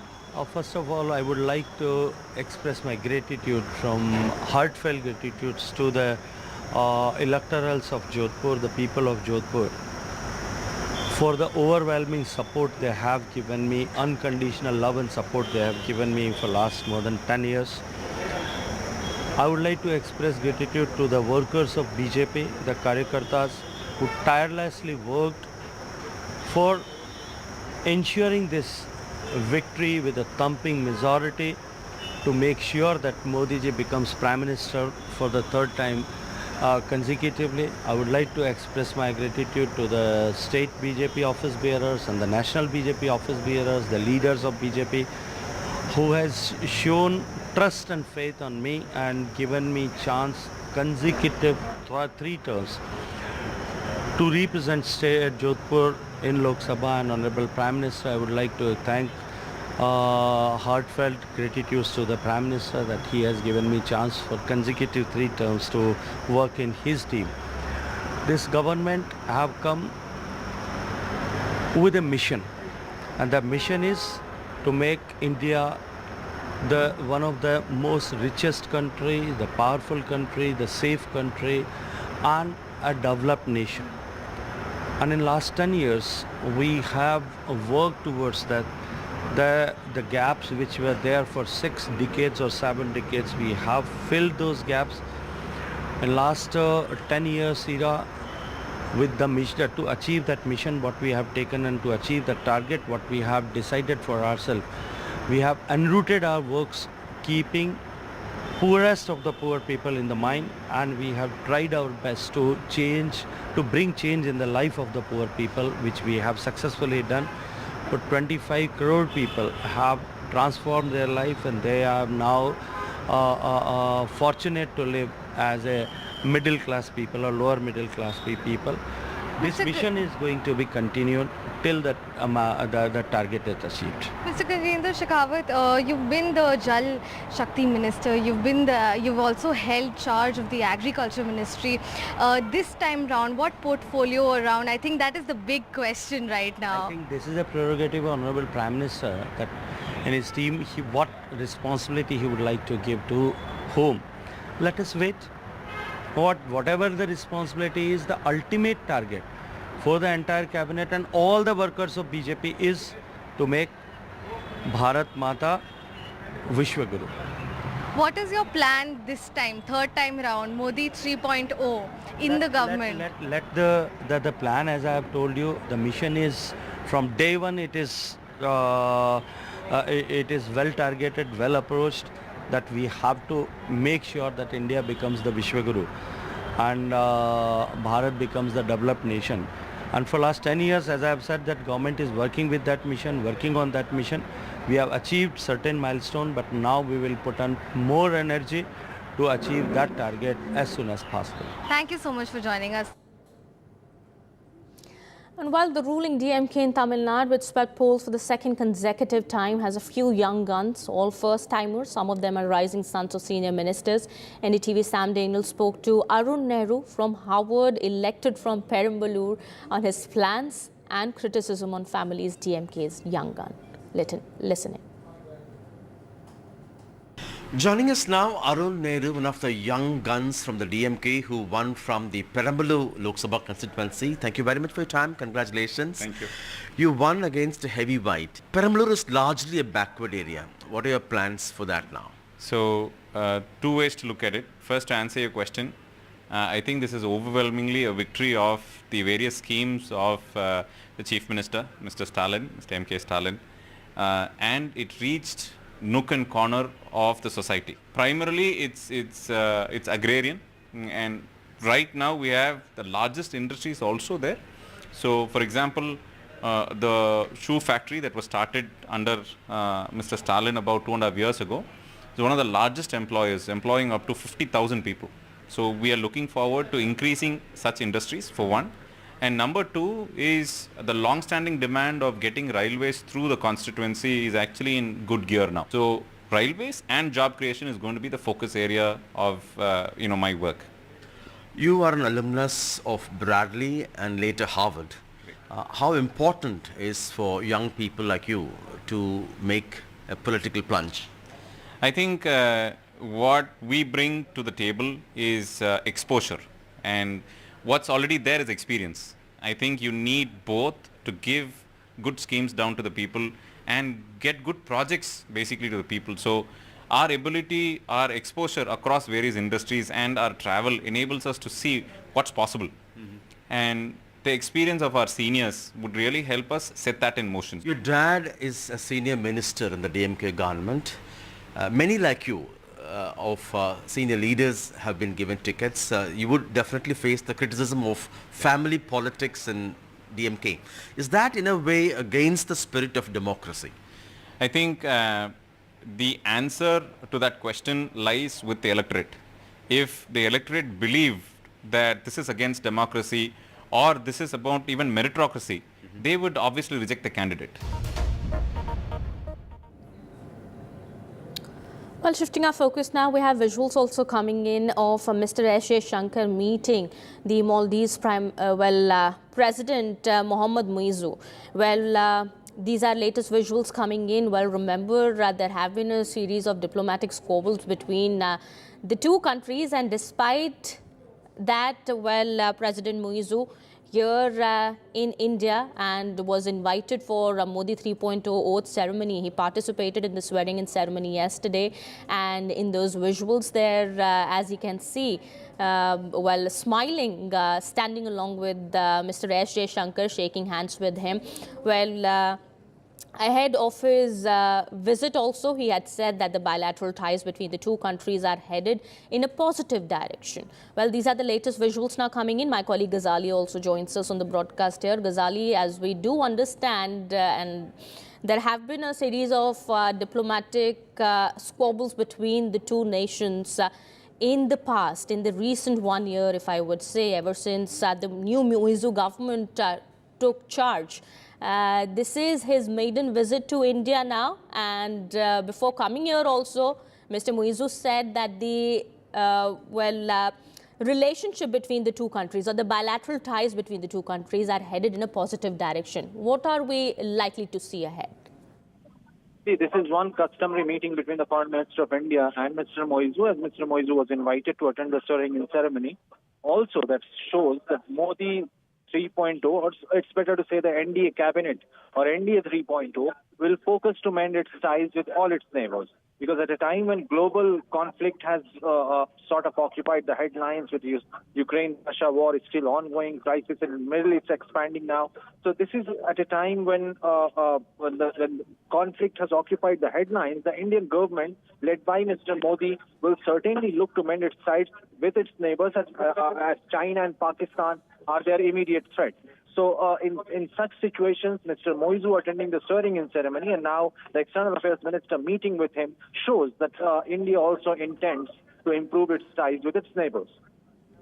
Absolutely. And Prime Minister Modi also was seen sitting just next to the Maldivian president as well as the Sri Lankan president in the presidential banquet that was hosted by President Draupadi Murmu. It signifies, it's a reaffirmation, of course, that neighbors first, and the Sagar policies are going to be the focus of Modi 3.0. And, India also looks to strengthening ties with our neighbors. Yes, certainly. And if you see, there is a pattern. Even those countries with whom India's diplomatic ties took a hit in the recent past, not just Maldives or Mr. Moizu to say, but even today, the Canadian Prime Minister tweeted congratulatory message to Indian Prime Minister. Mr. Modi also sort of reciprocated with, in a very good sense, that perhaps the respect, the commitment and a strategic partnership should be very mutual. So this has been the sort of you can say that India's foreign policy sort of hinges on these principles, that everything should be mutual, and India's neighborhood first policy, as we have spoken about earlier also, that the foreign policy does consider neighborhood as a great asset and doesn't want to develop any sour relations with any of its neighbors, despite the neighbors not showing the same intent. Right. Just in case the Maldives, which has started growing closer to China, and everybody thought that India should be concerned about it, but that didn't happen like this. Just with the midst of growing ties with China, the Foreign Minister of Maldives visiting in, and then had a similar meeting with Mr. Jaishankar last month, and now Mr. Moizu himself, despite becoming president on an anti-India plan, Mr. Moizu today is in India, was here yesterday to attend the swearing-in ceremony. Any issues that we see that are likely to be discussed that President Moizu would be interested in, or are expected that could be discussed with the Indian side here? Well, we do understand there is a lot on the plate of the newly formed Modi government at this point in time. But Mr. Moizu, we do understand, and the leaders who have arrived in India would want to take advantage of this opportunity, nevertheless. See, just in the last couple of weeks, we had discussed and we had seen that how one of Mr. Moizu's ministers spoke about that India was willing to have an FTA with Maldives. But Indian government said that they have not shown any intent. But if Maldives is really interested in growing partnership with India, we welcome it. So I think it will be more of a, we know that Maldives also for India, and India has time and again provided financial assistance to Maldives as well, be it military aid, be it financial aid. So in some sense, I think that India-Maldives relations will have the same continuity which it had since in the last. Okay, all right. Ghazali, I'll come back to you. We seem to have some problem with your line there, but that is the latest coming in, well, with visuals that you can see on your TV screens there with Mr. Jaishankar now seen speaking to President Muizu, who's here in India for the swearing-in ceremony that he participated in yesterday. Well, at the presidential banquet also, he was seen sitting right next to Prime Minister Modi, and we do understand this is a strong messaging that goes out from India as well, that it seeks to strengthening of ties between with our neighbors, with Maldives as well. There have been some problems in the recent past, but this seems to have the newly formed government of Prime Minister Modi seems to be going past that and trying to overcome all those difficulties and walk a new path ahead.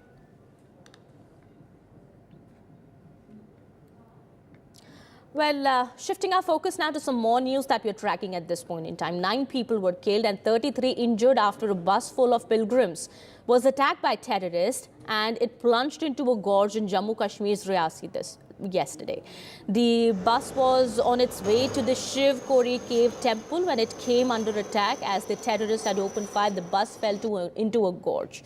We are learning at this point in time the police has been using drones as well as 5 teams have been manned to carry out the combing operations, and that is the latest we are picking at the moment. The NIA team is at the spot of the terror attack.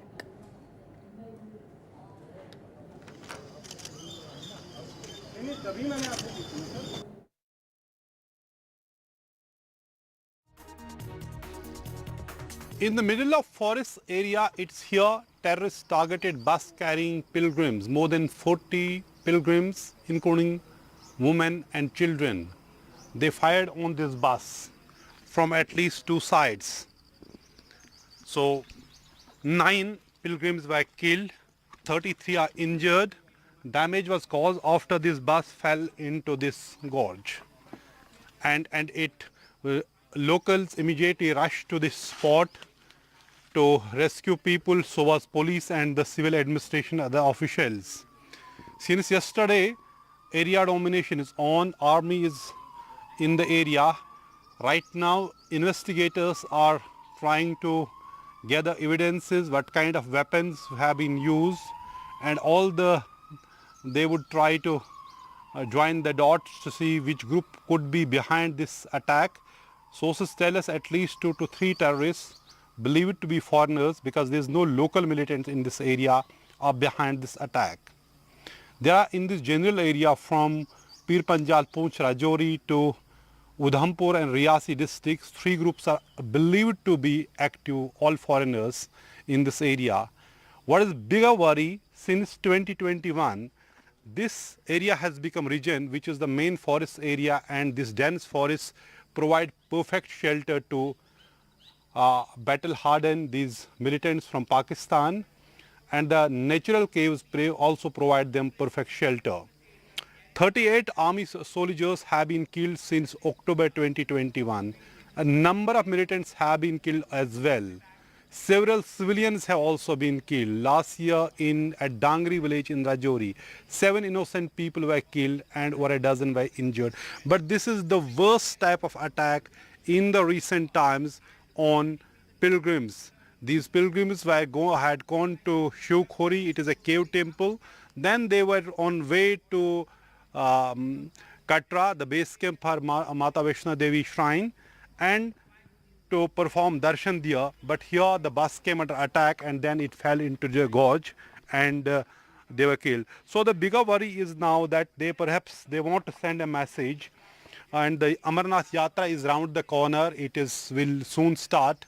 So that remains a big challenge, and particularly in this area, it's not possible for the security forces man every area to deploy people at every area. What it needs hard, actionable, hard intelligence, also intelligent intelligence to track down the militants. It's not only track down those attackers, but also how to prevent these attacks, because this area appears to have become high on terror radar.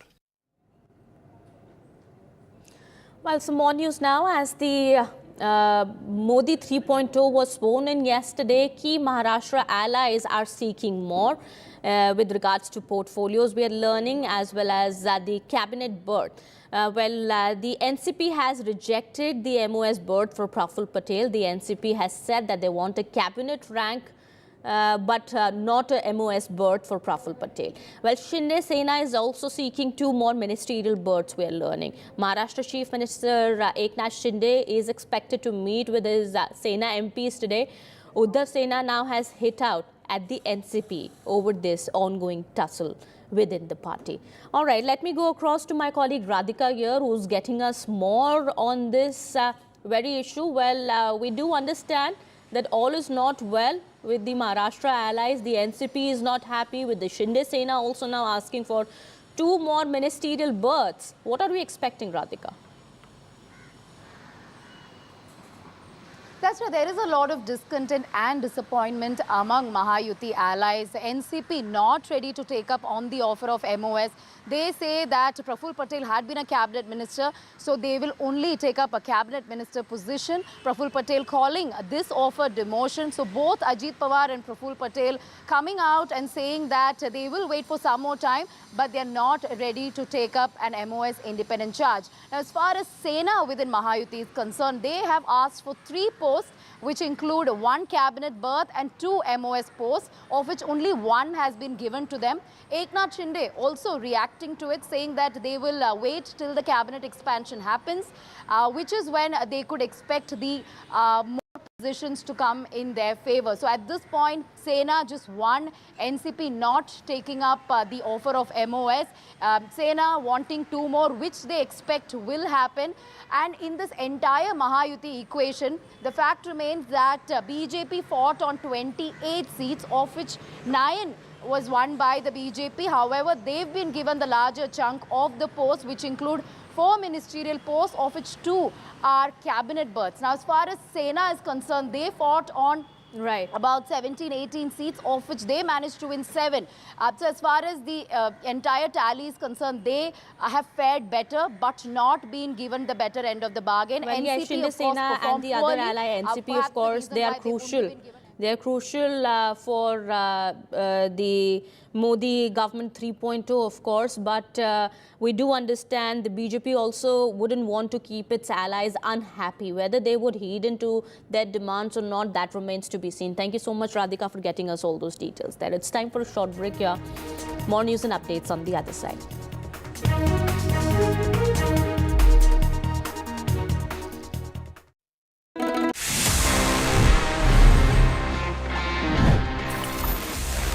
Life is anyway quite easy these days because हमको वो cash carry नहीं करना पड़ता है. We can make the payments just using UPI. हमारे phone से instant एक QR scan करके हम payment कर देते हैं. But the question is कि अगर आपके पास में आपका wallet नहीं है और आप UPI के भरोसे घर से निकल गए, let's say you don't get internet signal as well. Sometimes ऐसा होता है और आपको अगर वहाँ पे UPI से payment करना है, how would you do it?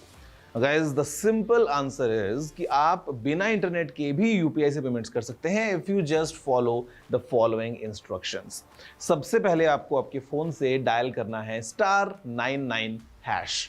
जी हाँ, ये कुछ ऐसा ही है जो पहले हम डायल करते थे *123#, *121#, for all our balance check inquiries. तो जब आप इस नंबर को डायल करते हैं, उसके बाद you can follow the prompts और आप जिसको भी पैसा भेजना चाहते हैं उसका UPI ID या फिर मोबाइल नंबर एंटर करने के बाद अपना UPI पिन साथ में ऐड करके पेमेंट कर सकते हैं even while you are offline.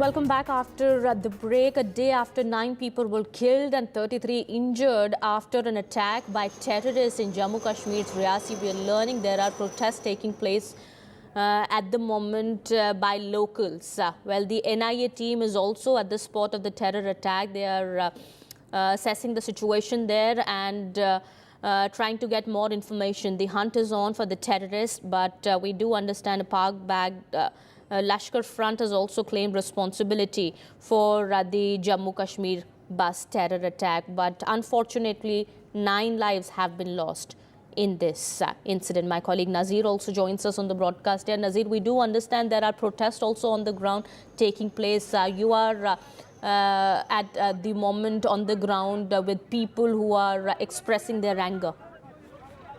What are they saying? Yeah, exactly. This is the site. This is actually a place which is just 4 kilometers from the attack site. This place is called Triak. It is in Rajouri because this attack has happened on the Rajouri-Reasi border. These are 2 districts. And people are protesting against the terror attack, asking why innocent people have been killed and attackers should be tracked down as soon as possible, even as security forces are engaged in a massive coordinated search operation. They are hoping they will track down the attackers sooner than later. Let me talk to the people here who have been protesting since morning. Since morning they are protesting against the terror attack. Why they are sitting on this protest? बताइए जी क्या है? देखिए, जिस तरह से पिछले रात को ये आतंकी हमला हुआ है, हमारे श्रद्धालु जो शिवखोड़ी में आए थे वो वापसी कटरा के लिए जा रहे थे। कटरा से उनकी ट्रेन थी और रास्ते में ही बीच में रास्ते में एक टेररिस्ट अटैक होता है जिस पर गोली चलाई जाती है। हेडशॉट से डेड किया जाता है ड्राइवर को। उसके बाद बस जो अपना संतुलन खो बैठती है वो खाई में गिरने के बाद फिर उस पर गोलीबारी की जाती है। तो ये बड़ी ही कड़ी निंदा करते हैं हम लोग। और ये हमारी सिक्योरिटी फोर्सेस की कहीं ना कहीं कमी रही है, उनकी जो कोऑर्डिनेशन था वो कमी रही इस पर, क्योंकि ये काफ़ी बड़ा एरिया है। हरी चिम्मा से लेकर जो हमारा मथियानी एरिया में है उससे लेकर भारत के बीच में कोई भी यहाँ सिक्योरिटी फोर्सेस की डिप्लॉयमेंट नहीं हुई है। हमारी लोगों की स्पष्ट मांग यही है कि यहाँ की सिक्योरिटी फोर्सेस जो है वो उनको डिप्लॉयमेंट किया जाए, आर्मी यहाँ पर डिप्लॉय की जाए ताकि यहाँ के लोग जो है बहुत आराम से जी सके, ये कश्मीर वाले हालात यहाँ पर पैदा ना हो। So the actually theater of terror has shifted from the plains of the valley to the mountains of Pir Panjal. We see it since 2021. There have been series of attacks, first on the army and also air force and innocent civilians. 39 army soldiers, including paratroopers, have been killed. Recent attack was on air force vehicles in which 1 air force person was killed, 5 others were injured.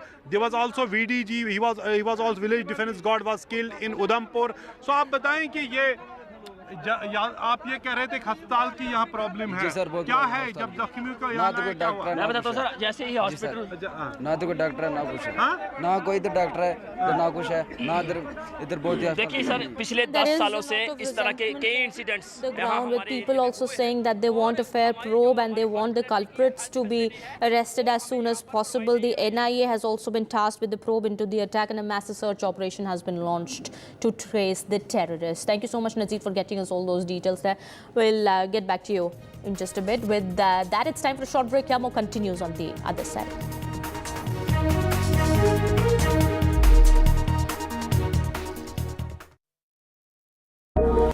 Stay informed and entertained with the new and updated NDTV News app. You can watch all our channels live, listen to podcasts, read breaking and exclusive news from around the world and more. Download the NDTV app today and get access to the best journalism and storytelling on your smartphone or tablet. The NDTV app. News that matters to you.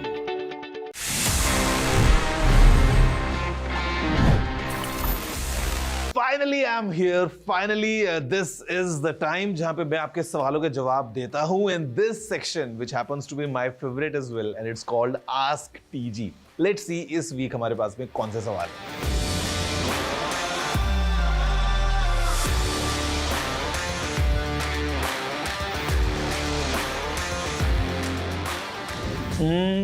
To be honest, in Android TV, we don't have any such features जहाँ पे आपको live जो सामने speech आ रहा है उसके captions screen पे दिखाई दे जाएं.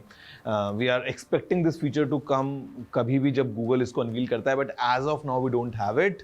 Samsung, however, in their latest AI TVs, जो Samsung ने launch किए थे, उसमें demonstrated that how using AI, they were able to put some captions for the text. जो भी dialogues या जो भी speech television में उस time पे है, वो सामने captions के form में visible है. Now I'm not sure कि how exactly this functions. Now मैं आपको एक और recommendation दे सकता हूँ, which is to try these bone conducting headphones or earphones, because sometimes what I have noticed is कि जहाँ पे hearing loss की हम बात करते हैं, because they use the mechanism of bone conduction, आप वहाँ से audio directly अपने inner ear के through सुन सकते हैं. So you can give them a try and then pair the earphones with the TV so that आप directly जो TV में dialogues हैं उनको आप सुन सकते हैं. But sadly, as of now, in Android TV, we don't have any such feature of live captions. Is it safe to leave a pen drive or an SSD in the car during this summer heat? Ideally, you shouldn't do it. And the simple reason is कि ये जो gadgets हैं, all these electronics, जो हम एक laptop की बात करते हैं, let's say talk about us. Stay informed and entertained with the new and updated NDTV News app. You can watch all our channels live, listen to podcasts, read breaking and exclusive news from around the world and more. Download the NDTV app today and get access to the best journalism and storytelling on your smartphone or tablet. The NDTV app. Stay informed. Pakistan-backed terrorists killed 9 pilgrims in Jammu and Kashmir. 9 people killed, at least 33 others injured in the terror attack. Big terror challenge for Modi 3.0 government. Prime Minister Modi begins his third term. The first order of business is farmers' welfare for Modi 3.0. Prime Minister sanctions 20,000 crores via the Kisan Nidhi scheme.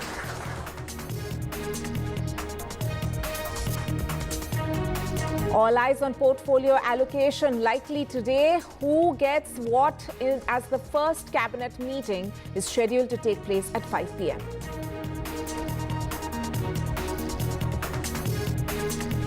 Fresh petition filed in the top court regarding the NEET exam controversy. The petition says there's arbitrary award of compensatory marks and it leads to a severe loss to hardworking students. Water war simmers as Delhi sizzles. Delhi Water Minister meets the LG, says Haryana's not allowing water release despite the Supreme Court order. And Modi 3.0's Muidzu moment, Jaishankar calls on Maldives president. This after Prime Minister Modi was seen seated next to the Maldives premier at the president's banquet.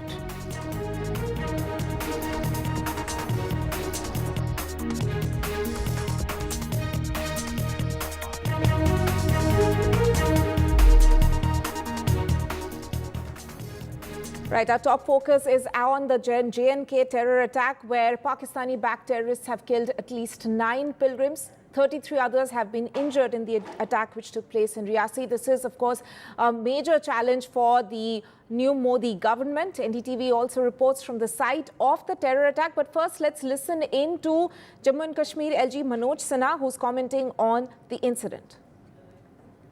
और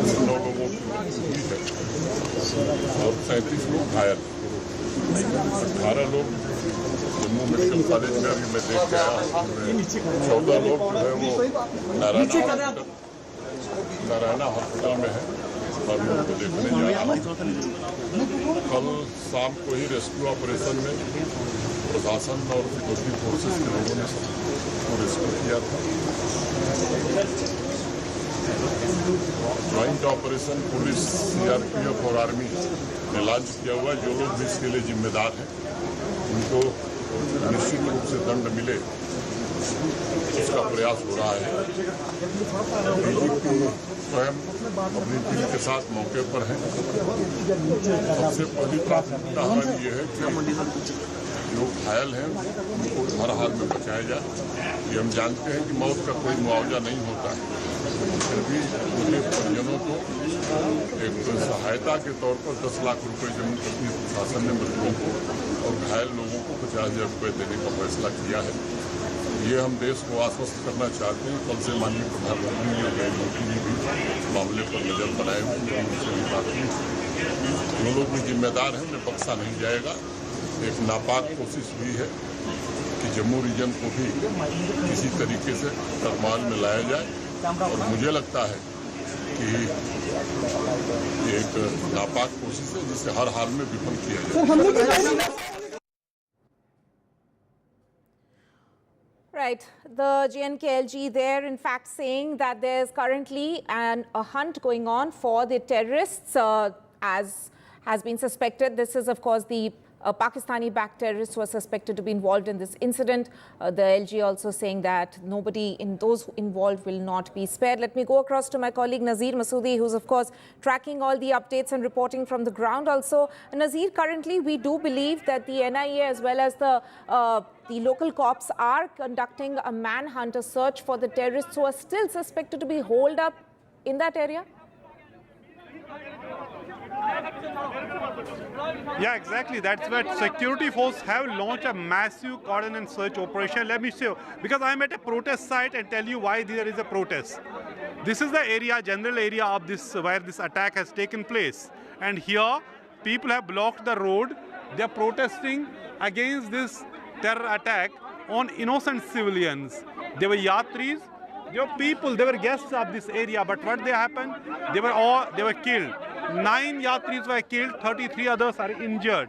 So look, there is protest. Let me talk to some of the protesters. आपसे हम बात करेंगे जरा, आपसे बात करनी है.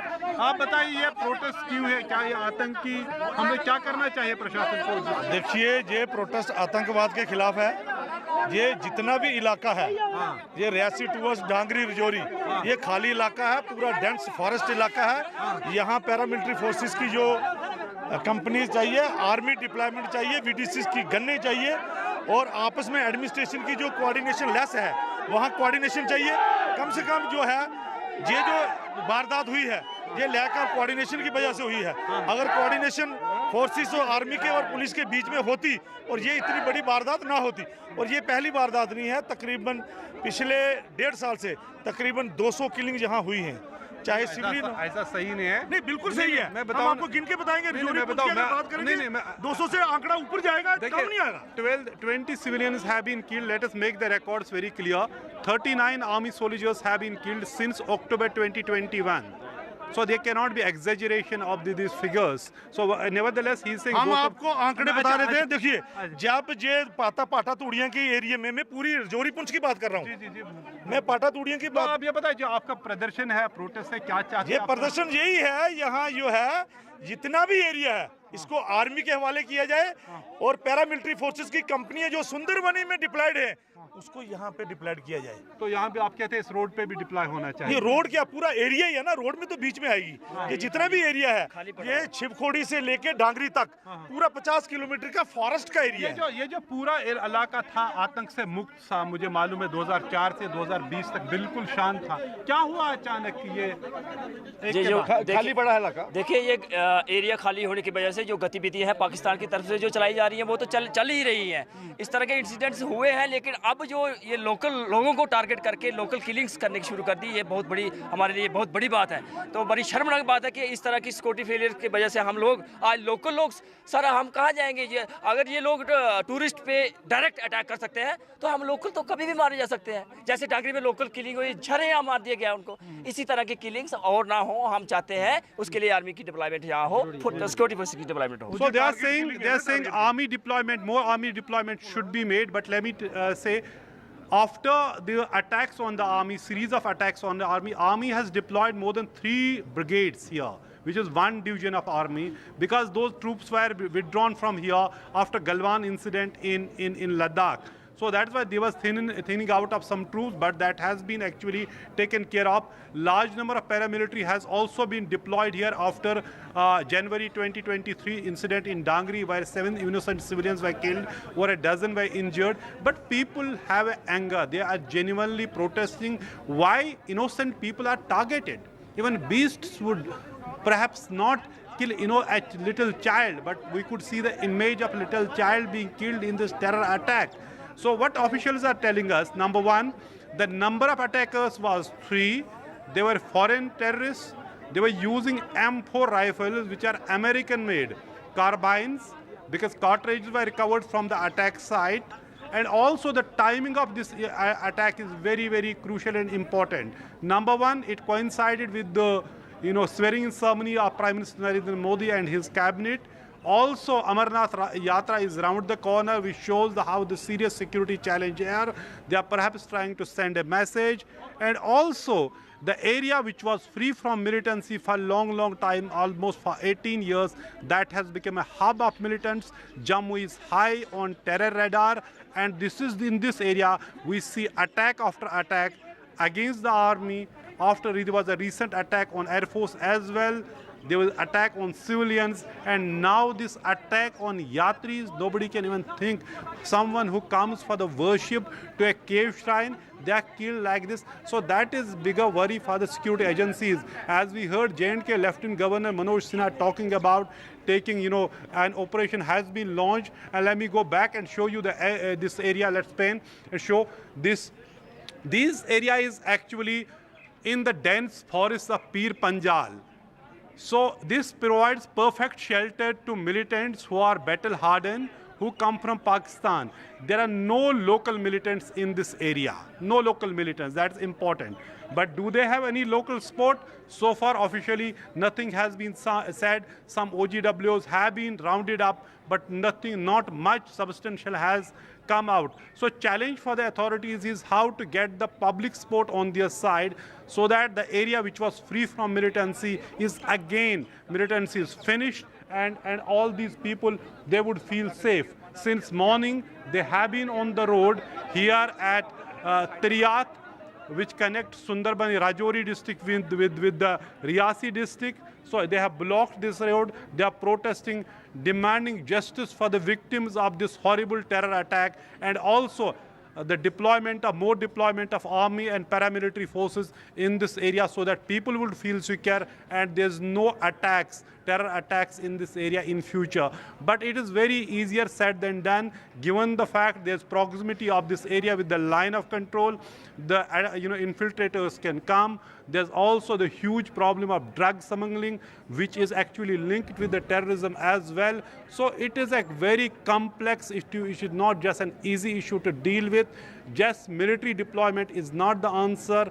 Actionable intelligence, hard intelligence, and the coordination with the common people, locals, who have actually helped security forces to wipe out militancy from Pir Panjal region and this region, they can help them. But we can see now militancy actually increasingly shifting from the plains of the valley to the mountains of Pir Panjal with much more, ferocity, with much more, kind of bloodshed, where army has been attacked, innocent civilians have been attacked, and we see that is why these people are saying people should feel safe.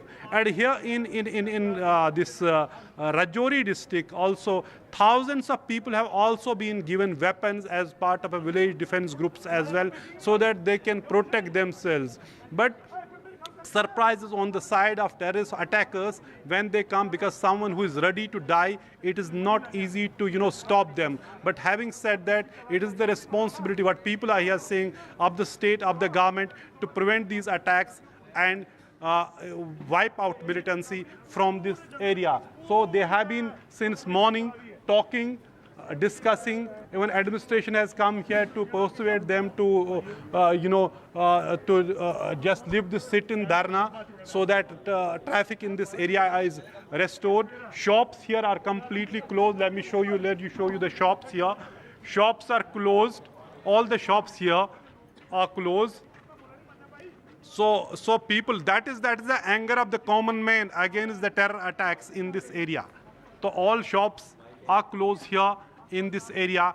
People have been protesting against and asking administration to do justice, to do more to ensure that militancy is finished so that no innocent civilian, no innocent person is killed. Nazir, you mentioned in great detail exactly how this area has become a bit of a hotbed of terrorism, how it's moved from the valley to the mountains of Pir Panjal, as you were mentioning. So what effort exactly has been made by the administration to reduce these incidents, to curb these incidents, besides, quelling protests like this that we're looking at right now?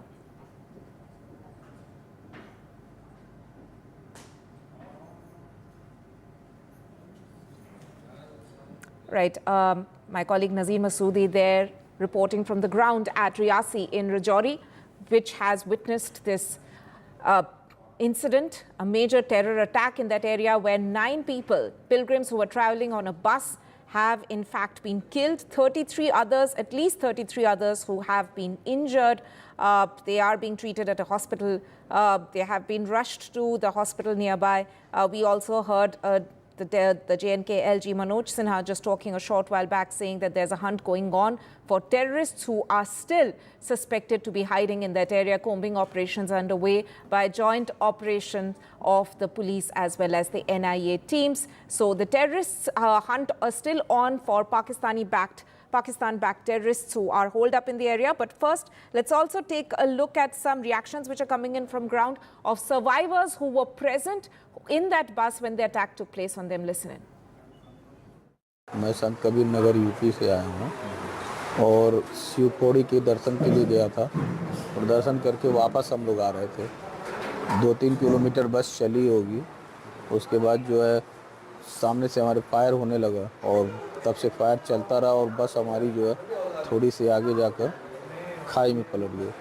5-6 round गिरने के बाद एक बड़ा पत्थर में जो है बस फंस गया और रुक गया और सभी लोग जो है छोटी लोग हैं, उसमें कोई पड़ा था बेसुध, कोई इधर, कोई बाहर, कोई बस में और सभी लोगों को एकदम जो है चोट लगा हुआ था।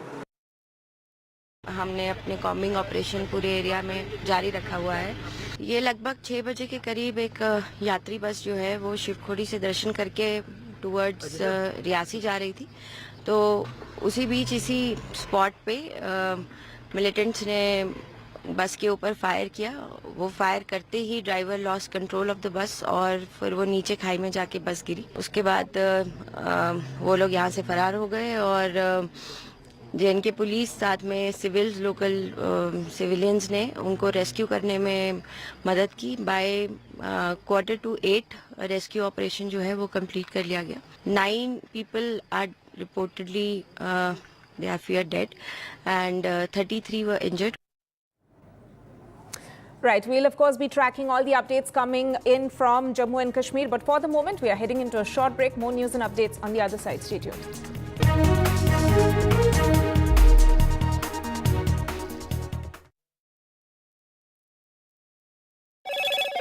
Hello, Moto.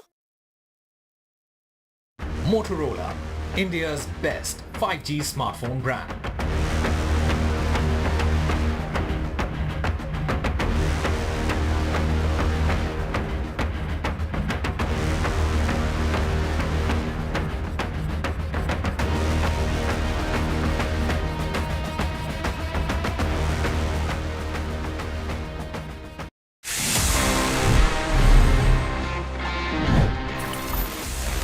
Let me give you a quick recap and let's discuss about how Sony used some brilliant marketing back in the 90s for its PlayStation.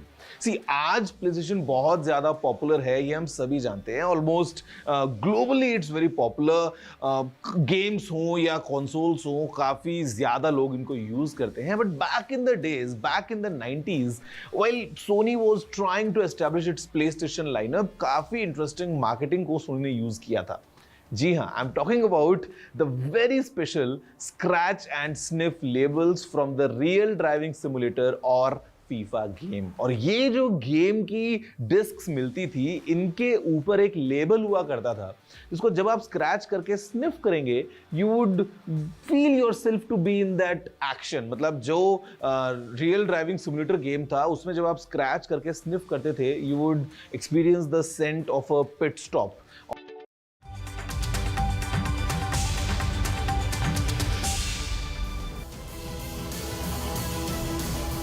But welcome back. We are of course reporting on all the updates coming in on the Modi government, Modi 3.0, as the Prime Minister takes charge.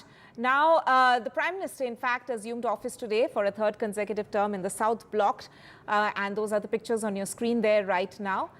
The first file, the first order of business of Modi 3.0 was that he signed a file related to farmers' welfare, the PM Kisan Nidhi scheme. As per that, the immediate agenda for the newly sworn-in Prime Minister also, of course, includes a cabinet meeting, and the cabinet is expected to formally request President Murmu to summon a session of the parliament. But coming back to the file that he signed, around 20,000 crores has in fact been sanctioned for farmers' welfare. To discuss this further, I'm joined by my colleagues Vasudha and Gurpreet. Vasudha, coming to you first. You know, there's of course been a lot of chatter about how, the farmers' ire, the kind of protests that we had seen sporadically over the past couple of years related to the demands, especially related to a legal MSP. Those are some of the issues which apparently the Modi government could not address appropriately, which is why the results that we're looking at right now. Is that something which is clearly visible in the first order of business that we can see the Prime Minister taking up today? Anima, you said it right, and this is the 17th installment of the PM Kisan Samman Nidhi, or the PM Kalyan Nidhi, and this is one scheme. I remember that even opposition parties have been too scared to resist and oppose. Even Mamata Banerjee, who's seen as a very vocal, aggressive face against the BJP, said that this scheme is okay for my state because, this involves giving farmers of the state 6,000 rupees a year, and this is the 17th installment. This scheme, this flagship scheme of the government has been in place since 2019. Farmers are largely seen as caste agnostic. They are a very emotive subject in the country. Annadata is something that every citizen in this country is grateful for. And if there is one move, one initiative, one step, one growth, one sense of reform that the government has gone back against, has revoked, was the farm laws, where the Prime Minister himself came forward and said after 1 year of protest by farmers that he was unable to convey the right kind of narrative about farm laws. So clearly farmers are extremely important for this government, for any government. That's why Congress, like you mentioned, also talked about legal MSP in its manifesto. And even when the farmers were protesting, the government really did not take any action against them. In fact, it sent 3 of its senior ministers to engage in dialogue with them. So the farmers are very important, and the government has been dealing with them, very carefully. And I think in that context, today's move is also important, also because Haryana elections are coming up, and this is a larger message to the rural part of India, which of course has given an upswing to the Congress party and of course to the opposition party. So this is a larger message. So like I said, symbolic move with many political undertones there. Right. Vasudha, very importantly, as you touched upon that, the aspect that, the Haryana Assembly elections are around the corner, and also in terms of what we saw, the farmers from Punjab were actually leading some of these protests that we witnessed. Gurpreet, bringing you in on this, these kind of overtures that the government is making, that the centre is making right now, how is it being interpreted by the farmers on ground? Well, if we can talk in context of the farmers, we have seen the farmers here in Punjab, they were leading that farmer protest, and till now we have seen some of the farmer unions, they are sitting on the protest at Shambu border. That is the first entry point of Haryana. As of now, we had a word with the farmers. They have already said it's a welcome move, but they have been looking for the permanent solution through the MSP. They say this is the long pending demand which they have been asking from the government, so that this should be given to the farmer. At least the farmer will be able to get MSP, and after that they will be able to do proper farming. But if we can see from the political scenario, we have seen in all the stages when the Prime Minister he has come for the campaigning of their candidates who are contesting from the BJP, most of the dais the Prime Minister has given such type of statements saying that he is thinking about that welfare of the farmers, and in the coming government he will definitely take more steps for the welfare of the farmers. So it seems one aspect in Haryana, we have seen assembly election are going to be held in this year, in the last of this year. So it seems that BJP was able to win in 2019 around 10 member parliament from all over Haryana. This time we have seen they were not able to get more than 5 seats from here. So one aspect from the political scenario, it seems there was a lot of resentment among the farmers of Punjab and Haryana that needs to be pacified. So let's see that how many more steps Modi government is going to take, and what is the reaction of the farmer, whether they will be able to really pacify the farmers of Haryana or not to get mileage in the coming assembly elections or not. That is yet to be seen. Back to studio. Right. Vasudha, bringing you back in on this, as Gurpreet was also mentioning, that Haryana elections, of course, is around the corner, and whether or not they will be able to assuage all the grievances which have been raised by the farmers. But is this a clear signal also in a way that the government, that the centre is now going back to the drawing board as far as farmers is concerned?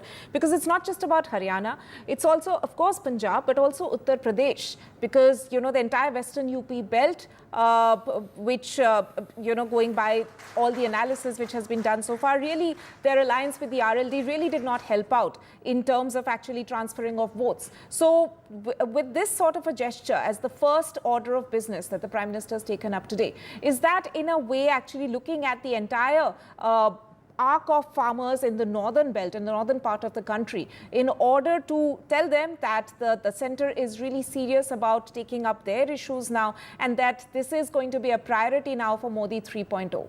Of course, Tanima, and like we, you know, many of us believe that UP and Maharashtra are the states that the BJP saw maximum losses in, but there are also states like Rajasthan, and like Gurpreet was also mentioning, in Haryana, the party lost 5 seats, and in 2014 and 2019, this was one of the states, both Haryana and Rajasthan, that actually BJP swept. So clearly, these are losses that matter to the BJP, and especially in an election like this where every seat counts. So clearly, farmers are important in the northern belt of India, and this is also a place that has seen farmers unrest in the past few years. Of course, Maharashtra elections are coming up, Haryana elections are coming up. They are slated to happen October and November. So there is a lot of concern with regard to that. As with regard to caste representation, we did see, you know, yesterday, when even if you talk about UP, there has been a combination of Pankaj Chaudhary, Rajnath Singh, Kamlesh Paswan, the Parsi community, which seems to be moving away from BJP. So there seems to be some thought. BL Verma, you know, from the Kurmi community, so OBCs seem to have made it. 27 OBC ministers have been sworn in yesterday, 10 SC ministers, 5 ST ministers. So there seems to be a lot of representation focus. But other than that, the Labharti focus, the welfare focus, you know, which has been a flagship scheme of the government, you know, something that Modi government is recognized by, that seems to be in focus right now. And Prime Minister yesterday in his closed-door meeting with the new minister seems to have said the same thing, that just focus on governance, because you could be new to Delhi, but just focus on people who have given you this mandate, respect that mandate, and finish your projects on time. So there is a lot of focus on administration and getting work started as soon as possible, which is why we see the cabinet meeting that is all set to take place at 5 o'clock, within hours of the entire cabinet being sworn in. Right, Vasudha and Gurpreet there, thank you so much for joining us with that update. Shifting focus now and praising Prime Minister Narendra Modi's leadership in the past 10 years, the Bhutan Prime Minister Tshering Tobgay said that India has grown spectacularly and that the development in infrastructure, airports, roads, railways, seaways have in fact been unprecedented, referring to the Prime Minister as his guru and his elder brother.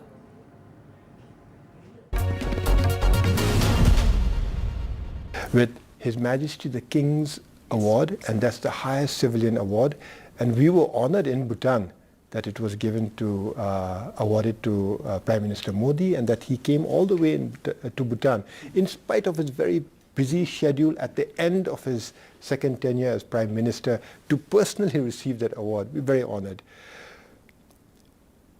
I enjoy a very good relationship.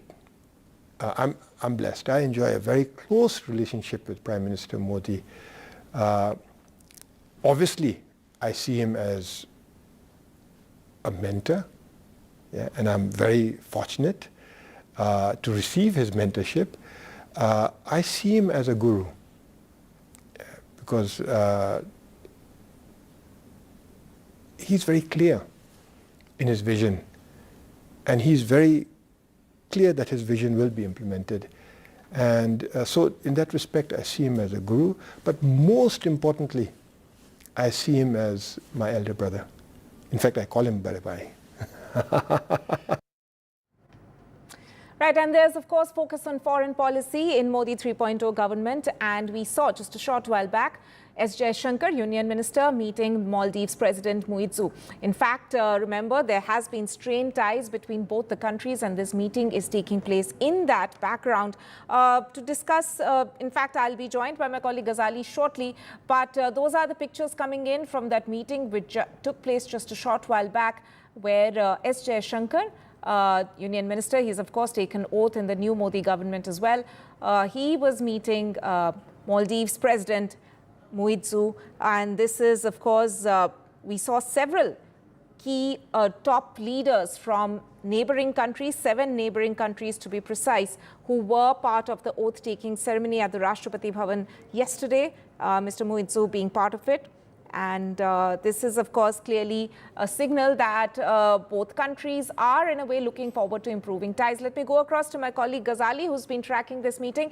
Ghazali, so how are we supposed to interpret the visuals that we are looking on the screen right now? You know, this meeting comes in, a very high-profile meeting on such an occasion as the new government is, in fact, starting its business in a way. And Jaishankar meeting Muizzu there, the optics, of course, doing all the talking.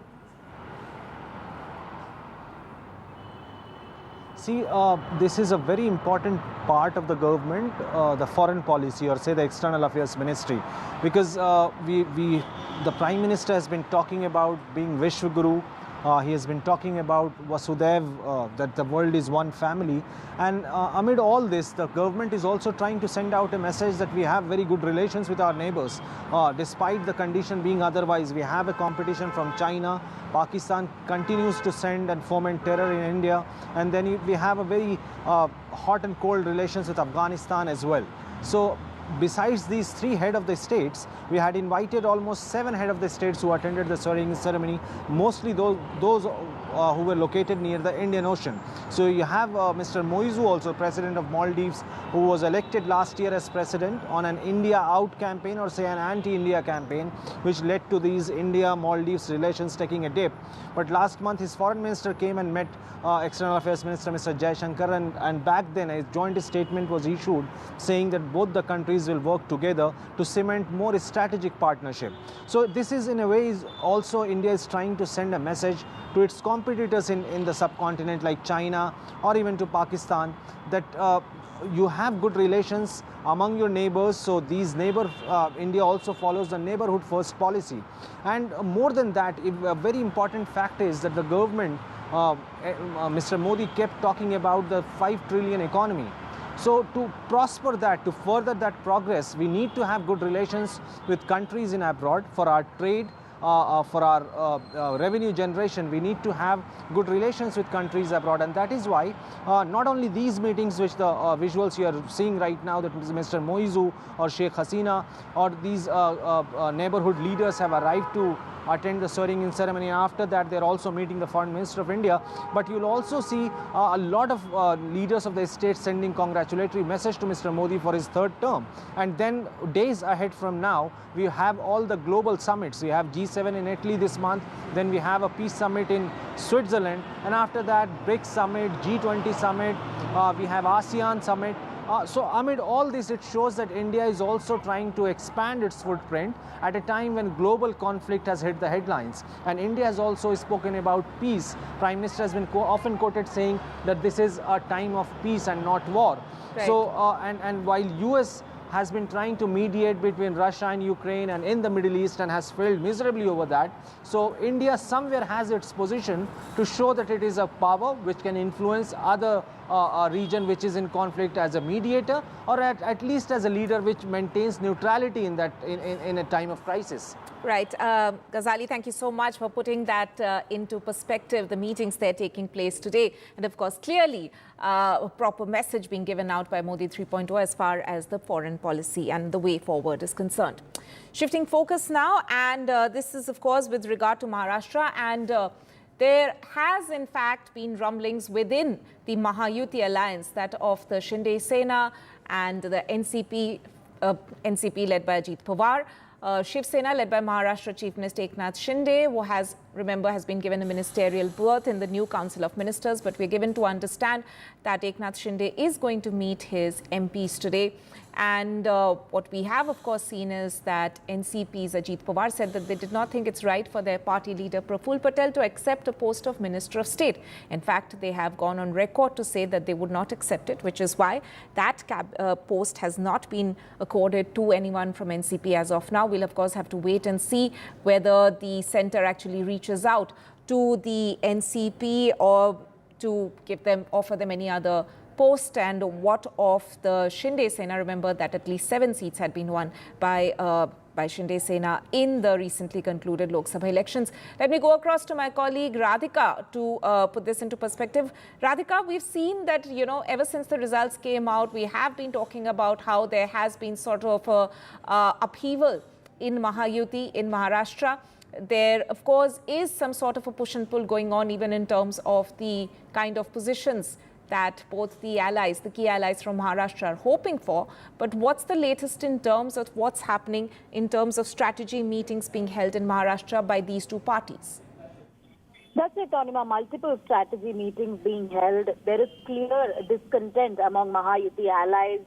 We know for a fact that the NCP has rejected that offer of MOS. They say that they've been given cabinet berth in the past. Praful Patel has held that post. Therefore, it will be demotion if they accept an MOS independent charge at this point. So they're waiting for BJP to reconsider the offer, and Praful Patel as well as Ajit Pawar coming out and saying that they are not happy with the offer, but they are ready to wait it out until their demand is reconsidered by the BJP. Now, as far as Sena is concerned, Sena wanting 3 ministerial posts, of which only 1 has been given, which is an MOS independent charge. They also want another MOS charge as well as a cabinet berth.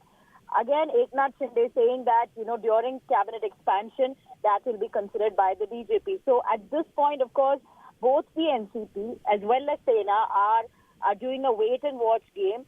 They're hopeful that some of their demands will be met. As far as BJP is concerned, they've got a better deal in Maharashtra with, 4 berths being given to them, 4 ministerial berths, of which 2 are cabinet berths. So although BJP did not fare well, they only won 9 out of 28 seats. They've been given the better, end of the bargain, whereas Sena, which fought 15 seats and won only 7, not being given what they asked for. NCP, of course, poor performance by them. However, only 1 seat, of course, 1 among 4, but still they are very adamant as far as that cabinet berth is concerned. Right. Radhika, stay with us. There's another story that we are following on the channel where we'll take your report on that as well. Now, in Mumbai, an actor, a female actor, has in fact been found dead in an apartment. Actor Malvika Das was originally from Assam. She was staying in Mumbai and had in fact acted in multiple web series. The actor was found hanging in the apartment that she lived. Neighbors, in fact, called the police after foul smell was emanating from the apartment. Let me go across to my colleague Radhika for more on this. Radhika, are the police looking at this as a case of suicide, or what do we know so far? Yeah, at this point, of course, preliminary investigations pointing out at suicide. Noor Das, who's a former air hostess and an actress, allegedly died by suicide. Police recovering her body on June 6th. She is believed to have hung herself from her bedroom fan, is what the police is telling us. The incident, of course, coming to light when neighbors, in fact, reported after foul smell emanated from there. And the police found Noor's body hanging from ceiling fan. Of course, they have collected some evidence from her home, including medicines, mobile phone, diaries, in order to understand what exactly led to it. As of now, of course, an accidental death report has been registered. No FIR as such. A body being taken to the hospital and post-mortem being conducted. And also the police waiting for her family members to take possession of her body. And at the same time, All India Cine Workers Association has called on to Maharashtra government to conduct a thorough investigation. They have, of course, condemned, as in, they have expressed their shock over this incident. And also, while speaking about the issue within the Bollywood industry where reports of suicides among actors have been frequent. Right. Radhika, before we let you go, quickly, just to confirm, there's no suspicion of foul play at the moment, or no note as such has been recovered from the room where she was found? Well, nothing as of now. That's what the police are telling us. They have spoken to family members and they are waiting for them to sort of take possession of the body. But as of now, no foul play has been suspected. Nothing has been found. Of course, this was under investigation. All the materials that have been recovered from her home is being scanned, including her mobile phone and diary, to understand if, if something else was on the work which led the actor to take this extreme step. But at this point, of course, Cine Actors Working Association also wanting the government to interfere and push for investigation to understand the underlying cause here. But at this point, no foul play, but investigations underway. Right, a tragic case being reported there from Mumbai. Radhika, thank you so much for joining us with that. On that note, we'll be slipping into a short break. Stay with us.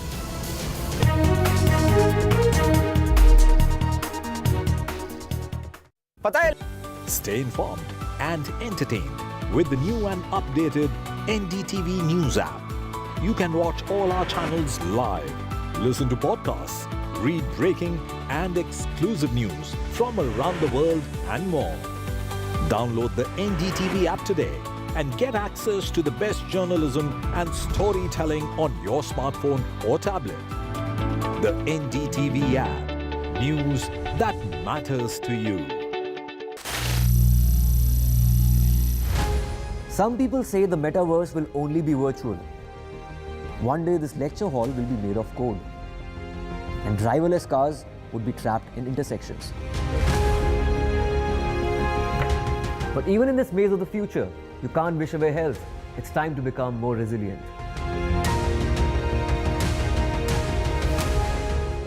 "10 years of Banega Swasth India, we have grown and achieved so many milestones.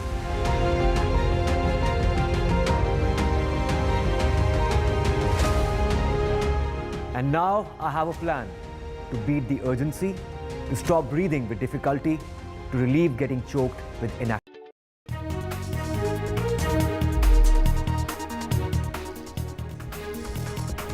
Welcome back. Now, as the ethnic conflict in Manipur continues, with fresh tensions erupting in the Jiribam district, hundreds had to flee their homes to neighboring Assam for the second time since the conflict began in May last year.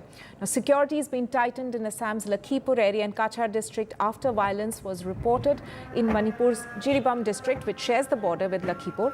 As many as 600 people from Manipur from different ethnic communities have taken shelter in their relatives' home in Lakhipur after violence broke out in Jiribam since June last year. Tension gripped residents of Jiribam district last week when violence broke out in the wake of locals discovering the body of a Meitei farmer who had gone missing weeks ago. Soon after, locals had gathered around the Jiribam police station and started demanding that they be allowed to arm themselves for their own protection. The Jiribam district magistrates imposed a district-wide curfew immediately. ताकि कोई ऐसा कोई elements आके यहाँ पे लोगों का जो पीस है इसको डिस्टर्ब ना सके, उसके लिए हम लगातार कोशिश कर रहे हैं और उसके लिए हम पूरे तैनात हैं। और जो भी इसके लिए कुछ भी ऐसा करने के लिए कोशिश करेगा उसके ऊपर सख्त कार्रवाई होगा, आईनी कार्रवाई होगा। उसके ऊपर हम स्ट्रॉन्ग लॉफुल एक्शन लेने के लिए हम तैयार हैं। माननीय मुख्यमंत्री जी ने इसको लगातार संपर्क में वो हमको इंस्ट्रक्शन दिया है कि यहाँ पे जितने भी लोग अगर कोई उधर से आ रहे हैं तो उसको दे शुड बी हियर, उसका लिस्ट बनाया जाए कौन कौन लोग आया है, कहाँ से आए हैं, और उसके ऊपर उसको कोई परेशानी ना हो, सिक्योरिटी वाइज उन लोगों का कोई परेशानी ना हो। My colleague Ratnadeep joins me for more on this. Ratnadeep, we see sporadic flare-ups in Manipur time and again ever since the conflict actually broke out from last year. How serious is this one? Well, this is quite serious given the fact that the location is very strategically important.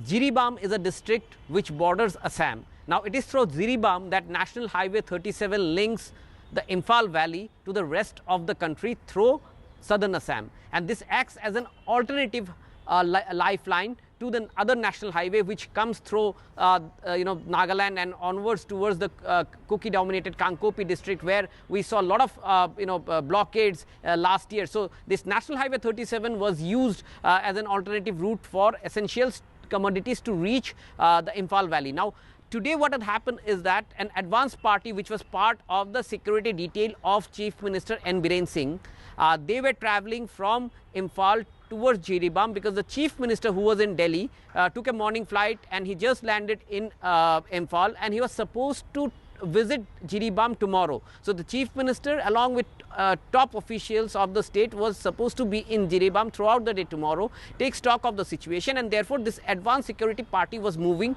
and they were ambushed from hilltops with automatic weapons by suspected militant groups, and in fact two security personnel have sustained injuries. They were evacuated. More reinforcement has been sent, and multi-agency operation has been launched. The Chief Minister, who reached Imphal just now, have spoken to media, we are told. Even in New Delhi, before leaving for Imphal, he has spoken to media, and he clearly said that the government is not going to cow down because of this kind of incidents, and more mobilization will be done in Jiribam as well as on the national highway. But what is important to note here is that over 600 people have already fled from Jiribam to neighboring Assam, taking shelter there after the series of incidents which has taken place there. And therefore, Assam government has also intensified its presence of security forces. Commandos of Assam police have been posted on the Assam-Manipur border near Jiribam. Right. Ratnadeep there, thank you so much for joining us with an update on that story. Shifting focus now to more updates coming in on the NEET exam controversy. In fact, another fresh petition has been filed in Supreme Court. An Andhra NEET applicant has moved Supreme Court over the exams. In this petition, the student has highlighted that arbitrary award of compensatory marks is one of the plaguing problems with regard to this exam, and that it leads to severe loss to hardworking students.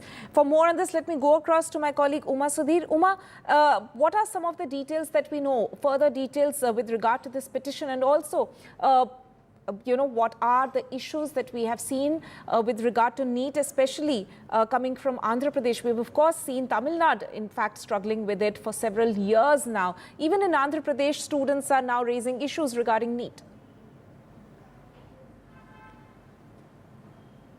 Tamil Nadu was a different thing. They wanted to be exempted out of NEET, but Andhra and other states are not saying that. But the fact that these results came out and it became public knowledge that about 1,563 students were given grace marks on the basis of the reasoning that they had lost time at the examination center. That is what all these petitions in the Supreme Court are challenging. And in fact, the earlier petition on June 9 had asked for the results to be withdrawn and for NEET the exam to be conducted all over again. That of course is going to cause a huge trauma. But the specifics of this particular plea that has been filed, for which an urgent hearing has been sought, filed by KAttack from Anantapur, on his behalf, lawyer Balaji has done this. What he has argued is that the normalization process has been incorrectly applied for three different reasons. One is pointing out that NEET is an exam where you are ascertaining subject knowledge, and in this case you are assuming that there is subject knowledge and giving all those marks on the basis of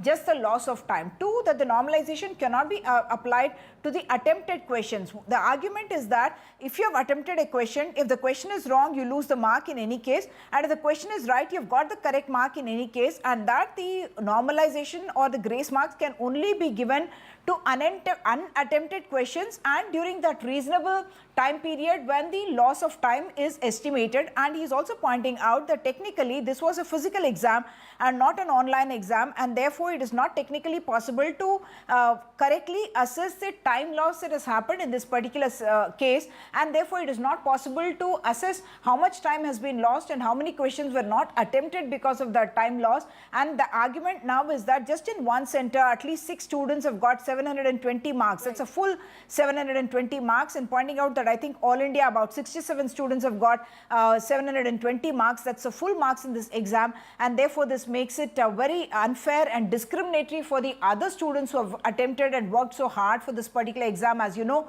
students spend not 1 year year or a few months, but they spend years preparing for this exam, and some of them repeat the exam second and a third time, and for all of them, this is being considered as a violation of Article 14 as well as a violation of Article 21, and the plea has been filed under Article 32 of the Constitution, and they are hoping that the court will take this up. Back to you.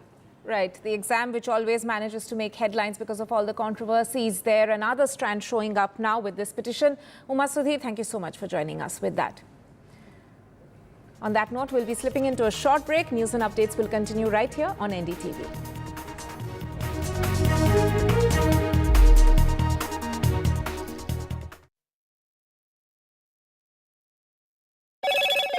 Hello, Moto.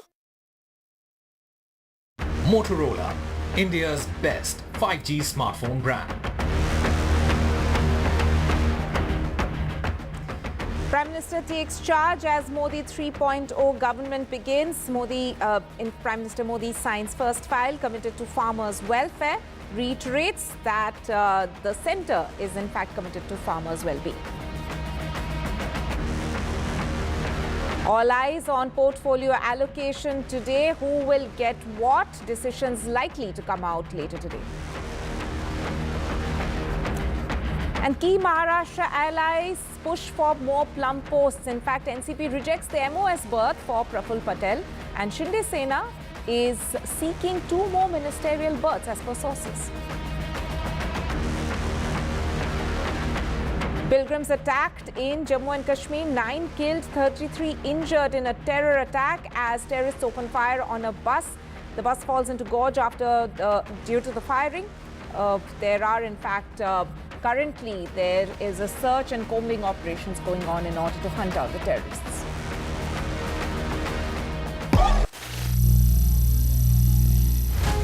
Some people say the metaverse will only be virtual. One day this lecture hall will be made of code, and driverless cars would be trapped in intersections. But even in this maze of the future, you can't wish away health. It's time to become more resilient.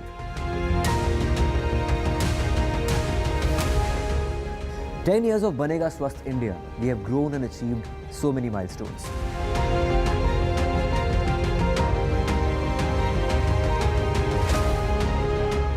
And now I have a plan to beat the urgency, to stop breathing with difficulty, to relieve getting choked with inactivity.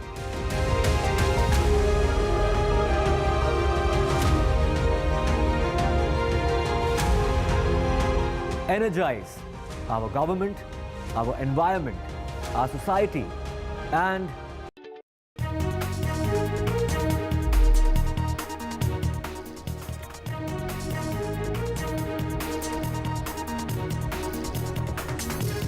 Right, welcome back. Now, a latest update coming in on the Swati Maliwal assault case. In fact, fresh charges have been added by the police. Police have added charge of tampering of evidence against Delhi Chief Minister Kejriwal's aide, Bibhav Kumar. Bibhav, of course, is the main accused in this case. Now, a fresh charge has in fact been added in that FIR by the Delhi police.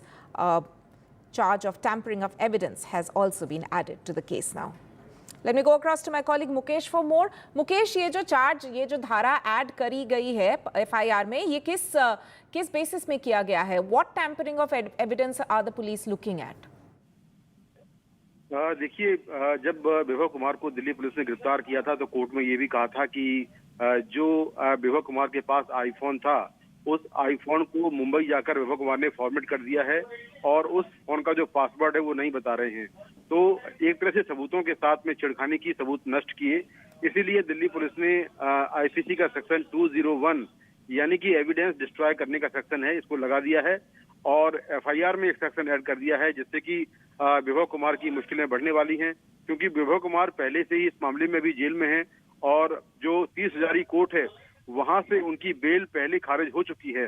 तो अब ये जो FIR में नया section लगा है, ये non bailable section है, तो निश्चित तौर पर उनकी मुश्किलें बढ़ने वाली हैं।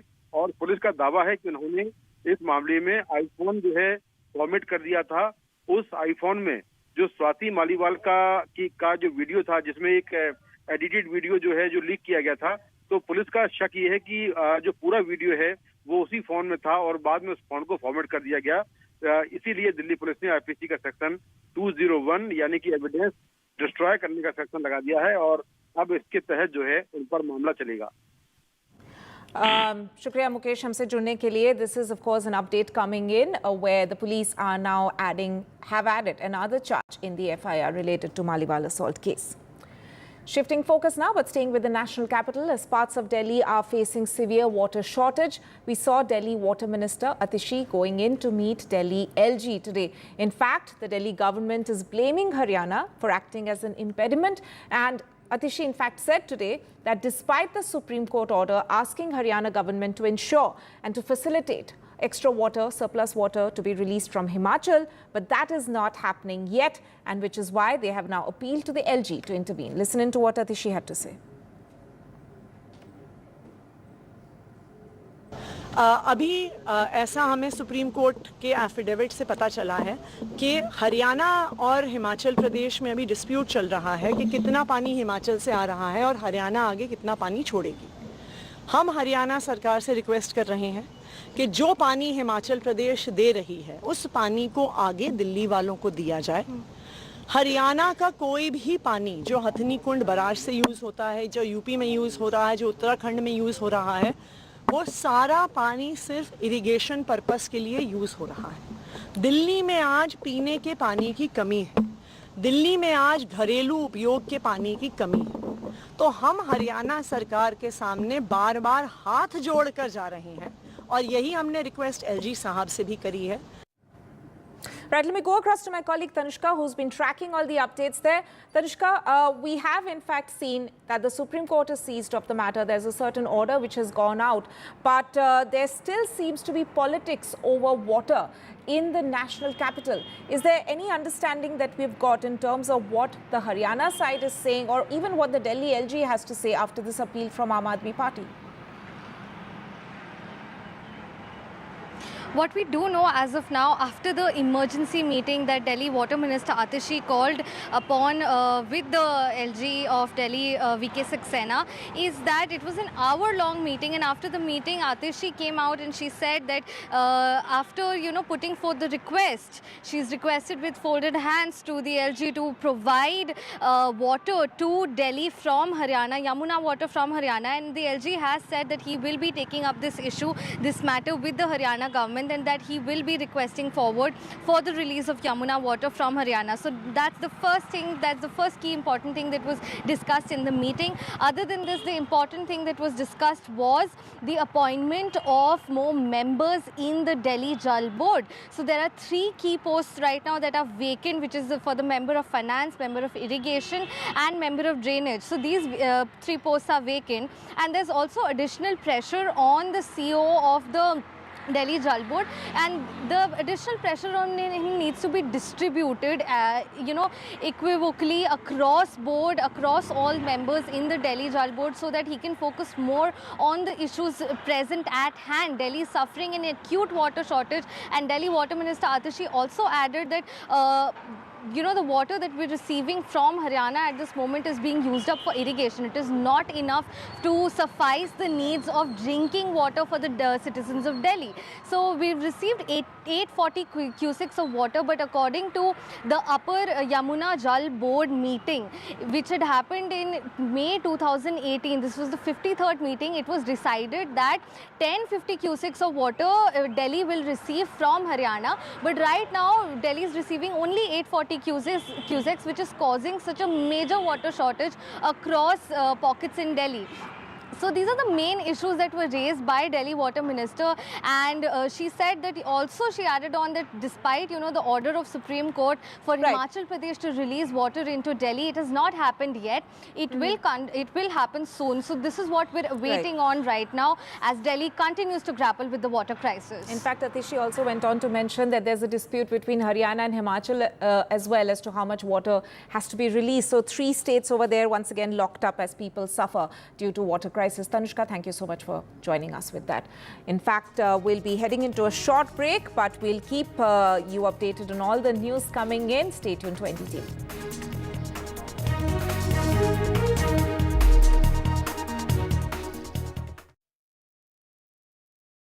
Stay informed and entertained with the new and updated NDTV News app. You can watch all our channels live, listen to podcasts, read breaking and exclusive news from around the world and more. Download the NDTV app today and get access to the best journalism and storytelling on your smartphone or tablet. The NDTV app. News that matters to you.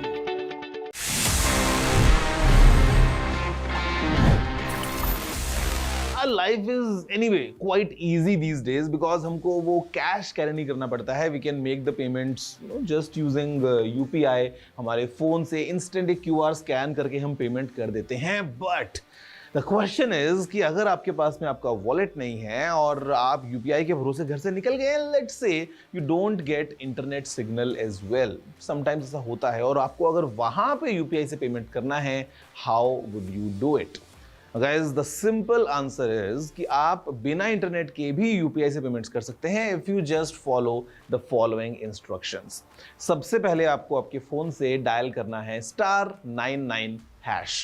जी हाँ, ये कुछ ऐसा ही है जो पहले हम dial करते थे *123#, *121#, for all our balance check inquiries. तो जब आप इस नंबर को डायल करते हैं उसके बाद you can follow the prompts और आप जिसको भी पैसा भेजना चाहते हैं उसका UPI ID या फिर मोबाइल नंबर एंटर करने के बाद अपना UPI पिन साथ में ऐड करके पेमेंट कर सकते हैं even while you are offline. It simply means that it's functional and it's secure as well क्योंकि आपको आपका UPI पिन यूज करना होता है. So next time you're in the mountains, next time you are stuck.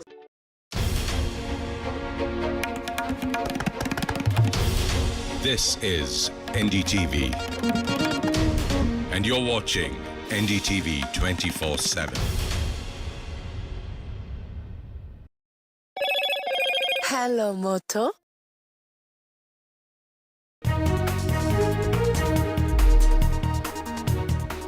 अच्छा.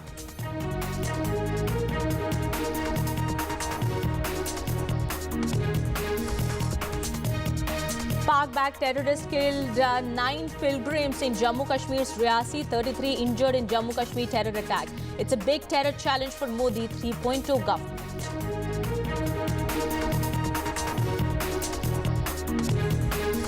PM Modi begins his third term. Farmers' welfare has been the first order of business. PM has sanctioned 20,000 crore rupees via PM Kisan Nidhi.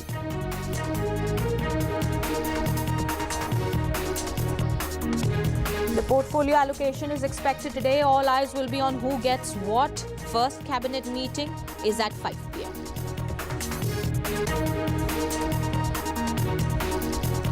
Amid the NEET exam controversy, a fresh petition has been filed in the Supreme Court. The petition says that arbitrary award of compensatory marks has been given in NEET, and this has been a severe loss to hardworking students.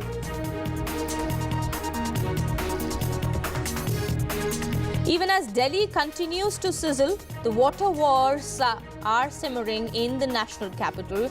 Delhi Water Minister Atishi has met the LG, saying that Haryana is not letting water release despite the Supreme Court order.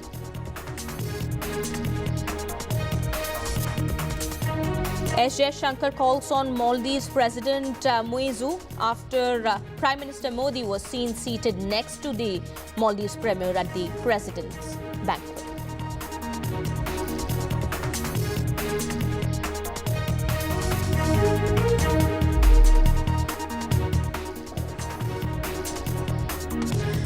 Hello and welcome. You're watching NDTV 24/7. My name is Kitty Behel. We are starting this edition with our top focus. A day after Pak-backed terrorists killed 9 pilgrims in a terror attack in Jammu Kashmir's Reasi, the NIA team is now at the spot, which is tasked with probing the attack. Well, security also has been strengthened in the area. We're learning, and a massive search operation has been launched to hunt down the terrorists.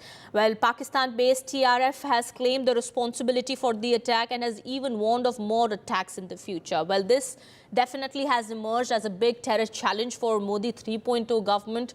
Well, the team of NDTV is also reporting from the site of the Reasi terror attack. My colleague Nazir has been on the ground getting us the latest developments from the ground. But at the moment, we are learning that the situation continues to be tense, and the Pak-backed terror group has claimed the responsibility for this deadly terror attack that took place yesterday. 9 pilgrims have died and about 33 people are injured in this terror attack. They are in the hospitals admitted with serious injuries as well, some of them, and at the moment we are learning the security has been heightened in the area, and the NIA team also is at the spot probing the attack. My colleague Nazir also joins us on the broadcast, getting us more on that. Nazir, we do understand that there have been protests also on the ground with locals demanding accountability and the locals asking for the authorities to act swiftly. Well, a Pak-backed organization TRF has also claimed the responsibility for this attack, and this definitely seems to be emerging as a major challenge for the new Modi government at this point in time. Some reports that TRF, which is a front for the Lashkar, has claimed responsibility, but there has not been any confirmation by the police authorities or the security forces if they are involved in this thing. What we have, security forces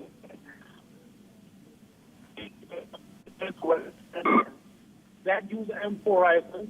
Clearly, it has the footprint of the attacks which have been carried out in the past. But what our sources tell us that this appears to be, well coordinated attack. Given the fact that it is very, very crucial. It coincides with the swearing ceremony of Prime Minister Narendra Modi, right, but also the upcoming Amarnath Yatra in Kashmir, which always remains the biggest security challenge for the security force and the government. But having this kind of, attack where 9 innocent Yatris have been killed, 33 others are injured. What was their fault? They have come here to just, perform darshan of the holy cave shrine, and also, go to Mata Vaishno Devi also from darshan. All right. So, Nazir will come back to you in just a bit. We'll try and reconnect with you in just a bit. Meanwhile, that is the latest that we are picking at this point in time. We're learning a massive search operation is also underway at this point in time, where in the Reasi area, where terrorists had targeted this bus full with pilgrims yesterday. The bus had plunged into a gorge and it killed 9 pilgrims who were traveling in the bus and injured 33 passengers. We are learning 2 to 3 Pakistani terrorists are believed to be involved in the attack, with the Pak-based TRF now claiming the responsibility. Well, we are also learning at this point in time what sources are telling us, that the terrorists could be hiding in the upper reaches of Rajouri, Reasi and Poonch. However, we'll try and get more information about that in just a bit. Well, survivors of the attack also have described the attack. One of them we had spoken to had said that there was indiscriminate firing on the bus and it did not even stop after the bus had fallen into the gorge. Listen into what they had to say. UP से आया हूँ और शिवखोड़ी के दर्शन के लिए गया था, और दर्शन करके वापस हम लोग आ रहे थे। 2-3 किलोमीटर बस चली होगी, उसके बाद जो है सामने से हमारे फायर होने लगा और तब से फायर चलता रहा और बस हमारी जो है थोड़ी सी आगे जाकर खाई में पलट गई। 5-6 राउंड गिरने के बाद एक बड़ा पत्थर में जो है बस फंस गया और रुक गया, और सभी लोग जो है छोटी लोग हैं, उसमें कोई पड़ा था बेसुध, कोई इधर, कोई बाहर, कोई बस में, और सभी लोगों को एकदम जो है चोट लगा हुआ था। हमने अपने कॉम्बिंग ऑपरेशन पूरे एरिया में जारी रखा हुआ है। ये लगभग 6 बजे के करीब एक यात्री बस जो है वो शिवखोड़ी से दर्शन करके टुवर्ड्स रियासी जा रही थी, तो उसी बीच इसी स्पॉट पे मिलिटेंट्स ने बस के ऊपर फायर किया। वो फायर करते ही driver loss control of the bus और फिर वो नीचे खाई में जाके बस गिरी। उसके बाद वो लोग यहाँ से फरार हो गए और JNK पुलिस साथ में सिविल्स लोकल सिविलियंस ने उनको रेस्क्यू करने में मदद की। बाय Q8 रेस्क्यू ऑपरेशन जो है वो कंप्लीट कर लिया गया। 9 people are reportedly they are feared dead and 33 were injured. All right, we also have my colleague Nazir also now joining us on the broadcast. He's been on the ground tracking the situation. The situation we do understand remains to be tense at the moment with the terror attack taking place in Reasi yesterday. 9 innocent lives have been lost. There are more than 30 who are injured. My colleague Nazir here on the ground. Nazir, we do understand there have been protests also taking place with people asking for swift action from authorities. What is happening now? What more can you tell us? Well, people are angry and genuinely so when innocent people, yatris who come from different parts of the country for darshan here and they are targeted like this. And they are more angry because this is the area which was free from militants, any sort of violence. It has become increasingly a theatre of militancy in Jammu and Kashmir. We have seen since October 2021 there have been series of attacks on armed forces. There have been attacks on civilians. There have been attacks on now the yatris. But the challenge for the security force is, look at these mountains and the forests. Dense forests here. So getting militants taking shelter in these forests and they having natural caves, which provide perfect shelter to militants. And they are all believed to be Pakistani, who are well trained, motivated to carry out these attacks. But nobody has thought that they would stoop to this level to target innocent yatris.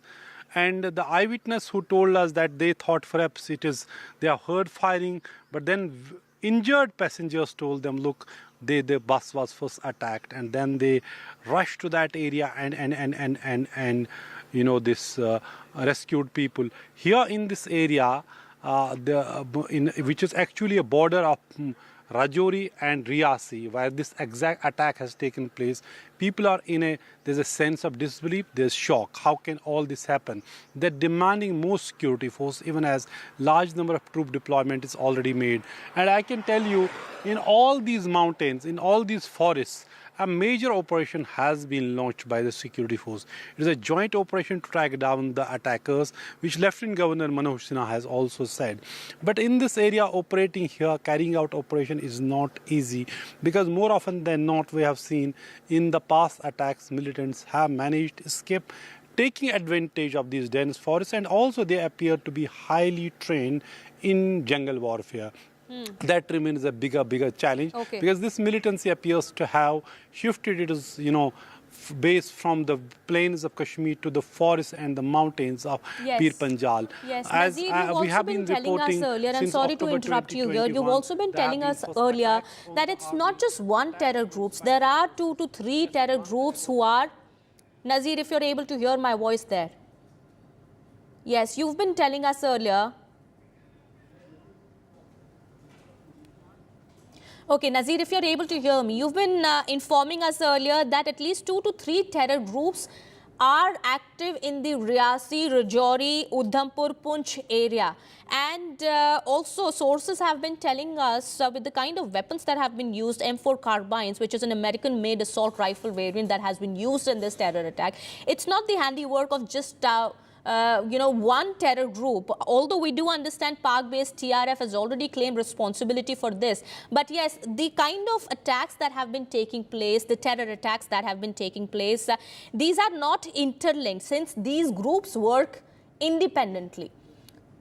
Nazir, we'll try and connect with Nazir in just a moment. All right, we are getting this information at this point in time. The latest that we are getting at the moment is that the NIA team is on the spot, which is probing the attack. It is trying to assess the situation, and a major search operation is also underway in Jammu Kashmir's Reasi. Let me go back to Nazir here. Nazir, as you've been telling us about the location of this area, about how there are about 2 to 3 terror groups who are still operative, in the Reasi, Udhampur, Poonch, Rajouri area.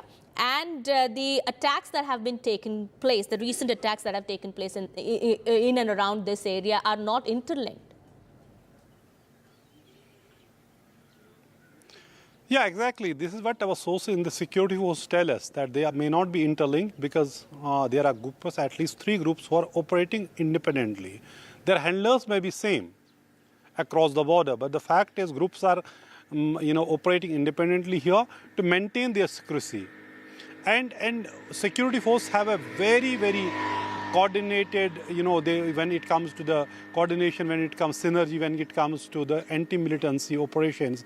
But something is somewhere wrong, because in most of the, but rather in all the attacks which have taken place in this general area of Pir Panjal region, Poonch, Rajouri, and now Reasi and Udhampur, militants have managed to escape. For example, on 28th of April, a village defense guard was killed in Udhampur in an encounter. At least 5 to 6 militants were reportedly seen there, heavily armed, but nobody could be tracked down. In this attack yesterday, after this major attack on the Yatri bus, militants have managed to escape. But as I said, we need to show you the challenge the security forces are facing. When you have to operate in these jungles, behind every tree, behind every bush, there could be an enemy. While the security forces are using the technology, but in these areas, even technology is not working. Even we are finding it difficult to get our phone connected with the office, with you, to organize, manage this broadcast. So there are challenges, actually real challenge. The key is actually the human intelligence. People of this area, when they are on the side of security forces, then things will change. So they have to factor in, government has to factor in what was so different between 2003 or 2004 to 2020, that there was no militancy in the area. What suddenly changed so that this area has become hub of militancy, and the Pakistan is taking advantage of the situation, sending battle-hardened militants to carry out these attacks. And there are fault lines in the area. Last year there was an attack on Hindus here. Just because of their faith or name, they were targeted. 7 people, innocent people, were killed in Dangri village. At least over a dozen were injured. And now another attack because they were Yatris, because who they were. So they have been targeted. That is the bigger challenge, how things are going horribly wrong. But the government is saying that they are, launching coordinated operation. And in these forests, let me show this again. In these forests, a major operation has been launched. Security forces are confident they will track them down sooner than later. But the past experience has not been so encouraging given the topography of this area. Absolutely. All right. Nazir, thank you so much for getting us all those details there. Well, definitely it's a difficult terrain, and this becomes a major challenge now for the new government, which has been just sworn in yesterday. The attack taking place on the very same day, Sunday evening was when the attack was reported. Thank you so much, Nazir, for getting us all those details there. Meanwhile, shifting our focus now to Manipur, as the ethnic conflict in Manipur continues with fresh tensions erupted in the Jiribam district. Hundreds had to flee their homes to neighboring Assam for the second time since the conflict began on May 3rd. Last year. Well, security has been tightened in Assam's Lakhipur area in Kachar district, where violence had been reported in Manipur's Jiribam now, which shares border with Lakhipur. As many as 600 people from Manipur from different ethnic communities have taken shelter in their relatives' homes in Lakhipur after violence broke out in Jiribam since June 6 last. ताकि कोई elements आके यहाँ पे लोगों का जो piece है इसको डिस्टर्ब ना सके, उसके लिए हम लगातार कोशिश कर रहे हैं और उसके लिए हम पूरे तैनात हैं। और जो भी इसके लिए कुछ भी ऐसा करने के लिए कोशिश करेगा उसके ऊपर सख्त कार्रवाई होगा, आईनी कार्रवाई होगा। उसके ऊपर हम स्ट्रॉन्ग लॉफुल एक्शन लेने के लिए हम तैयार हैं। माननीय मुख्यमंत्री जी ने इसको लगातार संपर्क में वो हमको इंस्ट्रक्शन दिया है कि यहाँ पे जितने भी लोग अगर कोई उधर से आ रहे हैं तो उसको दे शुड बी हियर, उसका लिस्ट बनाया जाए, कौन कौन लोग आया है, कहाँ से आए हैं, और उसके ऊपर उसको कोई परेशानी ना हो, सिक्योरिटी वाइज उन लोगों का कोई परेशानी ना हो। All right, we'll keep an eye on the situation there. Meanwhile, some more news that we're tracking. The northbound arm of the Mumbai coastal road is set to be open for public from Tuesday. It's getting inaugurated today. Well, the northbound arm will be operational between Marine Drive and vehicular interchange at Haji Ali, which is in Worli. Well, this route will enable travel from Marine Drive towards north to Bhulabhai Desai Marg, Barrister Rajni Patel Chowk and Vatsalabhai Desai Chowk. It will be functional on weekdays from 7 a.m. to 11 p.m. and southbound arm connecting Worli to Marine Drive was just opened in March. It's a 7.58 kilometer coastal road that connects South Mumbai to Worli, as 8 lanes on the surface, and in the tunnel it has 6. My colleague Paras gets us this report. Mumbai में यात्रा करना सबसे मुश्किल कामों में से एक माना जाता है, क्योंकि अगर आप लोकल ट्रेन में जाते हैं तो वहाँ भी लोगों की भारी भीड़ मिलती है, और अगर आप रास्ते से यात्रा कर रहे हैं, सड़क से यात्रा कर रहे हैं, तो भारी ट्रैफिक का सामना करना पड़ता है। और हर रोज़ मुंबईकर इस भारी ट्रैफिक में घंटों घंटों तक फंसे रहते हैं। मुंबई में जब से सबसे महत्वाकांक्षी प्रोजेक्ट कोस्टल रोड की शुरुआत हुई है, तब से जो लोग मरीन लाइन से यात्रा करते हैं या फिर हाजी अली से मरीन लाइन्स तक आते हैं, उनके लिए सुविधा जो है वो ज़्यादा हो गई है। अब इस रास्ते पर जो अंडरग्राउंड टनल है दूसरा, उसको भी कल से आम लोगों के लिए खोल दिया जाएगा। आज इस टनल का उद्घाटन कर लिया गया है। तकरीबन 1 बजे के आसपास महाराष्ट्र के मुख्यमंत्री एकनाथ शिंदे यहां पर पहुंचेंगे, इसको पूर्ण तरीके से जांचेंगे। प्रशिक्षित इंजीनियर्स की टीम भी यहां पर पहुंचेगी और इस पूरे अंडरग्राउंड टनल को जांचेगी, परखेगी, और उसके बाद कल से आम मुंबईकर के लिए ये पूरा अंडरग्राउंड टनल जो है वो खोल दिया जाएगा। तकरीबन 6.5 किलोमीटर का ये पूरा अंडरग्राउंड टनल है, सारी आधुनिक सुविधाओं से लेस है। वहीं अगर तैयारियां देखें तो फूल के साथ इस पूरे एंट्रेंस को सजाया गया है। अब वहीं ये रास्ता जो है वो मरीन ड्राइव के प्रिंसेस स्ट्रीट से लेके हाजी अली तक जाता है। अगर अमूमन आम रास्ते से आप देखें तो तकरीबन आधे पौने घंटे का समय लग जाता है लोगों को मरीन लाइन से हाजी अली तक, वर्ली तक जाने के लिए। अब All right. Well, we have some more news now coming in. We are learning Andhra Pradesh Chief Minister Designate Chandrababu Naidu has reached Vijayawada. Naidu has returned to Vijayawada after the swearing-in ceremony of Prime Minister Modi and his Council of Ministers took place yesterday. And well, we have my colleague Aishwarya Jain also joining us on the broadcast here, getting us more. He's in Vijayawada, reporting from the ground. Well, we do understand that Chandrababu Naidu is back in Vijayawada now. Well, his oath taking will take place later, of course, but he was present here in the national capital for Prime Minister Modi. Well, the BJP, of course, is his alliance partner in the NDA, and now he's back in Vijayawada. We do understand. Well, certainly it was Chandrababu Naidu who attended the swearing-in ceremony of Prime Minister Narendra Modi late evening yesterday in Delhi, and from there he today took a flight, special flight in fact, to Vijayawada. Today we have been told that Chandrababu Naidu had called all the TDP MLAs to his residence. That's an informal meeting that will take place later this evening, and also the allocation of the portfolios is something that Chandrababu Naidu has to decide, and therefore the reason perhaps a crucial meeting with Pawan Kalyan and the Pundeshwari of the Bharatiya Janata Party will also take place with Chandrababu Naidu later this evening, because by tomorrow the final list has to be prepared as to who will take oath along with Chandrababu Naidu on 12th of June at around 11:27 at the venue over here. And certainly on the other side there are a lot to look after, the preparations as well for the swearing-in ceremony of Chandrababu Naidu, because we have been told the central leaders from the Bharatiya Janata Party, including Prime Minister Narendra Modi, is also expected to arrive over here, and looking at that, the preparations need to take place. Chandrababu Naidu, when came at Vijayawada airport, he was welcomed by a huge number of supporters over here, and you know, by late tonight as well, the two TDP ministers yesterday who took oath will be arriving also in Vijayawada because today, remember, there is an all-important NDA meeting this evening as well.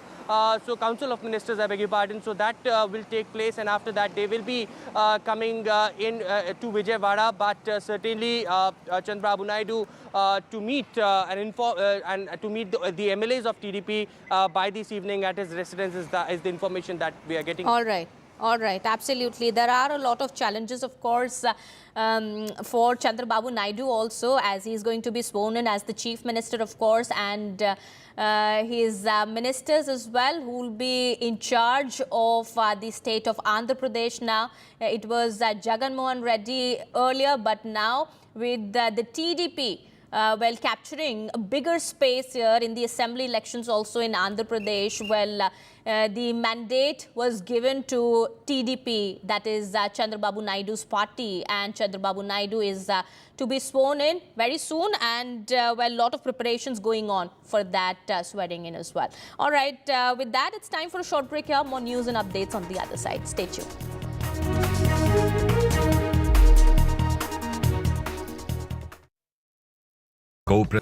Stay informed and entertained with the new and updated NDTV News app. You can watch all our channels live, listen to podcasts, read breaking and exclusive news from around the world and more. Download the NDTV app today and get access to the best journalism and storytelling on your smartphone or tablet. The NDTV app. News that matters to you.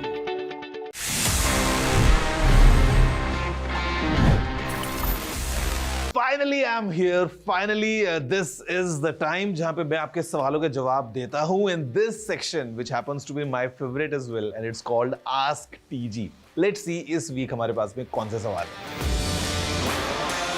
Stay informed and entertained with the new and updated NDTV News app. Stay informed.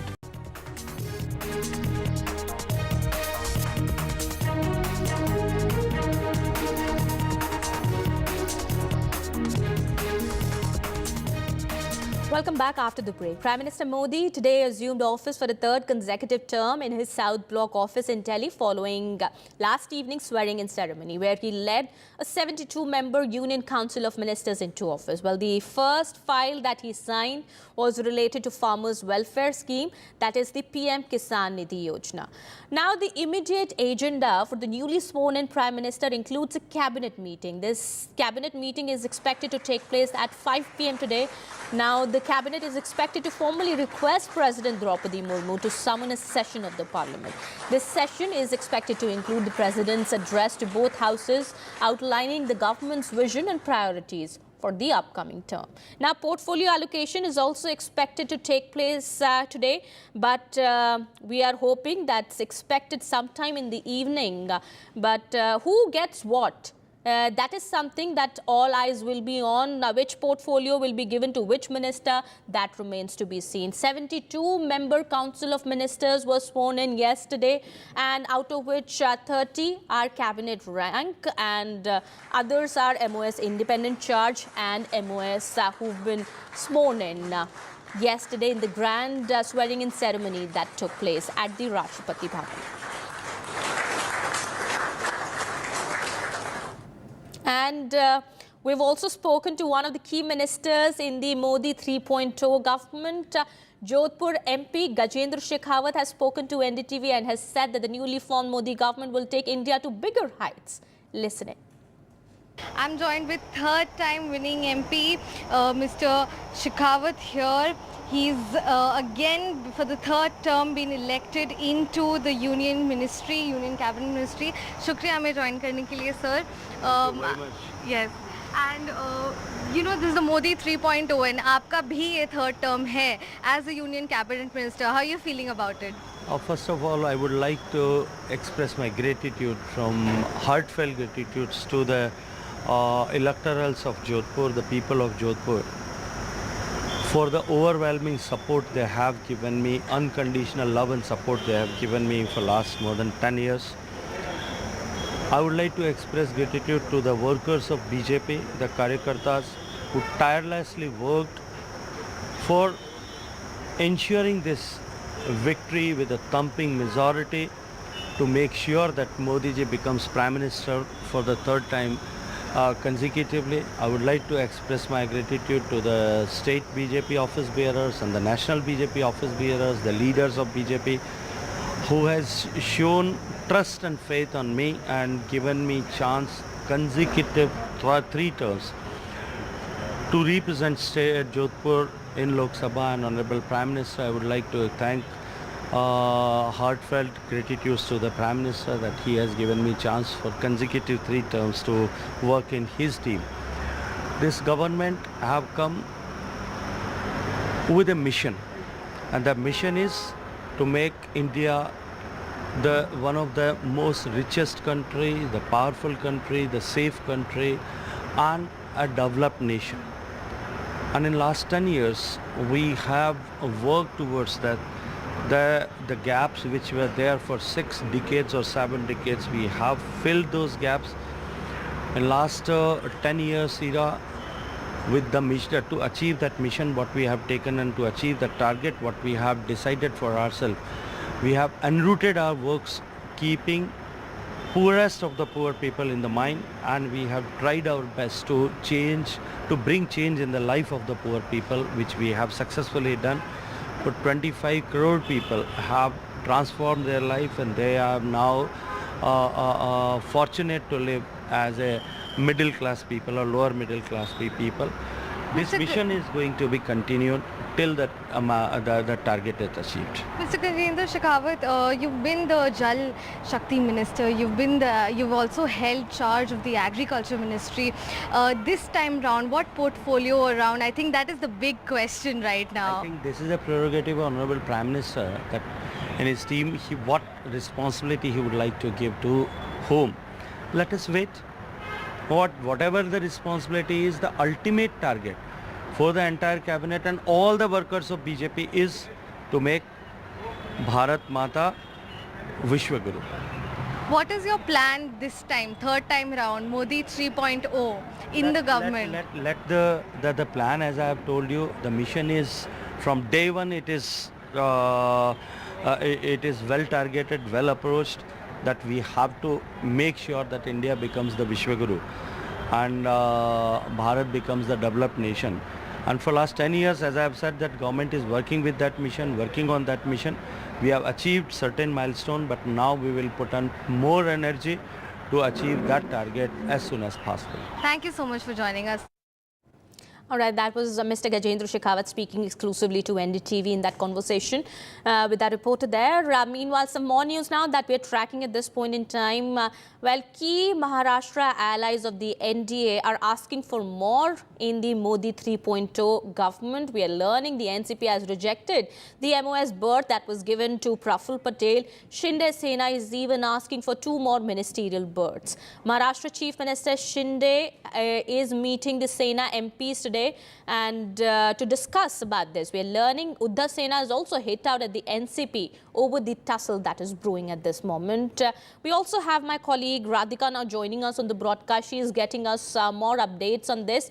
Well, Radhika, what are you learning? We do understand that the Maharashtra allies, both the NCP and the Shinde Sena of the NDA, they're asking for more. They're clearly not happy with what has been given to them. Is there a possibility that the BJP could make more space for them?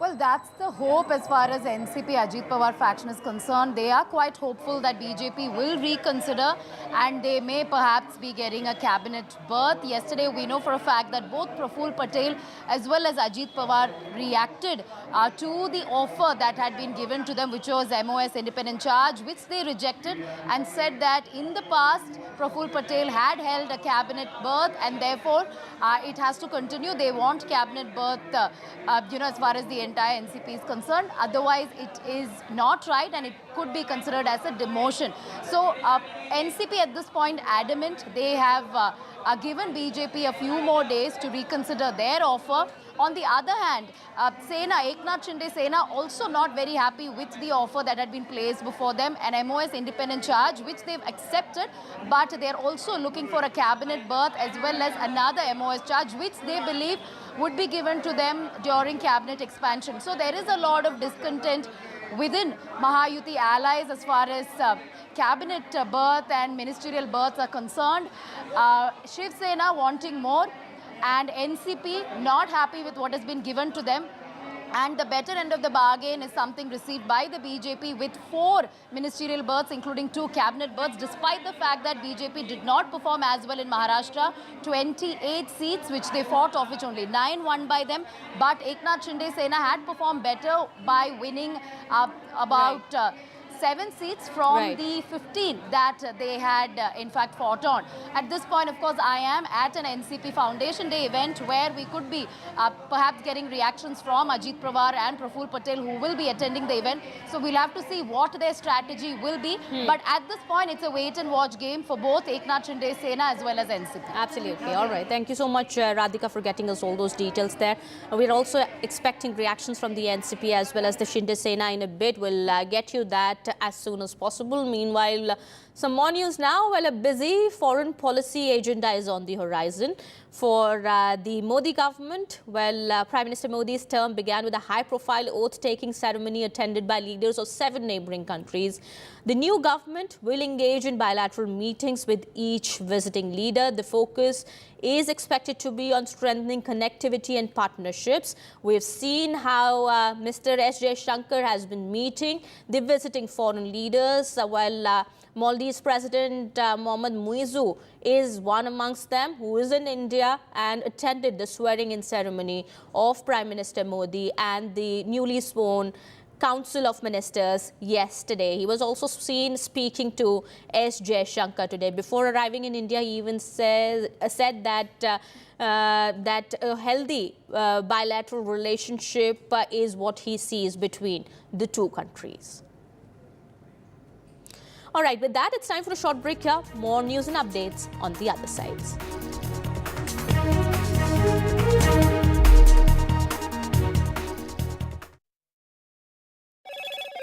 Hello, Moto. Motorola, India's best 5G smartphone brand.